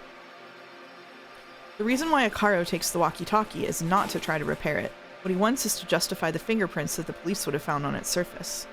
Something similar happened in World B, although it was Kate who thought of it. Oh. Before Naomi A's body was found, he brought the suitcase from hallway C to the security room. He realized he hadn't touched it when they'd found it, so he wanted everyone to see him touching it and leaving fingerprints. That makes sense, yeah. Huh. Kind of smart. You hate to see it. Look at what we found, Tanya. Why does Isla call Miya Tanya? Wasn't that Shiroya's nickname? This one's easy.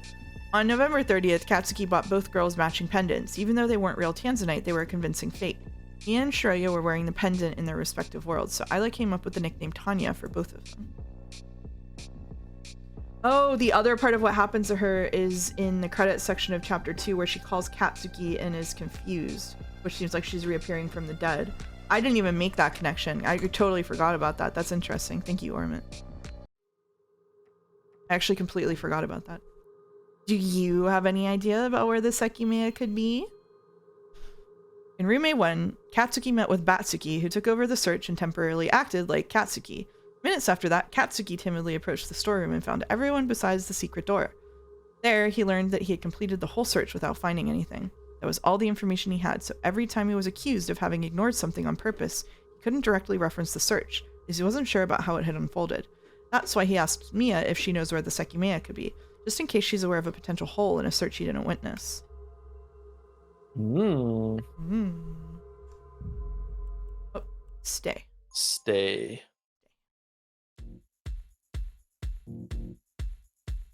Oh, the magic throw!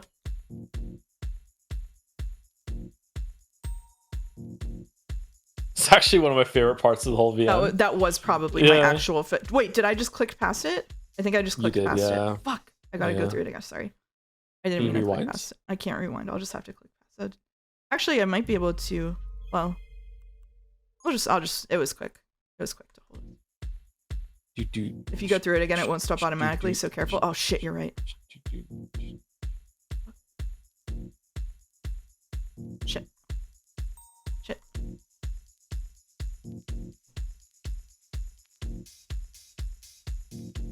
Alright. I'm doing manual. Going manual. Manual. Just open the log and scroll to the bottom of the ending. It's more fun to do this though. What? Hell yeah. Here we go. Here we go. Altered dichotomy title. How many dichotomies were altered in this scenario? Sai claimed that the Sekimeiya's main two powers, traveling to the past and future, were but a fraction of their capabilities. Miya stopped existing and Shiroya took her place. Neither Ashia nor Zin ended up in possession of the real Sekimeiya. In this case, it was Sai who was able to keep both of them. Yay! There was one more dichotomy that was altered, and knowing it will help you figure out Sai's tricks. To achieve what he wanted, he altered the dichotomy between real and fake Sekimeiya. Oh. Yeah, one of them was a fake. Yay. We've talked about Katsuki and Batsuki plenty, but what about Gyatsuki? Oh.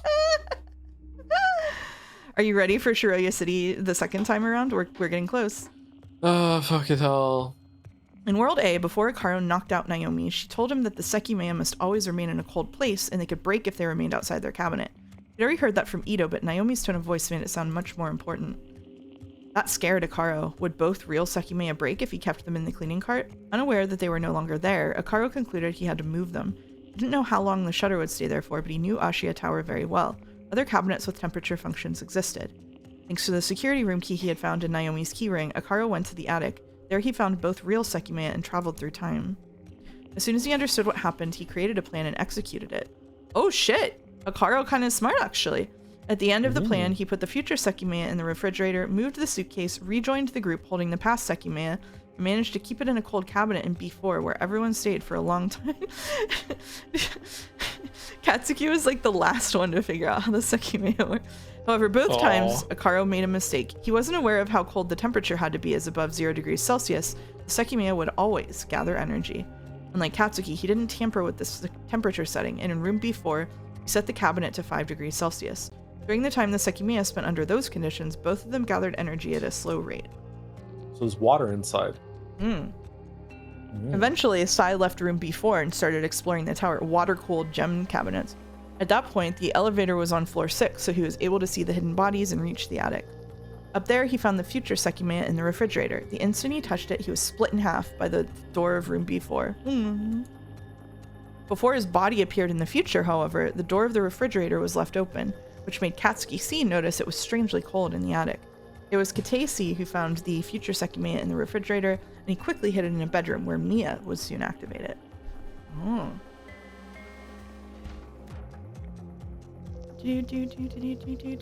See, the fact that you don't get to know where the Sekimeiya come from make it feel like it's kind of like some magical, like, gifted entity that has like some amount of like consciousness or plan or something. Yeah. But then it just, like, if you use it wrong, like, lol, you're It inside a fucking kills fucking you, yeah. door. You know, like, yeah, it's such an interesting incompatibility with the approach to it. Yeah. As far as the game is concerned, they were just on that mountain and the gem shot dude found them. Yeah, that's kind of crazy. Rina, you scared me. What's with all that blood? Wait, who am I? Are you? The entire day, Mia's thoughts carried mystery and ambiguity, rarely being organized or complete, especially when she was thinking about shot footballs. How much longer would I have to play along for? Ever since she'd exited our lives, I'd kept telling myself it would all eventually go back to how it was at the beginning. Yeah, this is where she was shitting all over Shiroya. Yeah. Regardless, I had to put on the same appearance, and it came naturally after the previous 2 weeks. Unlike Shiroya, she didn't fall into a coma, so she'd been living with Katsuki for 2 weeks. My god. She really was here, but there was often something important to infer from her thoughts, especially after she murdered Irina. Sorry, the chinchillas are really going. She'd killed a person. She'd wondered many times what that would be like, and she finally knew. Until 9, her mind kept going back to that moment, ever present in her thoughts, trying to make sense of what had really happened at that time. She was there, casually leaning against the line of cabinets. I could hardly believe what I was seeing, but there was no wariness in her eyes and not even a trace of blood near her. When Mia world switched to world B, she saw that the camera's green lights had returned. Computer, it re-enabled the cameras. This must really mean that they weren't recording until now, right? Hopeful, I entered one of the rooms. This song, I can't tell you until we get out of the... This is my favorite track in the video. We'll look when we get out of it. Could that mean that her murder hadn't been recorded? Just as she was trying to rationalize that, Irina appeared in hallway B. Her clothes were caked in dried blood, and the wariness in her voice was back. In response, Mia started to answer a question that she never finished. Are you the Irina that I already killed? That's you don't want to ask that. A lot more happened until 9. Mia saw another Katsuki and was told that Shiroya would come back to life.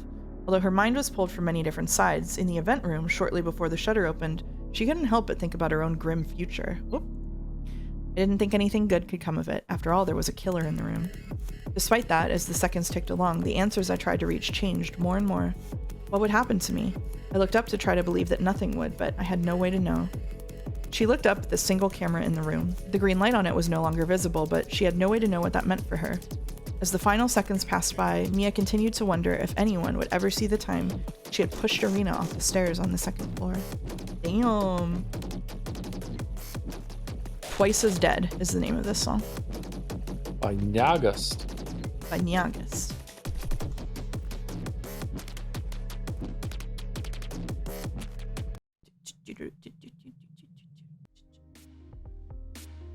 Oh, Giga Katsuki. Why does Batsuki request that they leave the Sekimeiya on the ground on the 2nd floor? It's the future Sekimeiya, and very soon Shiroya B will travel all the way to November 30th. Since she's in the attic, what Katsuki wants is to prevent the range of the future Sekimeiya from reaching Shiroya and causing a world switch. Makes sense. He recalls the events that he lived through. He knows that a group of people is next to the elevator on the crystal floor. That's why the ground on the 2nd floor is the best place to keep the future Sekimeiya. Okay, yay. I should be dead. Katsuki was right. Mia agrees that she should be dead. From her point of view, she should have died.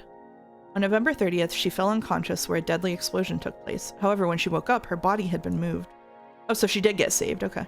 She had no idea what had happened. She'd begun to wonder if she was mistaken about the exact place she had fallen unconscious. Despite that, she should have died. To her, it didn't make sense that she was alive. Wait, so yeah, Mia dies every single time, and Shroya, because everything they did had already happened as we saw it. Yeah. Okay. Yeah.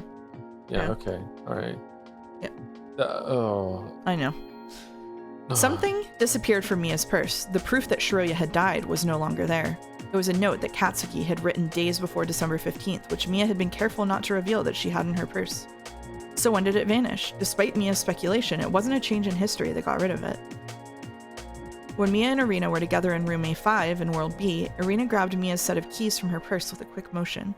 After that, Mia dashed out of the room when she heard Katsuki calling Shiroya's name. That caused the note to fall to the floor, and Irina picked it up. Minutes later, in the event room, she gave it to Batsuki, which is how he obtained it originally, as it wasn't the same note that he'd already left behind a handrail. If you follow the movements of the note, though, you might notice that something is off. It only entered the tower in World C in Mia's purse.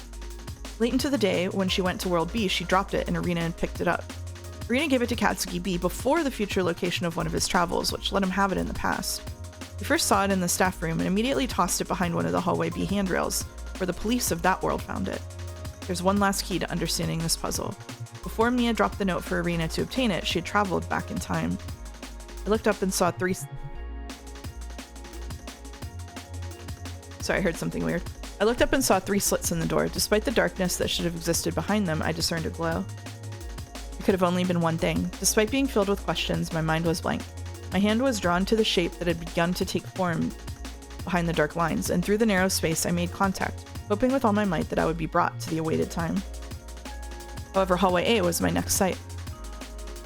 Then I fell to the floor immediately after appearing. She appeared in hallway A, dropped the note next to Irina in room A5, and then the replicated location took place. In World C, she and Katsuki ran to the crystal floor after Akaro. Since they were ahead, they didn't notice her pick up the note. Afterwards, she ran to catch up with Katsuki, which is why she appeared in hallway A in World B, and immediately fell to the floor. So there's a large inconsistency. If she dropped the note before the replicated location, why does she have it when she appeared in hallway A? She must have had it, or else she couldn't have dropped it in room A5. Do you remember something Katsuki B thought regarding the note? I ain't following all that? No. I put my hand in my pocket, but the note wasn't there. It had disappeared at some point. Right, the next time I traveled to the past, I didn't disappear with it, but why? I should have. Oh, it's like I thought earlier. I had the note when I traveled to the past. From the staff room, I appeared in hallway B and then slammed the storeroom door to create a new noise. After that, I waited in the bathroom on the 2nd floor. There I put my hand in my pocket because I wanted to flush the note away, but it wasn't there. That's why I didn't appear with it. I wanted to flush it away, so if I had, I wouldn't have held the note in the future, and I never could have appeared with it. What he thinks happened makes sense, and it would have happened if not for something he didn't realize. By the time he traveled from the staff room, he had already dropped the note Irina had given him in the event room. Why are these people dropping things everywhere? Yeah. Sai was the least of my concerns. I barely put any thought into punching him, but before I did, I saw a conspicuous smile all over his face. It only faded momentarily, returning right after the blow. Katsuki had an altercation with Sai C near the elevator after Shiroya left them behind. At that time, the note fell from his pocket, and someone found it just minutes later, none other than Mia herself. We ran behind Akaro. I looked down and saw that there was still no blood on the floor or the suitcase. Or the staircase. What? On the floor below the elevator panel, there was a folded piece of paper. Katsuki and Akaro were ahead of me, so they didn't see me grabbing it and putting it in my purse. Did it not? Joe making big idol gains, right? Did it not disappear after all? Akaro was in the storeroom, but I just followed behind Katsuki. It's just playing itself. It's completely okay, don't lost worry. for words. How the hell had that made it there? Right before she ran through hallway A to satisfy her previous travel, she reobtained the note. And at 9, the police didn't find it in her shoe, where she had stored it as a last-ditch effort. So even though only one note entered the tower in the morning, a copy of it reached the end of worlds B and C. She's carrying this note around as proof that Shiroya is dead? That goes hard. Yeah. That goes hard. That's weird. I want to search the building again. Nice.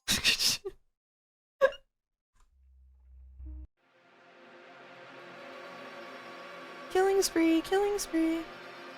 Oh, the bloody spree. In the hour before the tower unlocked, the scent of death enveloped Ashia Tower.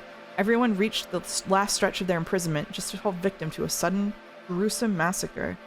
But what really took place inside the giant building? What was the cause behind the last-second turn of events? Here are the facts you already know about. Swamp gas from Onegafuchi Swamp went into there, and that's what the Sekimeiya gas is, and they all lost their minds. 1. Squid gas. Squid gas. When the police entered the tower, it came out through the toilets. 1. When the police entered the tower, nobody was alive inside it. 2. All the deaths were instant, and 2 people couldn't have killed each other simultaneously. 3. No one committed suicide. Every single person who was trapped in the morning was attacked by another person. Say it in red, repeat it in red. Those points alone raise a serious question. Who killed the last person? Everyone who died was instantly killed by someone, so what happened to the last victim to fall dead? Let's look at more facts surrounding the case. 4. The police found and unlocked the hidden door in the storeroom. By doing so, they removed Sai's mark. In other words, Sumari, that door hadn't been opened since Sai had marked it more than 6 hours earlier.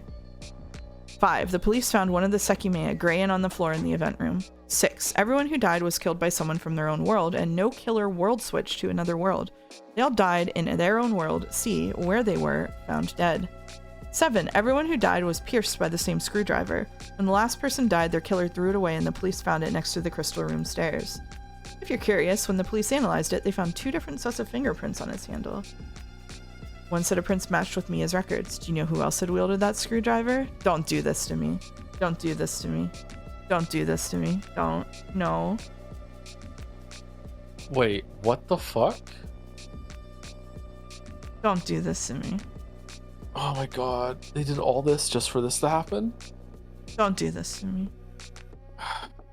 Extra credit. And no child would mistake the death of their parents. That's right.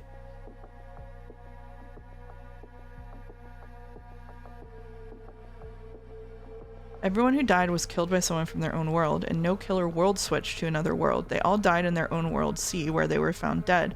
Doesn't that mean that someone from another world could have used one of the Sekimeiya to time travel within this same world? No. They all died in their own world, C, and everyone who died was killed by someone from their own world. Well, fuck me. Wait, this was a bad end, right? This was a bad end, yeah. Nobody committed suicide. Sorry, alright. All the deaths Okay, were no one instant. committed 2 suicide. people couldn't have killed each other simultaneously. Okay, this is impossible then. Time travel within World C is still fair game. Yeah, clearly there was time travel that was involved, but I don't know how we're...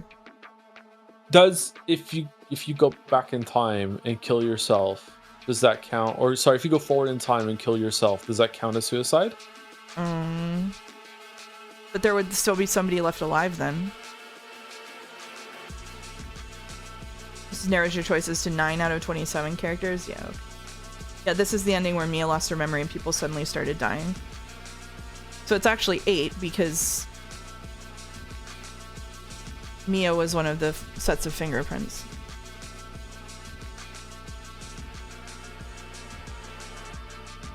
Is Sai for the love of the game? I don't know. This is impossible since you wouldn't have travel back in time to do it. Can't you go?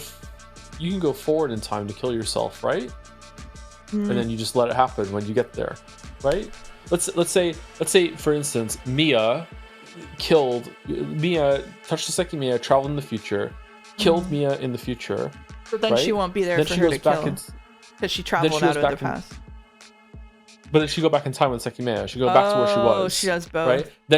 Then she kills every single other person in the building, and then she just stands there and just waits for her past self to come and kill her. Yeah, that's true. So the question is, I feel like because no one was like, would that count as suicide?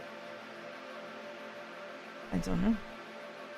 But what about accidents? You said everyone was killed, right? Yeah. You were attacked by another person.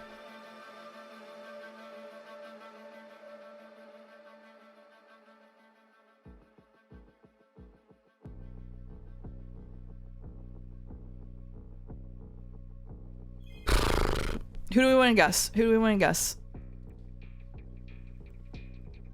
Does it say they died instantly? Yes, it was. It says all the deaths were instant. 2 people couldn't have killed each other simultaneously. No one committed suicide. They were attacked by another person. How did we get to this bad end? What happened? I don't even know how to...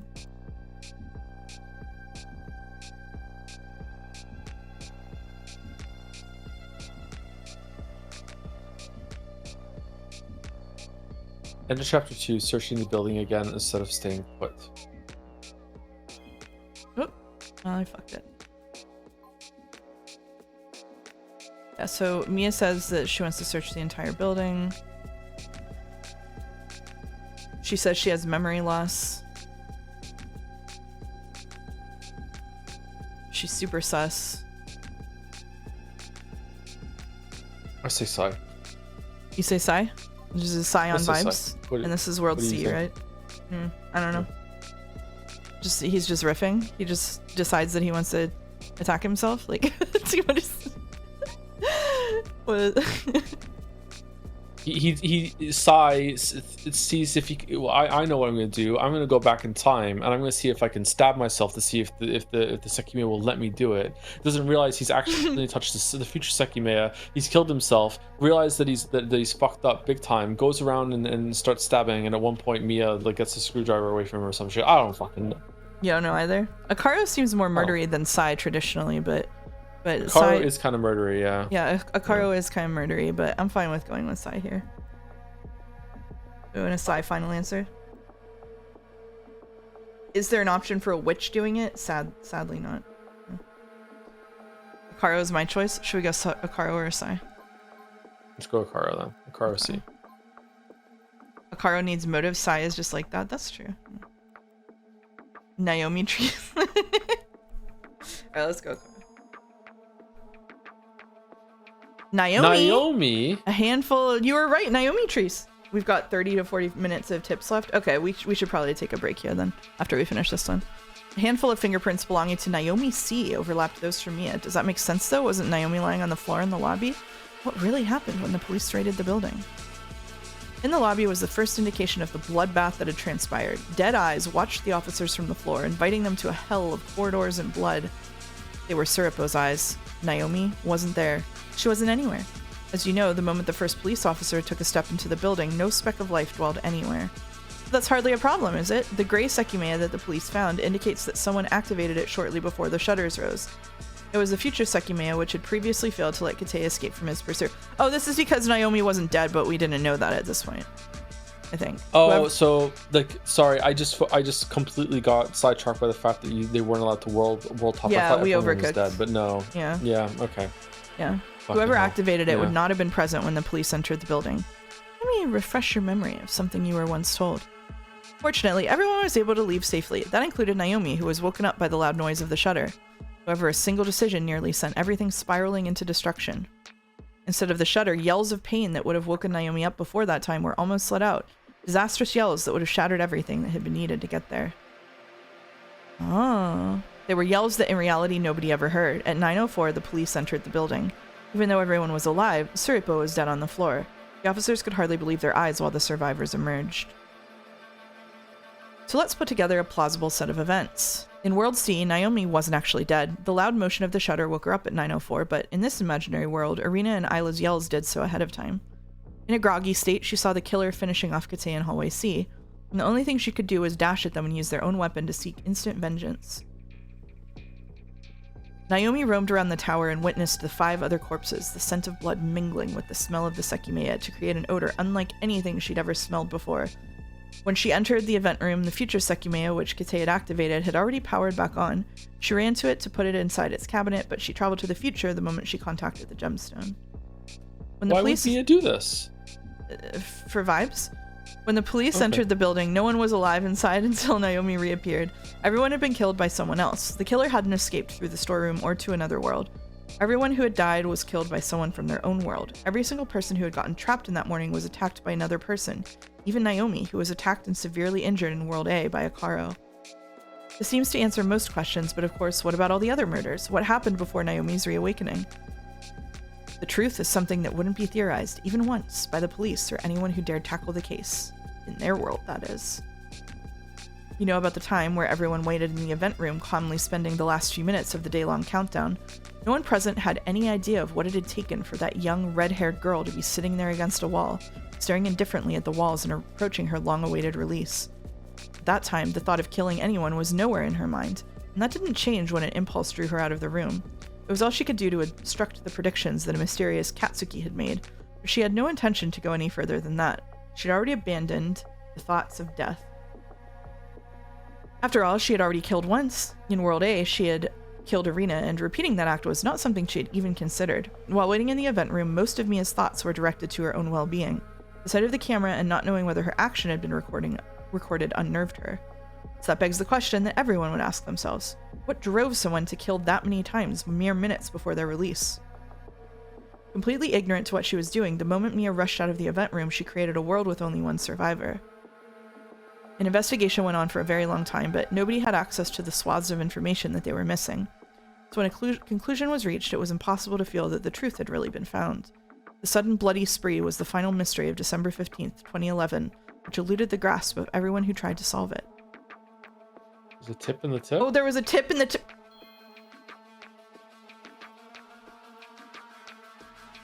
Is this the same one? This is the same one. That's just the end of the tip? That's just the end. That's just the end of the tip? It's the same one. Okay. I was lied to? I was lied to? Oh, we get to go again.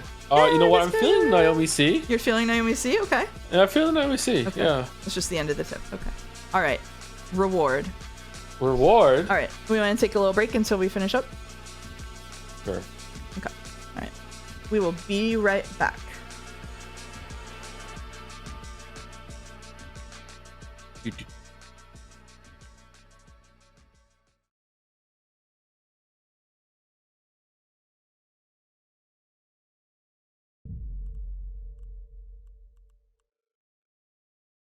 All right, we're back. We were staying. Did we miss a tip? Someone said we might miss a tip. I don't think we missed a tip. I don't care. I don't think we missed a tip. Okay. All right. You think we're good? Okay. All right. I want to stay in the event room. All right. Before 9 o'clock? In this Before 9. world, the shutter seems to unlock a few minutes before 9, but that's merely a misunderstanding with Sai's wristwatch. Earlier in the day, Sai traveled to the future alongside Katsuki. However, both of them thought they had traveled to the past, so Sai never believed that the time on his watch was incorrect. It was several minutes ahead of the real time, but the computer had stopped working. And when the world switched to A, the security room was locked. The first time he thought that it might have been wrong was when he heard the shutter opening. Oh, we're so close to Shiroya City. Oh, man. It's Laurels. Suripo speaks with Laurels, a seemingly idiosyncratic individual who was ushered away in the commotion, though not by a phone call, like she claimed. Observers witnessing her were quick to spot something like a second set of arms rummaging in her coat. What? But most brushed it off as cosplay. There were no records regarding her existence anywhere on Earth. From the Doctor Who spin-off, Wedge, the series, as per Kickstarter reward, cameo scene. Somebody paid to get a Doctor Who character in here? That's so funny. I was wondering why they would put her in here, but that's a really funny reason. This is the most plausible explanation for the origin of this Ekimeiya. Oh my god. 4 of them are dead. Counting everyone, there should be 3 left. The initial reports say that 3 people are missing, but the real number is 4. Katsuki, Irina, Sai, and Akaro. The reason behind this misunderstanding is Naomi A's body. The police believed at least 8 people had been trapped, so when they found 4 dead bodies in Shiroya, they thought that only 3 people were unaccounted for. 2 of the dead bodies belong to Naomi, so with a little more investigation, those numbers would be doubted. What the fuck did the police make of the fact that they're finding multiple dead bodies of the same person, by the way? Yeah. Needed roof. Yeah. Oh, this is just for you. Katsuki tells Shiroya to appear below a stone roof, but he hasn't enough time to fully explain why. If Shiroya had appeared wide in the open, her body would have collided with the falling snow, but that's not all. The roof would have been needed even if no snow had been falling at the moment she appeared. That's due to the snow on the ground. If there had been any, Shiroya's future location would have been slightly sunk into it in her own footprints. Those would not yet have existed in the past, so Shiroya's feet would have collided with an even layer of snow, and she would have lost the bottom portions of her feet, bleeding profusely. No.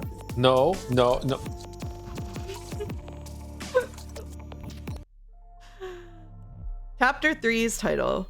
The third chapter is titled Peripheral. The main story of this chapter happens outside of Ashia Tower. It's the periphery of the story. Not only that, but its main goal resembles that of a computer peripheral. An external part of the computer essential for the entire machine to work.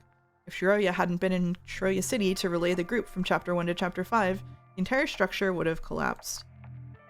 Lastly, it references peripheral vision, as this view is essential to solve the mysteries of this part of the story. That's by definition not what a peripheral is. Shiroya's narrow field of view prevented her from noticing the truth around her, but if she had widened it ever so slightly, she would have taken notice of everything she was missing. Would she? Similarly, if your approach for this chapter had been different, your perception of it would have changed drastically. True. Didn't read it with love. Oh, look at him.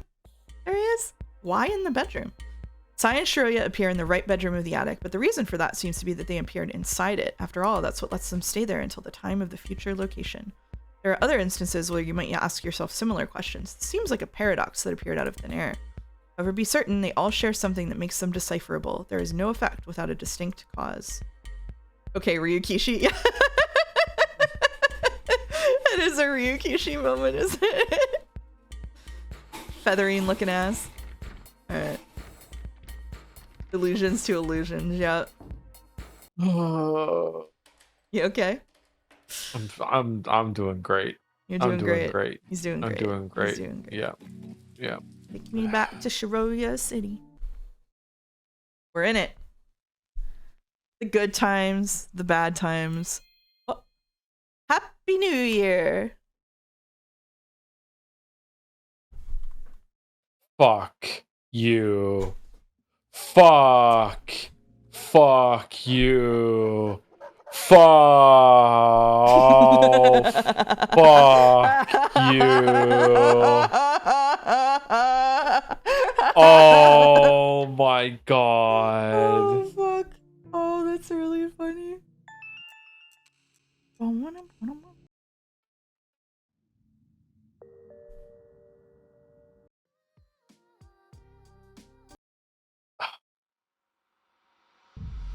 Delightfully devilish. Step aside and wait out the days. Absolutely. The part I hate the most about it is the fact that it's funny. The fact that that information was delivered that way is very fucking funny. Yeah. Oh yeah, the tower's demolition in the future where they found the bodies. In this imaginary world, the real story converged with your request. Shiroya never returned to the tower on January 5th, leading to many changes. She wasn't there to save the lives of everyone who had activated a chain of future travels at the end of December 15th. Because she didn't go to the tower on January 5th, her future self didn't exist on December 15th. Shiroya wasn't there at the end of the day to prevent Katsuki from unplugging the cabinet. As a result, he ended up traveling to the future, and the two fake Sekimeiya the police put in the cabinet at 9 never ended up breaking. On January 1st, when Katsuki found Shiroya, he ran behind her without thinking, causing the final accident that would forever change her life. At the scene, a police officer approached her to ask for her name, as he thought she was one of the people who should have been in the tower on December 15th, so she was taken into a car. The rest of the missing people, however... Who's in the car that was outside her house?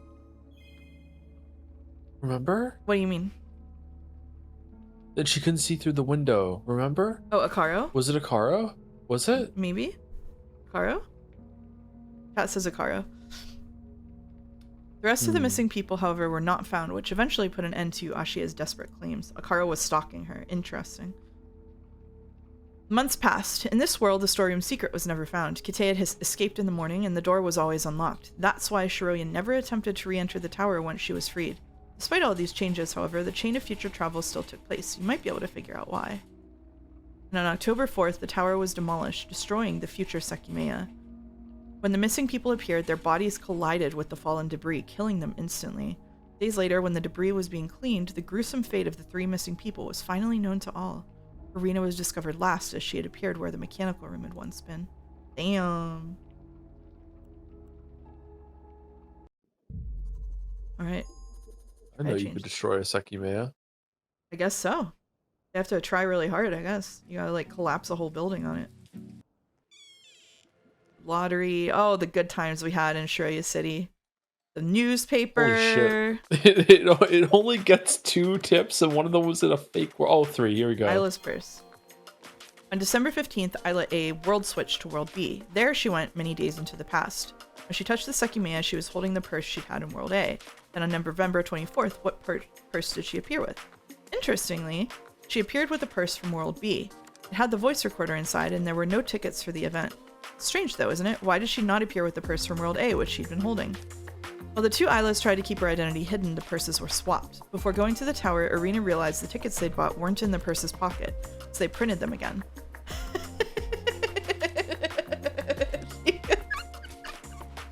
No destroying the printer for these ones. Nope. That's how the purse with the recorder was brought to the tower. Meanwhile, Isla A was left home with the original purse from World B. Inside were the tickets that Arena B had originally printed, but before January 5th, Shiroya took them. That's why when Isla A re-entered the tower, she was holding the empty purse from World B. It's why, when she arrived in the past, the purse she had was World B's and the recorder was inside. In other words, Sumari. Although two purses existed, they were the very same as the Sekimeiya had joined them together. Wow.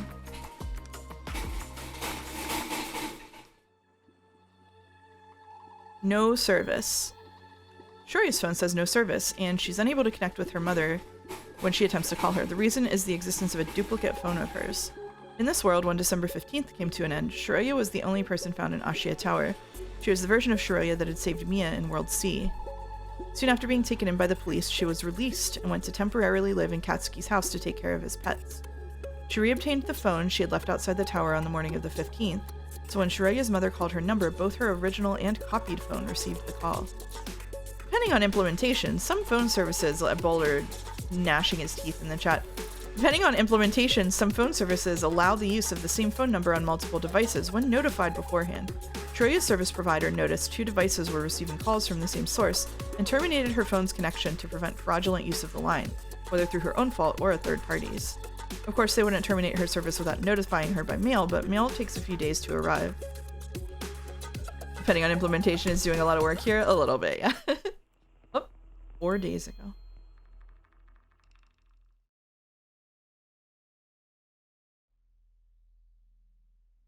Why did we figure out why the time was wrong when she went to the tower? Because it couldn't be explained just by a month of time being different. Like why was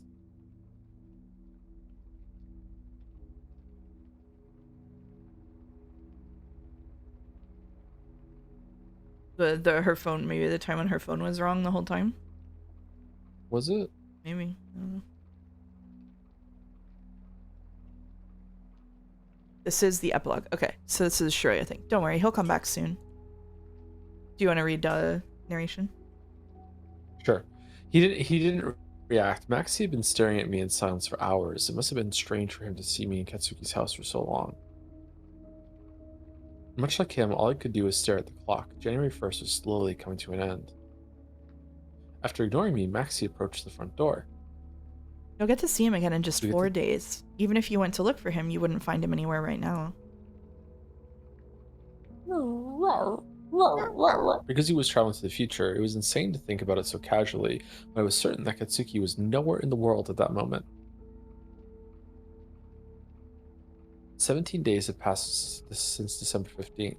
Before that, I'd been in an Eagle Motel for 15 days, and that had been after spending 5 days in January, immediately after those initial 12 hours.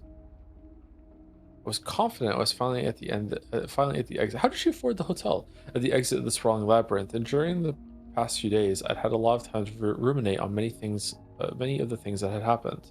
She did a thought loop where she did the lottery thing, and then got a bajillion yen. Nice. That time, I entered the tower from the storeroom, after spending hours in front of the tower and under the unchanging sky. That all happened in 4 days. Most of my thoughts have been directed to the brief interlude where I'd been in January by myself. Katsuki told me that I'd gone to the future instead of the past, but that was all the information I had from him. I touched the Sekimeiya in the bathroom and appeared under the gem shop. I first thought that I'd gone to November because I'd accessed the date settings on my phone and read November 30th. The time was at 9:10. I realized something important a while ago. My phone was from November 30th. Not only that, but I was wearing the clothes from that day, and my whole body was racked with pain because it had just fallen from the shop. However, I appeared on December 30th. And not on December 31st, on December 30th. Even though I had heard fireworks welcoming the new year when I went home, I don't think I appeared in the past just a few hours earlier. After reading 9:10 and November 30th on my phone, I felt unconscious, and when I woke up, I felt as though I'd been there for an eternity, but according to the time, it had been less than half an hour.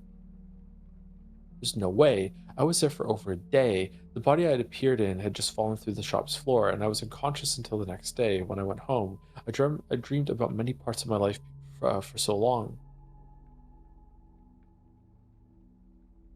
November 30th and December 30th are both 15 days apart from December 15th. On December 30th, the body I appeared in was the one from November 30th, which is why my phone displayed that date. That's how Katsuki said the Sekimeiya worked. In the bathroom, I touched the Sekimeiya at about 8:30. Since the body I appeared in was from November 30th at 9 o'clock, what that must mean is that the real time on December 30th was 10. The time on my phone was always about 1 hour ahead. So she was just stupid. I remember when I first woke up underground, as opposed to every other time, instead of instantly appearing there, I woke up as if something had been in between my travel and my awakening. I don't think I fully understand yet how the Sekimeiya functioned, but I might know why this happened. In this case, the body that was replicated was from after I'd fallen through the gem shop's floor. That means that it was already in a coma. When my future consciousness was placed within it, my body woke up. I've had time to notice a few things I didn't realize at the time. When I walked out of that tunnel, no snow was falling. It was not November 30th. The moon phase that I saw didn't match with that day either. I was really tired, so I don't know if that contributed to everything that I missed, but my first destination was the gem shop where I thought I'd just been. I saw the owner there, who might have been handling the repairs of his store or something, but I only recognized him when I saw his face, because he was no longer wearing the shirt from that day, which had the shop's logo on both sides.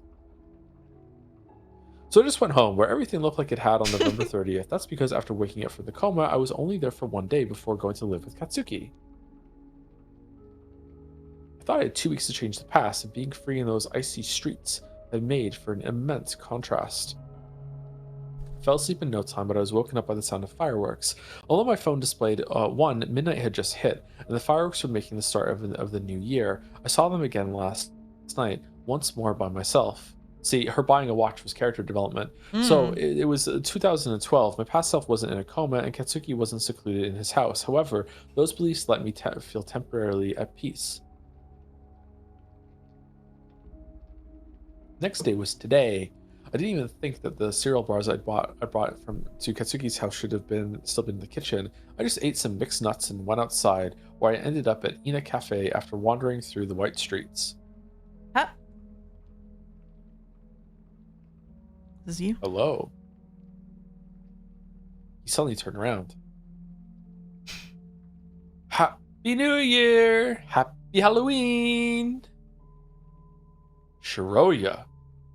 Hey, Mouse and Joe, I missed the final Umi stream. I'm not explaining the details. I want to say thank you for making my friend realize he's quite misogynistic, but now striving to be a better person and see the world with more love.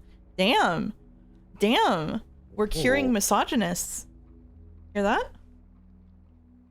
I hope you get to watch the VOD. It was a fun one. Yeah, it's been a while. Oh my god, you're all right. So you know what happened? I am, yes. Of course, you were in the news. I managed a bitter smile in response to his relieved expression. He wasn't talking about the incident on November 30th. He was talking about the attack that had taken place in Ashia Tower. The news about it reached everywhere.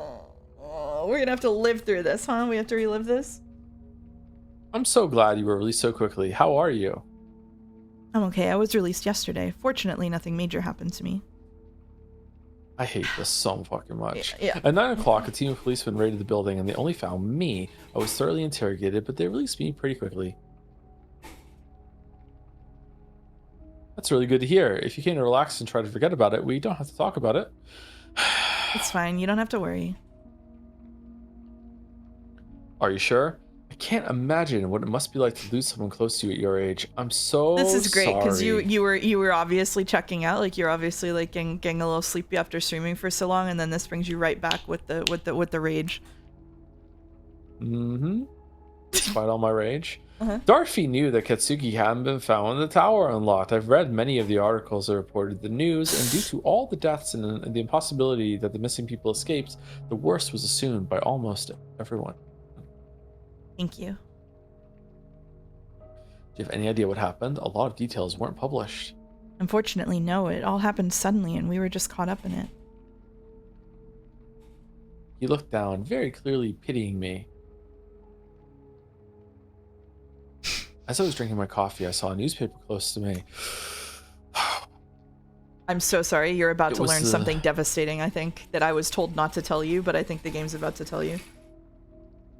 What do you mean? Go ahead. It was the latest Yushi News edition. Naturally, the first thing I did was look at the date.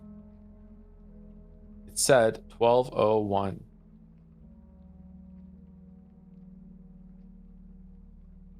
The Japanese date format is year, month, day, but as I approached the newspaper intending to read the day's date, it didn't come to mind that Yushi News is a monthly newspaper. I saw 1201, 2012 January as it was that month's edition. Instead, I interpreted it as December 1st. We did not know this one, August. We thought it was just that it was a monthly newsletter, but unfortunately, she forgot how to read dates temporarily.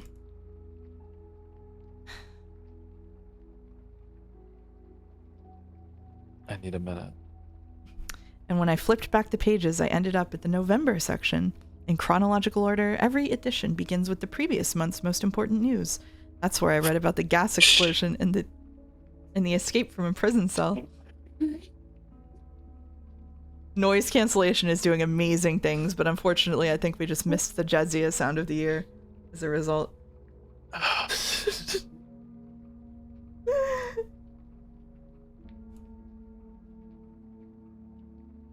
Before leaving, Darfy told me it was Sunday. That was the truth, and it was an immense contradiction with what I believed. That even made me think later that Mia had died on a Saturday, which wasn't the case. After waking up in the hospital, I spent the days secluded from the world, and the case wasn't too different before November 30th. The days of the week meant nothing to me at the time. On the way back, I ended up next to this house. Silently, I walked to the gate and looked up where I saw light behind a window. I looked up at the ceiling light. I'd been living at Katsuki's house since I'd been released by the police so I could take care of his pets. You saw me outside this morning, right? Maxie didn't react to my question, but I knew he hadn't been in the living room for most of the day. I recalled the moment I'd seen him by the gate long ago. I got startled as soon as I peeked through the bars of his front gate. I hadn't seen Maxie sitting in front of the wooden door where there was no snow. He seemed afraid for an instant when he saw me, but then he ran to me, squeezing his head through the bars. Did seeing me scare you? You knew I was here, so it must have looked like I teleported out. Curious to see me outside, he approached the gate but couldn't stop me from leaving. I found him waiting by the door, which is all he's done since I started living here. I think he's just waiting for Katsuki to come back.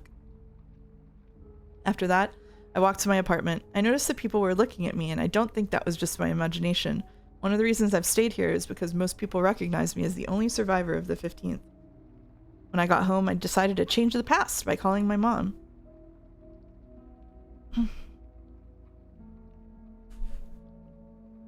Roya, how are you?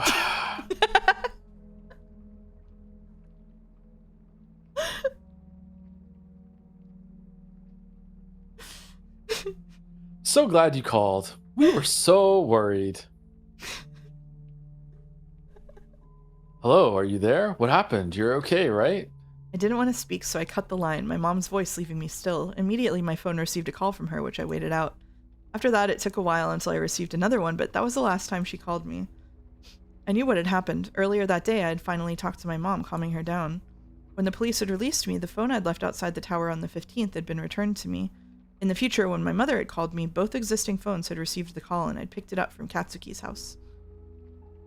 After going over all that I'd experienced, I cooked a slice of meat. It was disgusting. I can't believe I didn't realize it tasted awful due to being in the fridge for more than a month. And when the sun began to set, my phone showed 6 o'clock. Strangely, I was exhausted, so I didn't wait long before going to bed. I woke up tomorrow. What a fucking repulsive sentence. I woke up tomorrow on January 2nd. That's when I found that thread from November 24th, long since locked. I was so close to discovering the truth there. I wanted to find the first ever mention of the word Sekimeiya and to learn where it had been before Ashia's announcement, so I sorted the results by oldest first. That made me miss all the articles reporting on what had happened. Oh my fucking god! She's the stupidest motherfucker to ever be on! I can't believe this shit. No! She's so fucking stupid! But thanks to an attached picture, I was still able to reach Vaisude's apartment. On the way, I saw that there was no light behind the windows in Ashia Tower. It made sense to me because Kate had said nobody had been recently working on the office floors, but that was a mistake. They were lit up on the 15th. It had been more than a month since Vaisude had traveled to the past. He would go live with his parents, where he had appeared on the 24th of November, and I, the only person to have been found in the tower, visited him. He thought it was due to his forum thread and was surprised when I left without saying a word. Outside, I constantly felt eyes on me. What did Yusha want to know about me? Slowly, I walked to its outskirts. Next to my school, everything was silent. No classes were happening on a Monday, as it was during the winter holidays. Why are we back in Shiroi City? What kind of fucking gluttons for punishment are the fucking Seki And that's where I felt a presence behind me, where I saw footprints running away. Who was it? Something I'm not sure of yet. Who would have followed me in January? It could have been anyone who knew I was the only survivor of the attack. But every minute we spend in Shiroi City makes me slightly less likely to read further tips after this. But thankfully, nothing happened to me. I went home and tried to loosen up by cooking the food I'd bought. Don't take over. It's trough, I'm afraid. I've recovered. You've recovered? Yeah, sure. Go ahead. I've recovered. You're a better person. Later that day, I'd received a call from an unknown number. Remembering the words Vaisude and I exchanged is pretty interesting. Is it? Hello? Hello? Oh, you picked up. Good.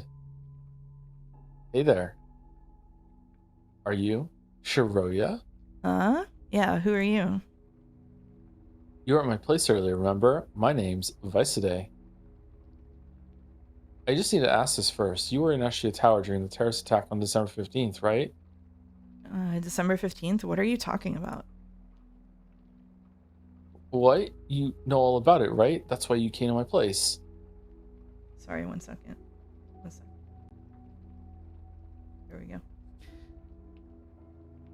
I do, yeah. I was there. I see. I knew I wasn't wrong. Both of us referred to the 15th like it already happened, and I thought it was because we had traveled to the past from that day, not because I was in the future. There's a reason why I'm calling you. I don't know how this will sound, though. What is it? Do you know what I experienced? You read my thread from November, didn't you? That's how you found my apartment. Please also at least read the first 2 paragraphs of the dev book. No. We're not doing this Higurashi fan bullshit where they're like, oh, once you read it, you also have to read these side stories, and you should probably watch the anime now that you have the context from it. And also, like, you should go back and reread Umineko, and then there's Tsubasa. No, fuck off. You're lucky we're doing the tips. Go fuck yourself. Anyway, what did you experience? Exactly what I wrote about. For the 15th of December, I suddenly appeared on the 24th of November. I see. You're right. I also traveled back in time. What? Really? So that's what happened. How, though? A lot more people had to have come with me, right? Then what will happen in 2 weeks? Do you think it will repeat? It's very possible, but I'm not sure everything will be identical. Yeah, that wouldn't make sense. I have no idea how it'll come to occur, but it'll happen again. People will travel to the past. I can't believe... What the fuck is he talking about? I'm as confused as you are, Joe. Then what will happen in 2 weeks? Do you think it will repeat? I'm pretty sure I know he said that. On the 15th, the dead bodies were found by police, and in Isla's purse, the voice recorder we played was found too. Its contents were summarized publicly, and I've read speculation regarding what it all means. Most people ignored the recording because it stated that this shutter wouldn't unlock when it clearly did. The Vaisude must have known not to dismiss it. Something else was hidden behind that audio, so on January 2nd, something was still set to happen within 2 weeks. Perhaps the incident would repeat, and someone would go to the past again and leave the recorder on December 15th.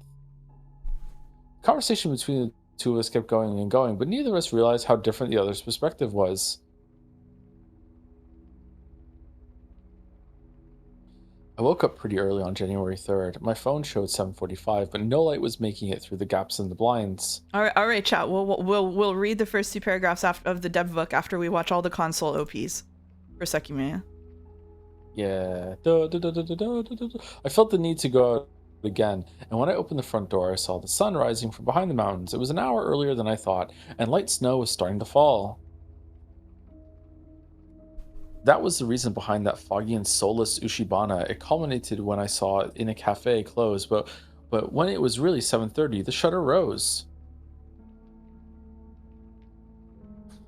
So, what have you been doing these last couple days? Fucking nothing, man. Not checking much. the time, not checking the computer, not looking at. I went to Katsuki's house yesterday. I was there for a while. Katsuki's house. You think being there helps you? Yeah, this is not an epilogue. It's really just reliving Shiroya City. This isn't an epilogue at all. I think so, yeah. See. I could finally rest inside. I did so for longer than I expected. I was only drawn out hours later when I saw someone I recognized in the distance. It was Isla's friend. The Isla from the world I later ended up in. She had traveled from December 15th to November 24th, and for her it had been a very long time since nobody had come back from the tower. I followed her footprints up to her house, but I wasn't yet certain I wanted to change the past. When I felt a presence washing behind me again, I distanced myself from that place.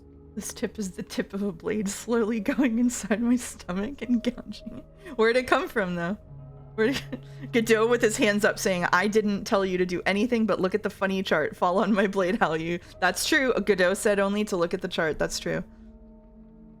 I ended up high on that mountain, dude, where I finally made the decision to change the past and do all I could to save everyone. Little did I know that I was a fucking... And on the way back, I felt like the same person was following... Do you know how many times a day I check the date on multiple fucking sources? Like, what? On the way back, I felt like the same person was following me, and at that time, the police were ready to intercept them.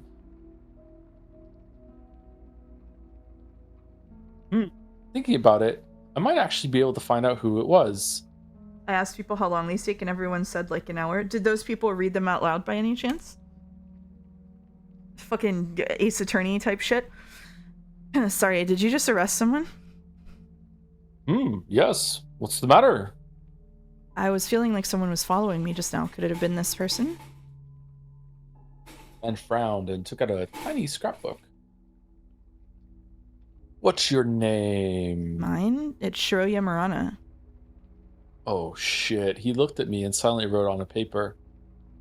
Then he suddenly smiled, completely shifting his expression. Oh, I see. You can stop worrying then. If you think you're being followed, there's nothing to be afraid of. This was a weird interaction. At the time, I thought his smile was a bit strange, but he also recognized me as the only survivor. He had just caught the person believed to be behind the attack, so he told me that I could stop worrying. Shiroya Murana, Outson, Shiroya Murana, yeah. There's a reason why the police released me without further complications. Right now, there's one person believed to have orchestrated the attack, Akaro, even though the police haven't released his name. That's because a recording was found on the computer in the tower, one which showed Akaro and Kate's movements during the time the smoke was released. Before 9, Katsuki saved that recording on the computer. He brought it from the world where Mia was saved. So, if the police believed they had caught a Zin member, what's most likely is that it was Akaro. Guess that's not all, though.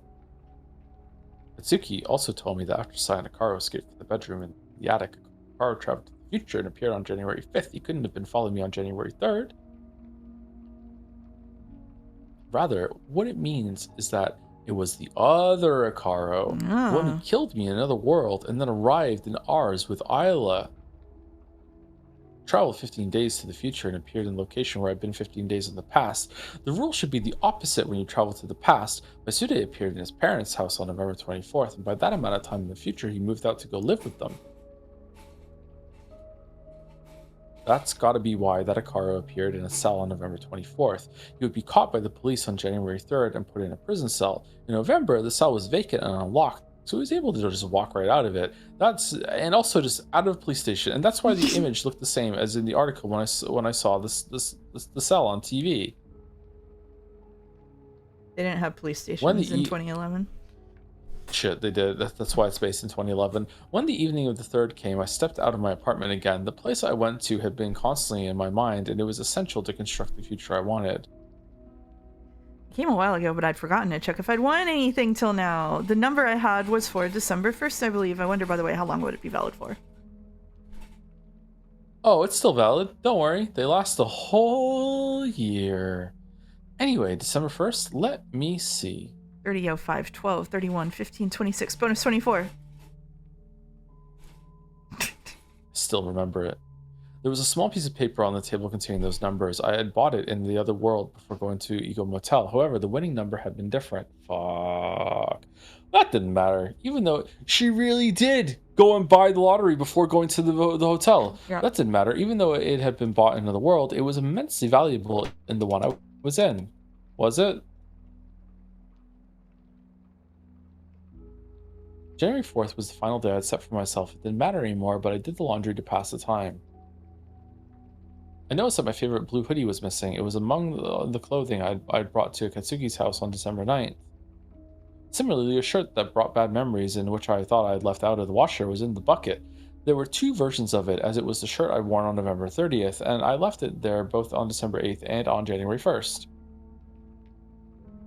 I didn't want to spend the whole day at home, so I went to Ina again. That's where I learned that a Zin member had been arrested for the first time. The latest edition of Yushi News was still there, and it would stay there for the rest of the month. The news said that the identity of the person they caught was unknown. I wonder if Picaro wasn't his real name. Stay strong. You get a week off of streaming after this. I have to beat Simon. Are you thinking about the news? Darfy addressed me after I'd been in thought for a few minutes. I bet it just threw me off. I see. Well, it's good that someone from that group finally got caught. Yeah, I agree. Do you know about the Sekimeiya? Huh? What do you mean? Ashia's event. Yeah, of course. This is Well, nobody stole the Sekimeiya, right? The Sekimeiya? No, as far as I know, at least. Alright, I just wanted to make sure since I haven't been paying attention to the news. From my perspective, what it all meant was that the past had changed, so I could go to Katsuki's house and prevent him from going to the tower in case something happened to me. I left for a bit to do some exercise and I come back to Shiroya City. Did I die and go to hell? Yep. I had to wait for him to leave, which would never happen. As I waited, I realized that I could go back to Isla's house in the meantime.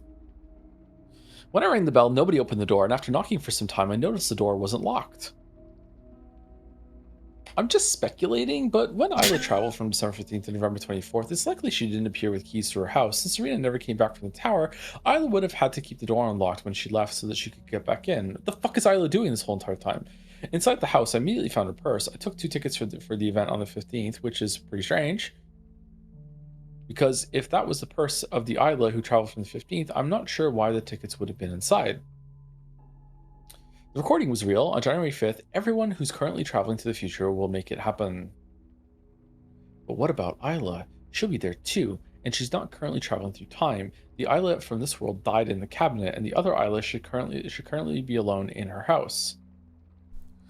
How will that Isla end up inside the tower on January 5th, the exact day that everyone will awaken? I can only think of one thing. After taking both tickets from her purse, I walked back home. Even though I didn't see anyone, Isla might have been careful about her situation. Maybe she knows the strange footprints that went in and out of her house. If she did, and retraced into my apartment, she had the chance to follow my footprints all the way to the tower. What? I entered through the storeroom and left the door open, so that's one way she could have been there on the 5th.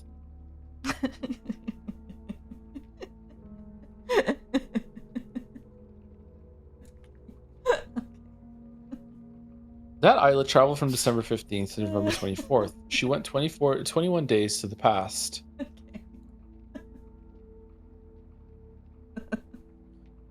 Sorry. 21 days after December 15th is January 5th, so her location upon reappearing on November 24th may have been from January 5th?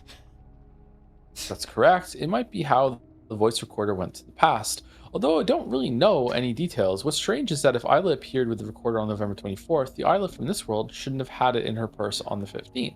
An answer that explains 2 questions at once is that the purses were switched at some point before the 15th. That could be why the recorder ended up in the tower and why the tickets were still inside Isla's purse on January 4th. If that's what happened, before going to the tower on December 15th, Isla or Arena must have realized that the tickets were no longer in the lower pocket of the purse and had to print them again. Should have destroyed the printer, girl. Should have destroyed the printer.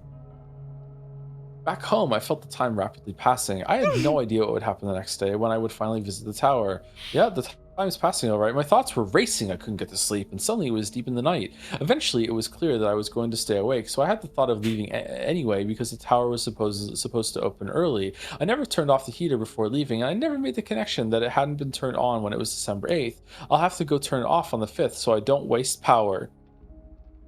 Anyway, when I arrived and didn't realize that a child was just fucking following me from behind and was fine in the cold in the middle of the night, well, the tower was locked and nobody seemed to be there.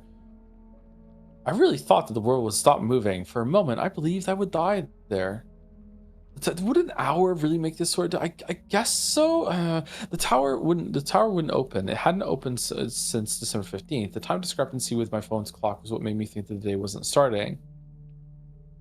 Something that added to the illusion was my phone saying no service. I'm still not sure what the cause of that was, but the cold definitely didn't let me think properly. The ground in front of the tower was buried in snow too. Ashia hadn't been maintaining the plaza like they tended to do. Yeah, it was the Oh cold man, sure, hope yeah, no one for sure.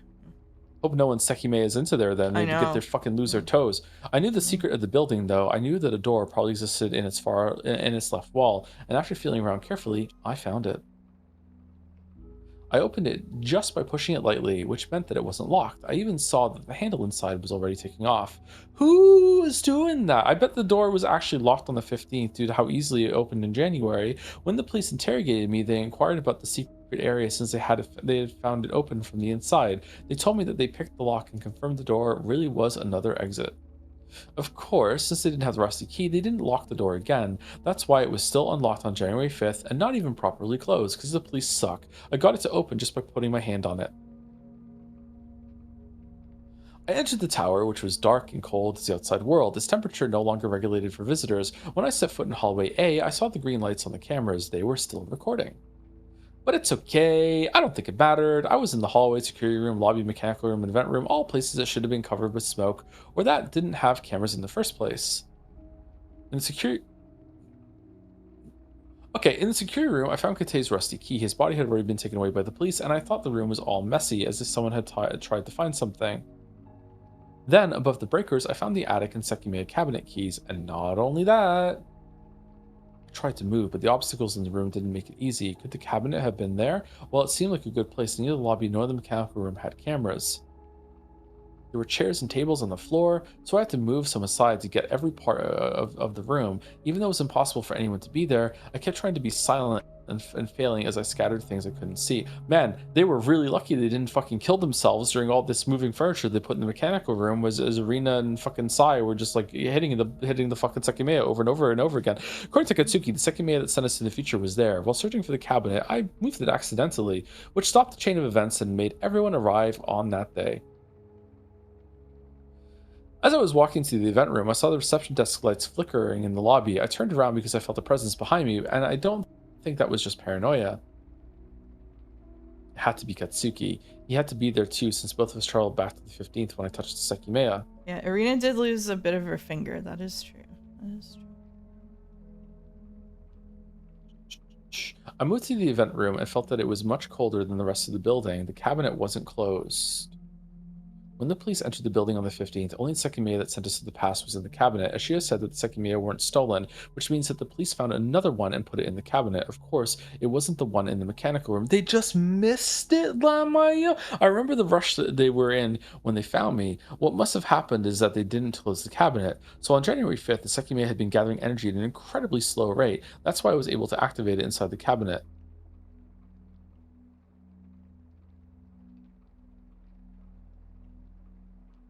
But I'm not exactly sure how everything came to happen. There was something else in the cabinet, and I activated the alarm out of nowhere. What matters is that Katsuki and I returned on December 15th. That was all the time I'd lived in January. The second coming of January 5th was the light at the end of a long tunnel. I looked at the clock and saw that I was close to entering the second day of the year. After a long yawn, I stood up from the couch. I've been sleeping in the guest room just like before the 15th. I'd been there all day, and my body felt weak. As soon as I stood, I noticed a weight in one of my pockets. I reached my hand inside and took out a rusty key. There was one final use left for it, scheduled to happen in just 3 days. I gripped it tightly, ready to finally exit the labyrinth that we'd long ago been entrapped in. Okay, why did Isla walk into the room in the attic after following Shroya there, pull out a tape recorder, and like go in holding it out as she walked into the room? Why'd she do that? I want to know why she did that. That's a weird thing to do. Oh, we did it. We did it. Or did we? Yep. Yeah, just go from the outline of the door. That was the epilogue. That's not an epilogue. Okay, whatever. It was a middle-log because it was in the middle of the story. It was a middle-log. Middle. Alright. 2 more keys. 2 more keys. You want me to read? In January, I'll read this one. You take the next one. Okay. Right. In January, above the break, I also want you all to know that I just got the snake pet from doing thieving, which increased the amount of gold I get from thieving by 50%. Very lucky. In January, above the breakers, Shroya finds the attic and Sekimeiya cabinet keys. Why were they there on January 5th, though? Mouse of the stream says 17 tips left, 8 if you use my list, which you should probably do. Do you remember when I streamed all the way through the middle part of Nausea that you picked that you thought that I would drop because I got bored of it? We're doing 17 more tips. And then we're looking at the chart. And then we're going to read the first 2 paragraphs of the dev book. And you're going to sit there and you're going to have fun. Because this is what you chose. This is what you chose, chat. This is what you chose. Wait, no, you're definitely lying. Me? I don't ever lie. Chat says, hey Joe, make sure you get your agility up a bit so you can get the agility obstacle with bonus stealth. It'll help for thieving a lot. Shit. You don't have any key on you. That proves you hid them because you should have the cabinet key. They were the keys that Sai had hidden after locking Shroya in the attic's bedroom. Oh, that was it. Okay. That was it. All right, 16. 16. You're counting. Zin! Capital letters. At the end of December 15th, as soon as the shutter unlocked, the police were struck by a very strong smell. There they saw an unidentifiable gas in the air as its source. It was the lingering range of the Sekimeiya. When they raided the building with protective masks, a sole Sekimeiya was in the cabinet, the past Sekimeiya. They knew another one had to be found, so they searched until one of the 2 fake Sekimeiya that existed was spotted in the attic. They put it in the cabinet, but they were in a rush. That's why the glass wasn't properly closed. As the days passed, the cold temperature led to the effect Zin had designed. The fake Sekimeiya left behind a card with their name. However, their method also damaged the cabinet's interior. Is this what Christmas is going to be like for you? Asks Haley. Christmas is going to be worse. Let's be real. The Kingdom Hearts streams are going to be PvP. And when Shroya tried to open the glass all the way, it had been stuck. As soon as she applied a bit of force, one of the triggers to the alarm went off. However, there was no one for it to alert. Nobody had expected it to go off ever again. You promise? I promise. All right. Next. Where is Shroya's burn? I had a kerning moment reading there. When Isla A traveled, a lot of them on this chat. when Isla A traveled from December 15th to November 24th, she appeared with a burn mark on her finger. The Sekimeiya was immensely hot, so the burn would not have faded by the time the future position took place. So then, why does Shroya not appear with a burn mark when she travels from January 5th to December 15th? The number of days traveled is the same.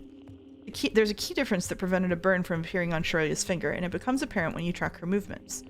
After appearing on December 15th, Shroya will spend many hours in World A until she arrives in World C and once again travels to the past. She will travel to November 30th to save Mia in that world. For her to reach January 26th, almost 2 months will pass. That amount of time is what causes her to appear with no burn mark. Thank you, Dawn, for gifting 5 subs. To Elite 4W, Kimsis099, Vesper Knight, Floss Every Day, and Woltier60. Lorp. Thank you, Don. Thank you, Don. I'm happy you experienced Yoko Shimomura's work. She makes great music. Yeah, it seems like the music is really good from what I've heard.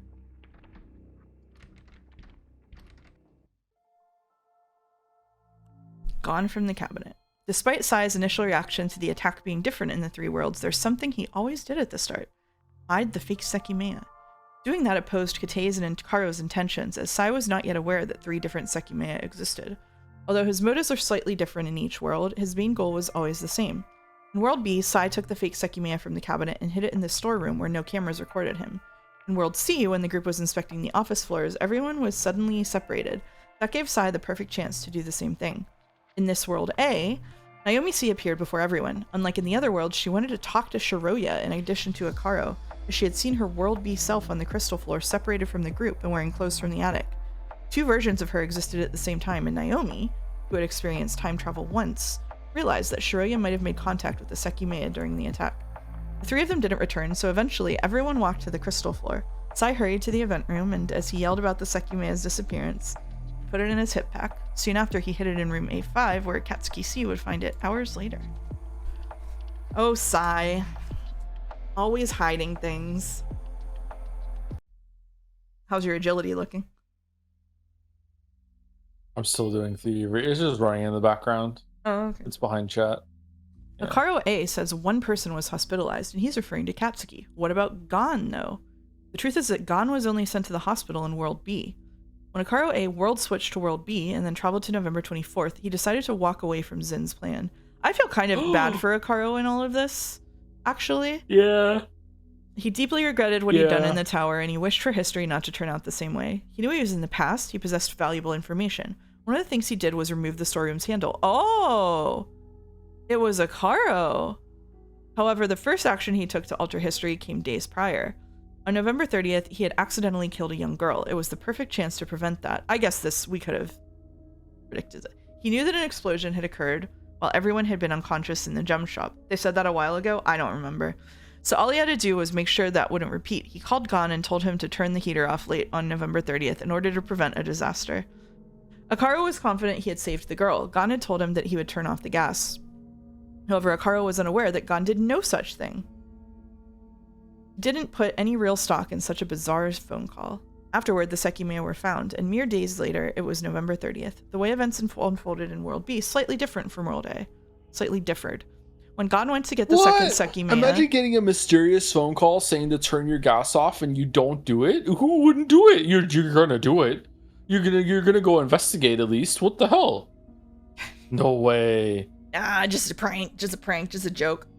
When Gon went to get the second Sekimeiya, he stopped himself in the middle of the shop. The moment he smelled the gas, the strange call came back to him. Oops, eto bue, he said.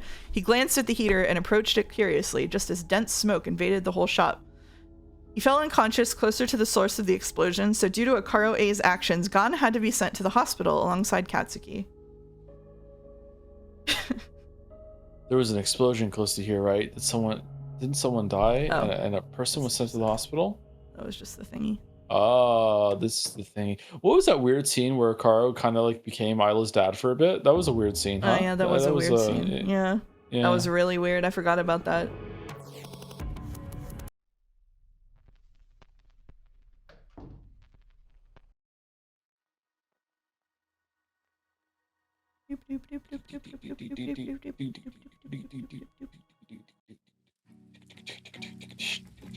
To the past or to the future? To the future. To the windows. Hours of Bandle energy. today? I did not do Bandle today. I was not there for Bandle. I was napping. The past Sekimeiya, which Katsuki touches, what was it? I can't remember now. Okay. Shit. Oh my goodness! All right, we're getting through it. Do you need to go? I can finish this myself. I can get through. I'm not leaving. No way. You're gonna be toxic masculinity is making me stay here. Okay. The past Sekimeiya, which Katsuki touches, has been in the storeroom for numerous hours. Isla has Akaro's sneaking abilities. Oh, true. So why is it that he doesn't have a burn mark on his finger when he world switches? That's because of the temperature in the storeroom's secret corridor, the coldest place in the tower. When Katsuki touches the Sekimeiya, it has very little energy. The one with the massive range is in room A4, and it will remain undiscovered until June of 2012. Okay. Oh.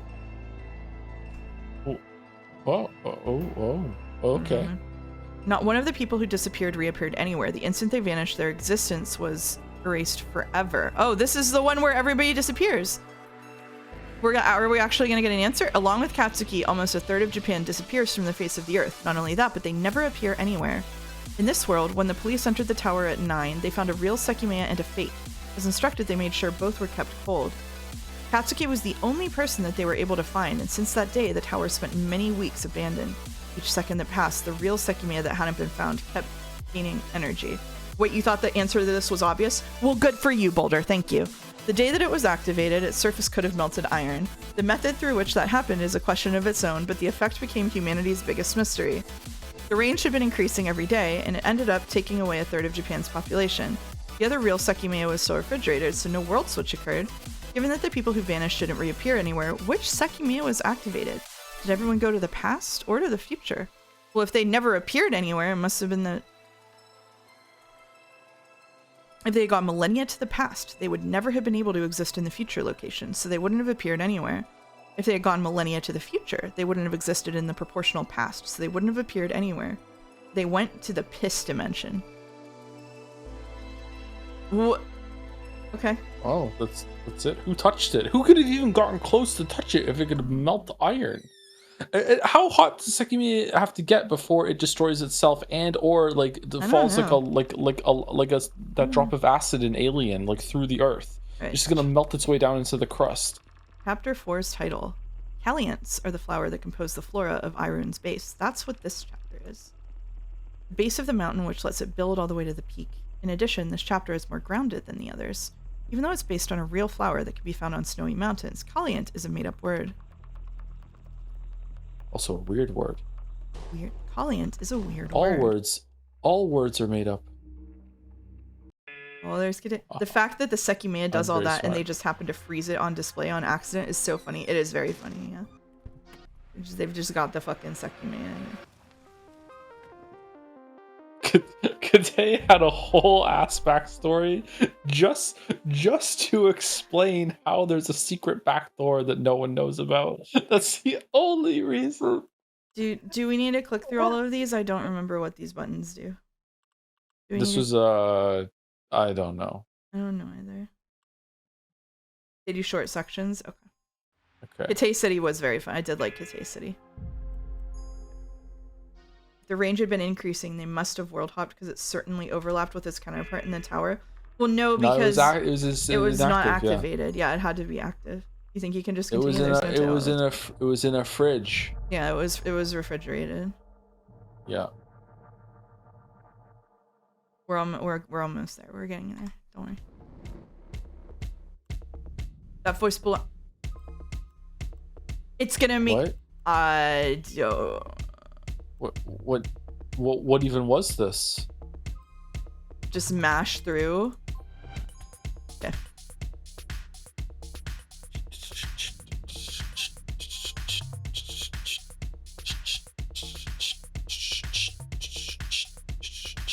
Oh, we're halfway there. What from her tears her fingertip had a burn? When Isla A traveled from December 15th to November 24th, she appeared with a burn mark on her finger. Why though? This is one of the clearest indications of an elusive rule of the Sekimeiya. Another Sekimeiya rule has hit the tower. When someone traveled to the past, they were unable to keep feeling the pain of the burn they had noticed for an instant. The difference in Isla's case is the amount of time she traveled to the past. When she touched it, the past Sekimeiya was immensely hot, so normally, a painful burn would have remained on her skin. The amount of days it took her to reach January 5th from November 24th wouldn't have gotten rid of it. That's why she appeared with it in the first place. In other words, Sumari. The body she appeared in was that of one loop of her travel. When she reached January 5th, the burn she'd appeared with had healed considerably, but it was still visible. If that body of hers had been the one to appear on November 24th, an instant chain of infinite loops would have made it impossible for her burn to ever appear. Of course, that also means she would have died instantly. She would have aged more than a month per loop and been unable to appear in November. Instead, she appeared in a body that had undergone a single loop. This behavior can be observed in a number of travels, and it's the answer behind one of the toughest questions Katsuki will face.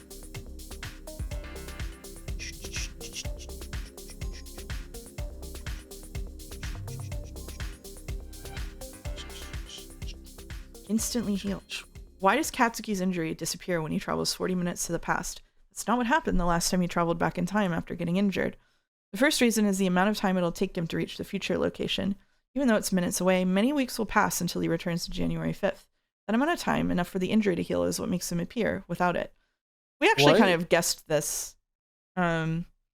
However, there's another reason why his injury disappears, and it's unrelated to the amount of time that it will take him to return to January 5th. It's the same reason he doesn't appear with a burn mark when he travels all the way to November 24th, but that will be touched on a little later. Oh, Baldur is defending himself. To be clear, I thought it's obvious that since 1, the Sekimeiya's range both in radius and time are proportional to the amount of energy it charges, 2, it charges by default, and 3, it copies your state from somewhere. That means if it charges for long enough, it will simply void everyone in a massive radius if anyone ever touches it if it's left alone in a warm place. Well, I guess I stopped thinking. Well, I thought it was a world hop, so I also thought it was a gonna world be- hop. Yeah, I thought it was a world hop. And they just never come back, yeah. The casino.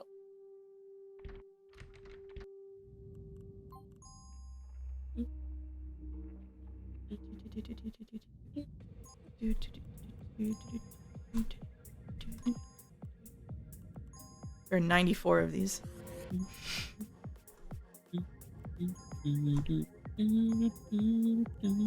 mashing, we're mashing, we're mashing. They did the mash. Did the monster mash. The monster mash. I got it right that time. We're doing so well on this quiz. We're doing so well on this quiz, yeah. The clicking speed is really paying off, yep. Chat, Melvar Idleheads. Oh shit, I missed one. I missed one, I tapped past it, I'm sorry. Astrology. I'm sorry. Uh-oh, we missed one. I Shit. missed one. It's over. I don't know where to go back to it. Do you think it's an important one? I don't know, but I'll just go back to... Here it is, the world switch. Here we go. Okay. Certain events in this story have a specific characteristic to them. Their origin seems unclear. The handle of the storeroom's door has been taken off by Akaro A, but the means by which that happened are not straightforward. Akaro world switched to world B, and in the attic he was told about the existence of the secret door. Afterward, he traveled to the past and removed the handle from that door. It could be said that he was told about the existence of the door because he had removed its handle. This is not the only instance where the seeming lack of causality takes place, so where exactly is it coming from?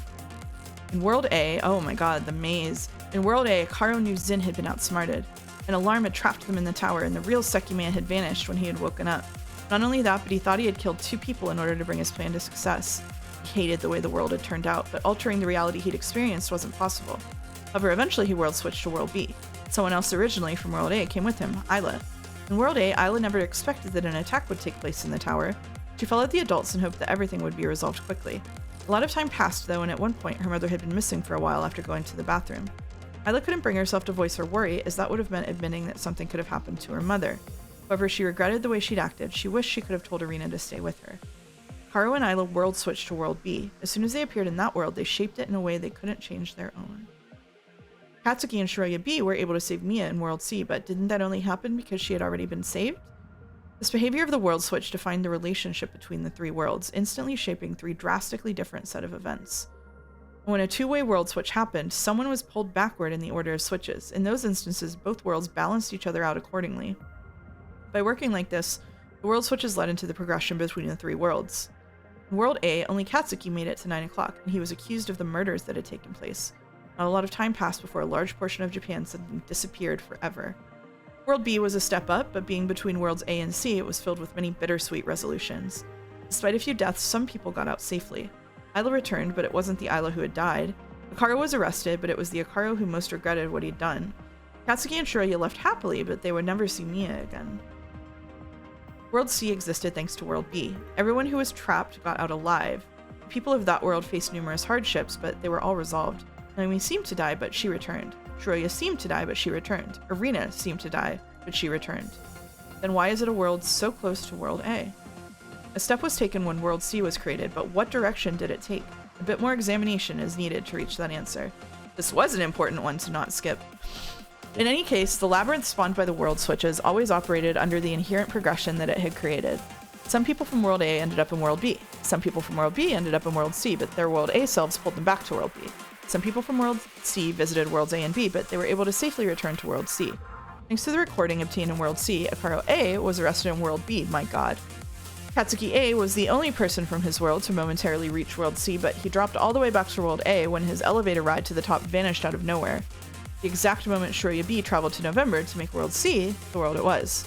The labyrinth never stopped spinning, and somewhere it hid the peak that everyone wanted to reach. There's only one place where it would not have moved.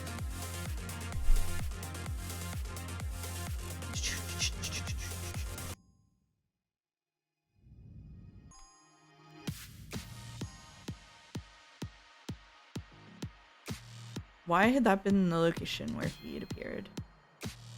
I hope you had enough time to think about this mystery. As you might have guessed, the past Sekimeiya was involved.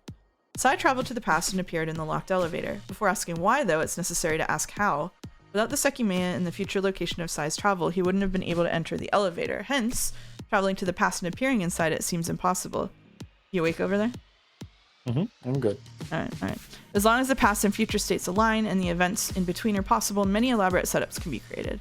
Consider this chart depicting one of Sai's possible journeys. Katsuki and Shiroya have trapped themselves in the elevator. Sai thinks about his next course of action and decides to use the past Sekimeiya. After allowing it to warm up, he touches it. How is his past position determined? The answer is that he continues to live virtually, as if he did not time travel. You called this, actually. Movements during this time can be natural or driven with clear intent. Let's say he virtually moves until he reaches room B4. When he... You okay? I'm good. When he arrives in the past, he will be in room B4. Right now, this new timeline is imaginary. It will become real once the past state matches the future state. Next, he takes out the past Sekimeiya and allows it to warm up. He touches it and lives virtually until he reaches the floor 4 partitions. What's important is the new timeline does not prevent the first travel from occurring. This means the past Sekimeiya must be in the same location and chart state as it was when the first travel happened. This travel creates another imaginary timeline, and Sai now exists before the elevator is stopped. Taking this opportunity, he enters it and traps himself between floors. Isn't this a contradiction, though? In the real timeline, Katsuki and Shiroya are in the elevator, but here, Sai is alone. Try thinking about what the original Sai sees and hears from his perspective. As long as the circumstances that allowed the first travel to happen are preserved, this is valid. In any case, this is the power of virtual timelines. The absurdities will soon collapse into a single truth. Notice that the future position of the third timeline no longer matches the second. Sai can no longer go to the 4th floor partition since he's stuck in the elevator.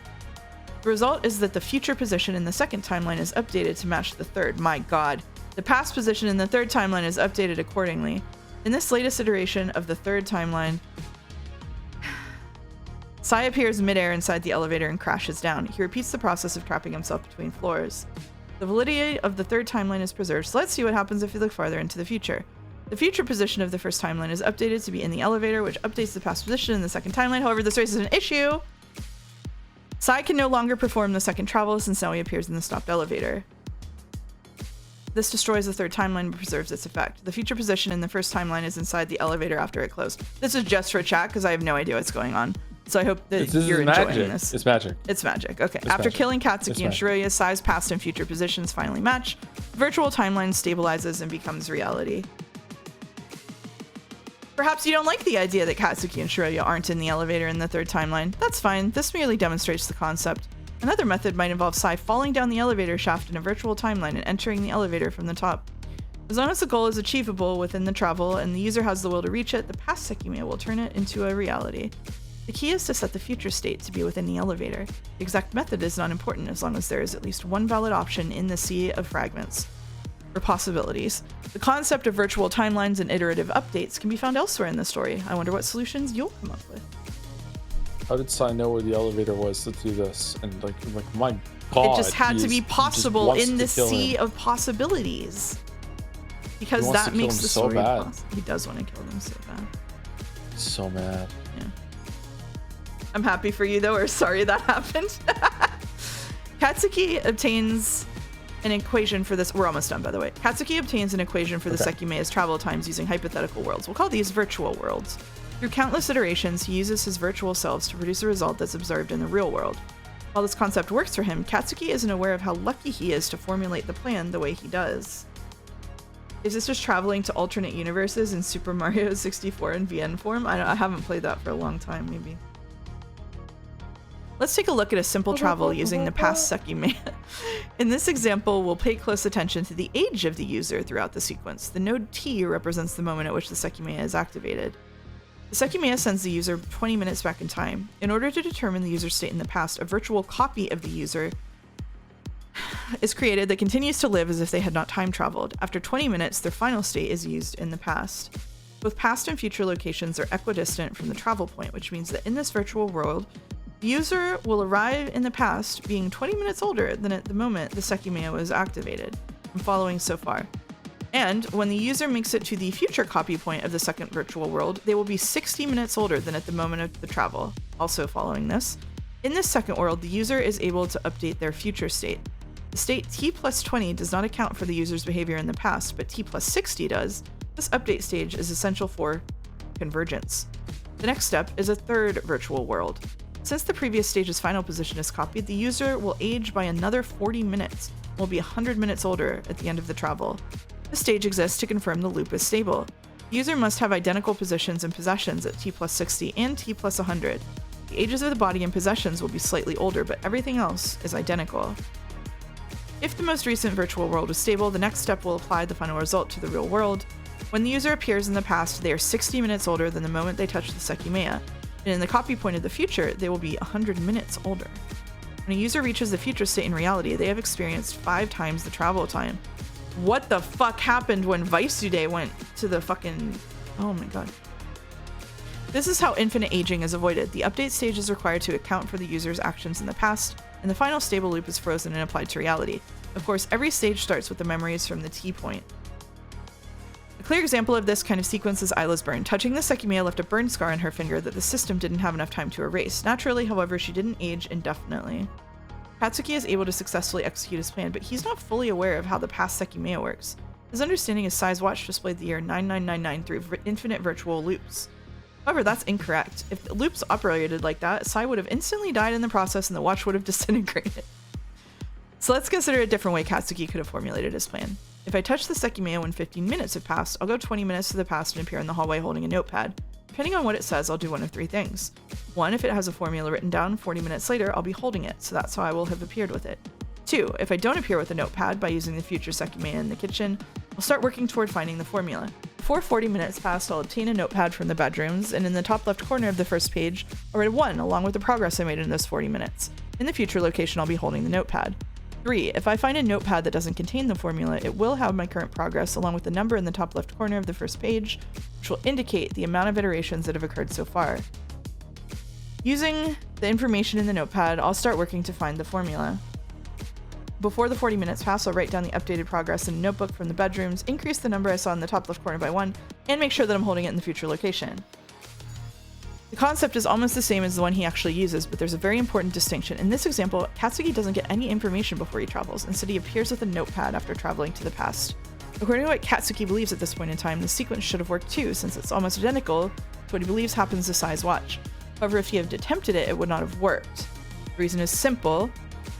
I don't know about that, Chief. In the virtual worlds, the location of arrival would not have changed after the update stage. The same mechanism that prevents infinite aging would have prevented the infinite information gathering system. In the real world, Katsuki could only have appeared with a notepad containing 60 minutes worth of information. Not only that, but the plan contains a glaring contradiction. Points t plus 60 and t plus 100 are necessarily identical in every way except age, so appearing with a notebook that contains different information from the one that will be held in the future copy point is conceptually flawed. Even though it's what Katsuki believes, it's fucking magic, dude. Even though it's what Katsuki believes happened to Sai's watch, it's fundamentally faulty, as it breaks the rule that past and future points must be identical. So why does his original plan work? Where's the loophole that allows him to manifest this infinitely iterated information without aging infinitely? Let's refresh our memory on the method through which Katsuki obtains the Sekimeiya's formula. If I touch the Sekimeiya when 15 minutes have passed, I'll go 20 minutes to the past. But before I touch it, I'll open the door to the hallway and find a notepad from the bedrooms on the floor. Depending on what it says, I'll do one of 3 things. 1, if it has a formula written down, I'll go 20 minutes to the past, obtain the notepad, write the formula down, and leave it in the hallway. 2, if I don't find a notepad, I'll go 20 minutes to the past, and using the future Sekimeiya in the kitchen, I'll start to work toward finding the formula before 20 minutes pass.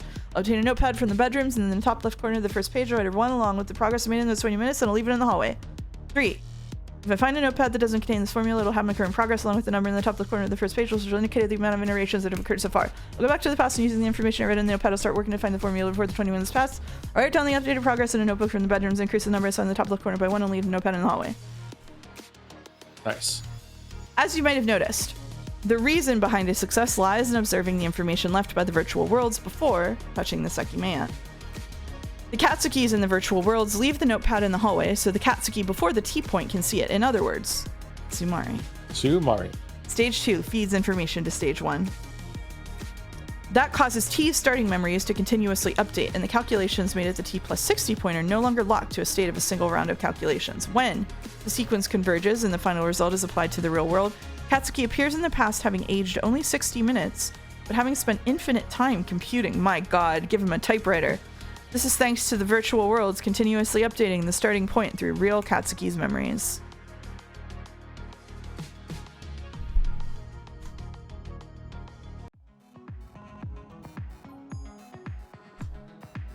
I mean, that was kind of simple. I don't think it needed that long explanation. You want to explain it back?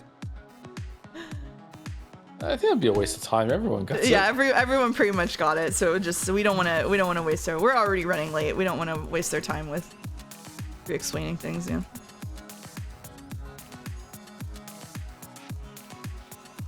Ooh, it was magic.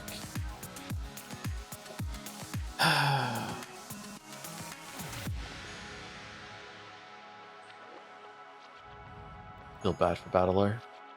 I know. I feel really bad for Battler too. It's hard to get past, isn't it? It's really sad.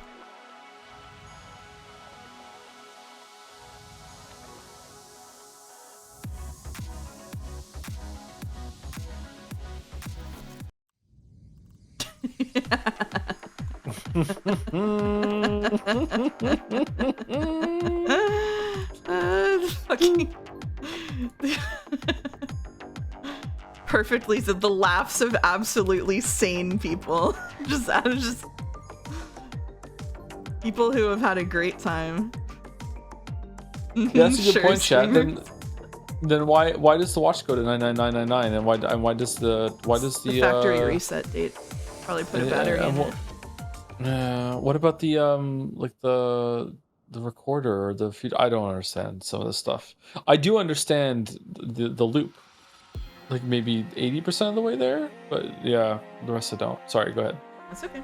Where is Kat? Oh, Jelly says, I'm doing the big Umi full ego search right now and I'm crying because I won't get to voice Sakutaro again. She'll warn me about this shit. I'm sorry, Jelly. I'm sorry. When Isla A traveled from December 15th to November 24th, she appeared with a burn mark on her finger. The Sekimeiya was immensely hot, so the burn would not have faded by the time the future location took place. So then why does Katsuki not appear with a burn mark on November 24th? The Sekimeiya was about as hot and he will spend even fewer days to reach the future position since he will travel forward in time from December 15th to January 5th. Now that the whole shebang is over, how would you rate Battler's chances solving this mystery in less time? No, Battler thinks too much about the heart. There's no way. He would be too focused on the people. Plus he's kind of stupid, I think. The answer lies in what will happen to Katsuki the night he'll arrive at the motel. He will travel to the future in order to duplicate his memory, but due to a miscalculation, he will replicate his body from November 24th. What? You don't think Battler is a little bit of a himbo? I'm literally Battler. Wow. You're literally oh Wow. my god, the bleed. Fail RP. That body didn't have a burn, so he never appeared with one. Okay. Okay, yay.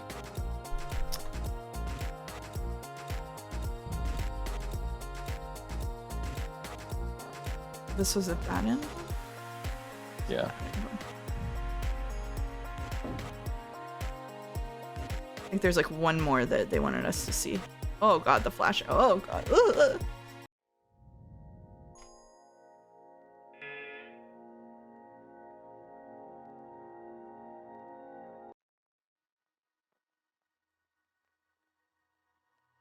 Very glad you got duct tape correct. That was all Joe. I never would have guessed that. Good job, Joe. It was a good reach. It was a good reach.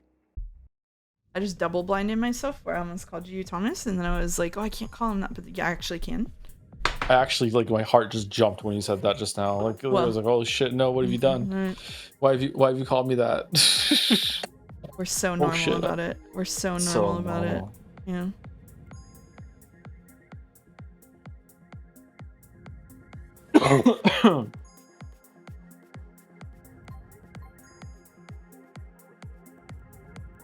Why did you call me an otter? Because you're an otter. Wait, what the fuck does that mean? A twink is like a tiny, hairless dude, and a bear is like a big, strong, hairy man, and you're an otter. You're halfway in between. Okay. It's the middle ground between twink and bear. Okay. Somebody called you a twink, and you're not a twink. You're more of an otter. It's literally just true. Okay. Just say twunk. Jeez, he's not even a twunk.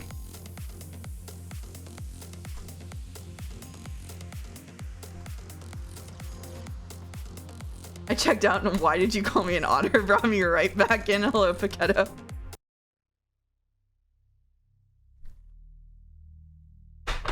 It wasn't there. Ooh, okay. The biggest reason why this loop doesn't work for Katsuki is the box Atase took only contained the past Sekimeiya.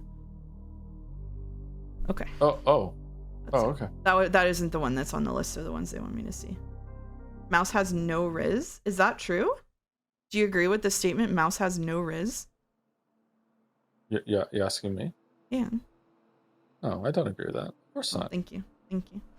Something about the rush hours felt paradoxical. While he's rushing his actions, Katsuki can't help but feel like that doesn't make sense. He recalls that he returned to his world at 7:30, which is approaching. That's why he rushes Shiroya to activate the Sekimeiya at that time and make the people in the center of the tower change worlds.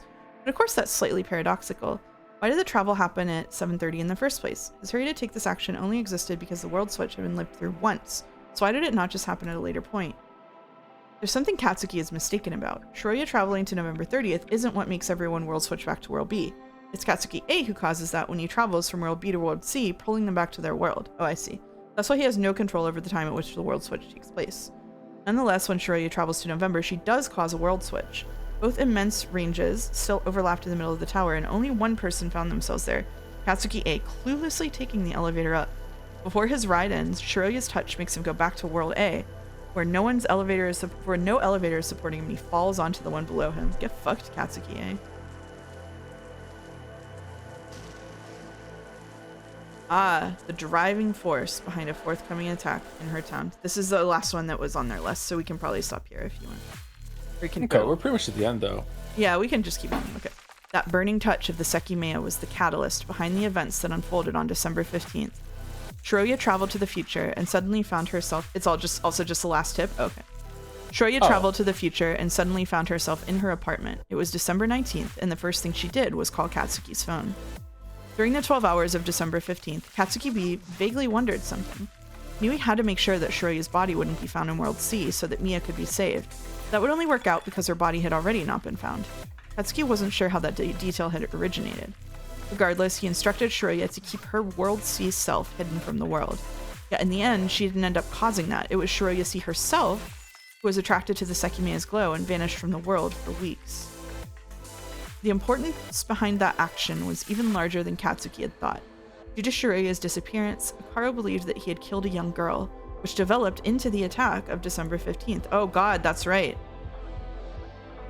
And although it was World C's own flow that made that happen, it was thanks to World B's influence that it occurred. Shiroya C avoided falling into a coma because her World B self shielded her, while both of them fell through the floor of the gem shop. Good lord. Alright.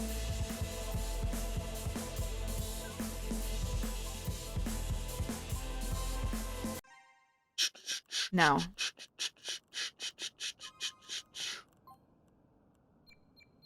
The chart. I want to look at the chart. I want to access the chart. Oh my god. Wow.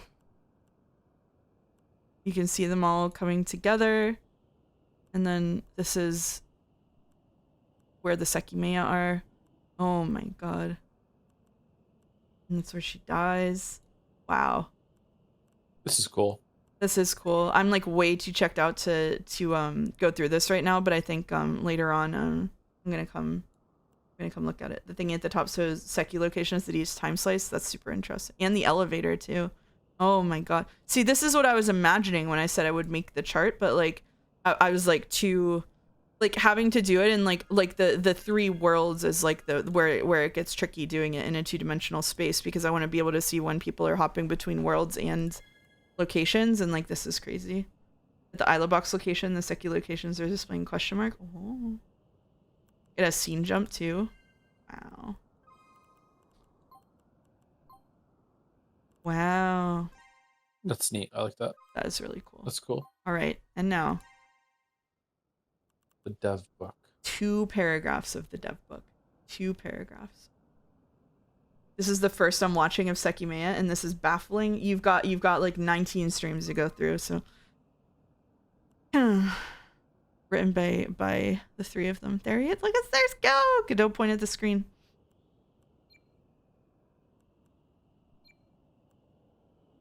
Would you like to read it? Sure. The origin. Oh. The first thoughts of making a visual novel came in 2015. Although I entertained them as nothing more than a daydream, I often thought about what kind of story I'd like to write. Bits of long and carefully crafted mystery popped into my mind, but I wasn't able to give them any shape, and due to studies, I slowly stopped thinking about it. A few months later, playing Higurashi late at night, an idea came to me. It entailed characters unknowingly changing between a set number of worlds. And I began to wonder if a story could be made using that mechanic. The drive to write my own novel returned out of nowhere, but it still sounded like an extremely overwhelming task. Found a notebook. Where are we reading more, or is that it? They told us to read 2 paragraphs. All right, all it's good. it's really long. Higurashi. Fuck it, it's Higurashi's fault. Higurashi spoilers, by the way. This is actually spoilers that I didn't know, so they wanted to spoil Higurashi for me on stream, I guess. So thanks for that. Ryukishi has done it again.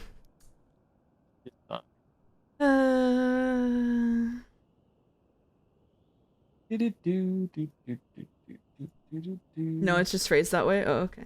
It's not too dissimilar from Deltarune being spawned from a Toby Fox fever dream. Toby Fox enjoys Umineko, I'm told. I'm told that Toby Fox was partially inspired by Umineko, so you can have that one. Oh, it was just I was reading Higurashi and thought of this. I see. Toby Fox, the person, was inspired by Umineko. Yes. Yeah, I believe so. Yes. Yeah. Yes. Yeah. Well, we're fucking done with the Sekimeiya. Oh, we're done. We're done. Okay, well, I enjoyed this, but I also enjoyed streaming it. I enjoyed reading it with you. I think that the mystery is very complex for the sake of complexity's sake, and I think that for some people that's the dream. So congratulations to those people. I enjoyed some of the complexity. I think that I would have enjoyed this a lot more if it opened with a warning that said, this story contains an overwhelming abundance of coincidences to make it work, and you just have to accept that. I feel like I would have been able to be okay with that. But yeah, this was a couple bridges too far for me personally when it comes to characters and coincidences lining up to make something happen. The last thing I want to say is that surprisingly, I think that there was room for like an emotional core to the story with a lot of the characters. Surprisingly, I quite like Sai. I'm a sucker for unrequited love stories when it comes to like Katsuki and Shiroya. I don't know if I've ever said that on the stream before, so I kind of like that. Mia was really interesting. This like the fake friend with Isla was interesting. The moments of flashes of like Akaro and Kate's personalities coming through was also interesting as well. So like I feel like there could have been like the egg chair story was interesting too.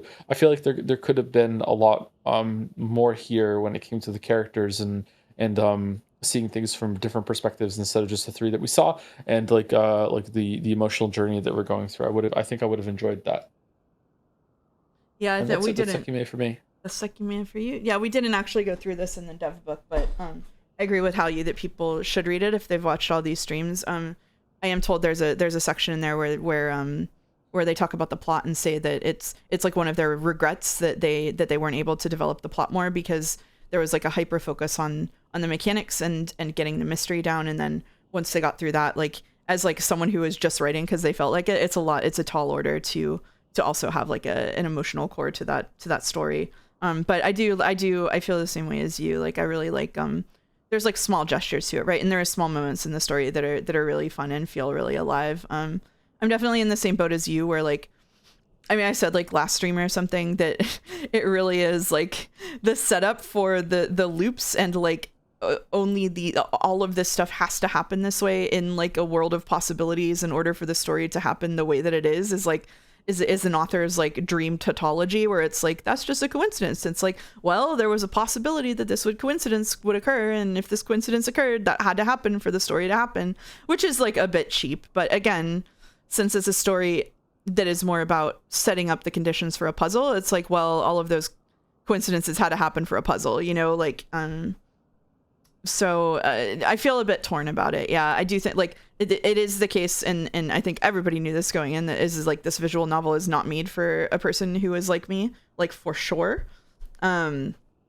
but I did have a lot of fun. I had like a sort of, I think I said you had like a bell curve amount of enjoyment with it or something. Where I really enjoyed chapter 2, like I really enjoyed chapter 4 where it got really silly with Zen and stuff and like action movie. Even parts of Shiroya City I enjoyed, though not most of it.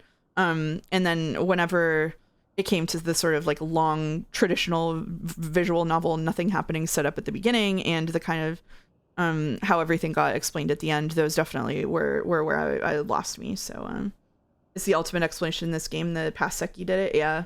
Oh, it was probably lost in the chaos, but in the Sai elevator explanation, the past Seki's virtual loop create the coincidence by brute force trial and error until he arrived in the elevator. Yeah, it's like that kind of thing where it's like if there's infinite possibilities and one of them it just has to be possible for it to happen. The next VN needs to be brain off vibes only. Yeah, I don't know. Not sure about the next VN. Probably be a while before that happens if it happens.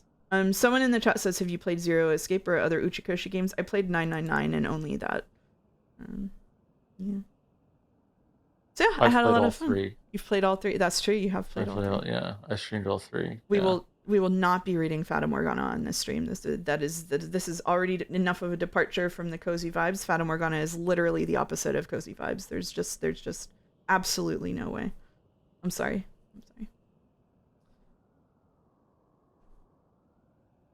Stream solving the remaining mysteries when. No.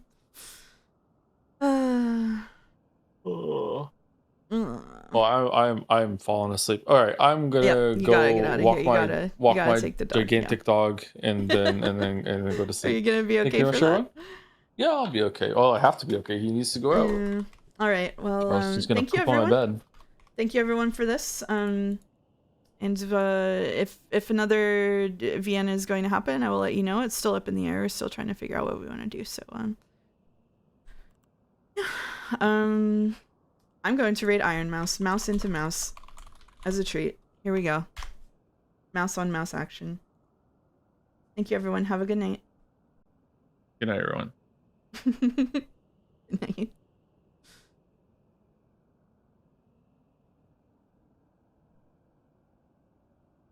And goodbye, Naja, for the last time for now. And happy birthday. Happy birthday, Naja.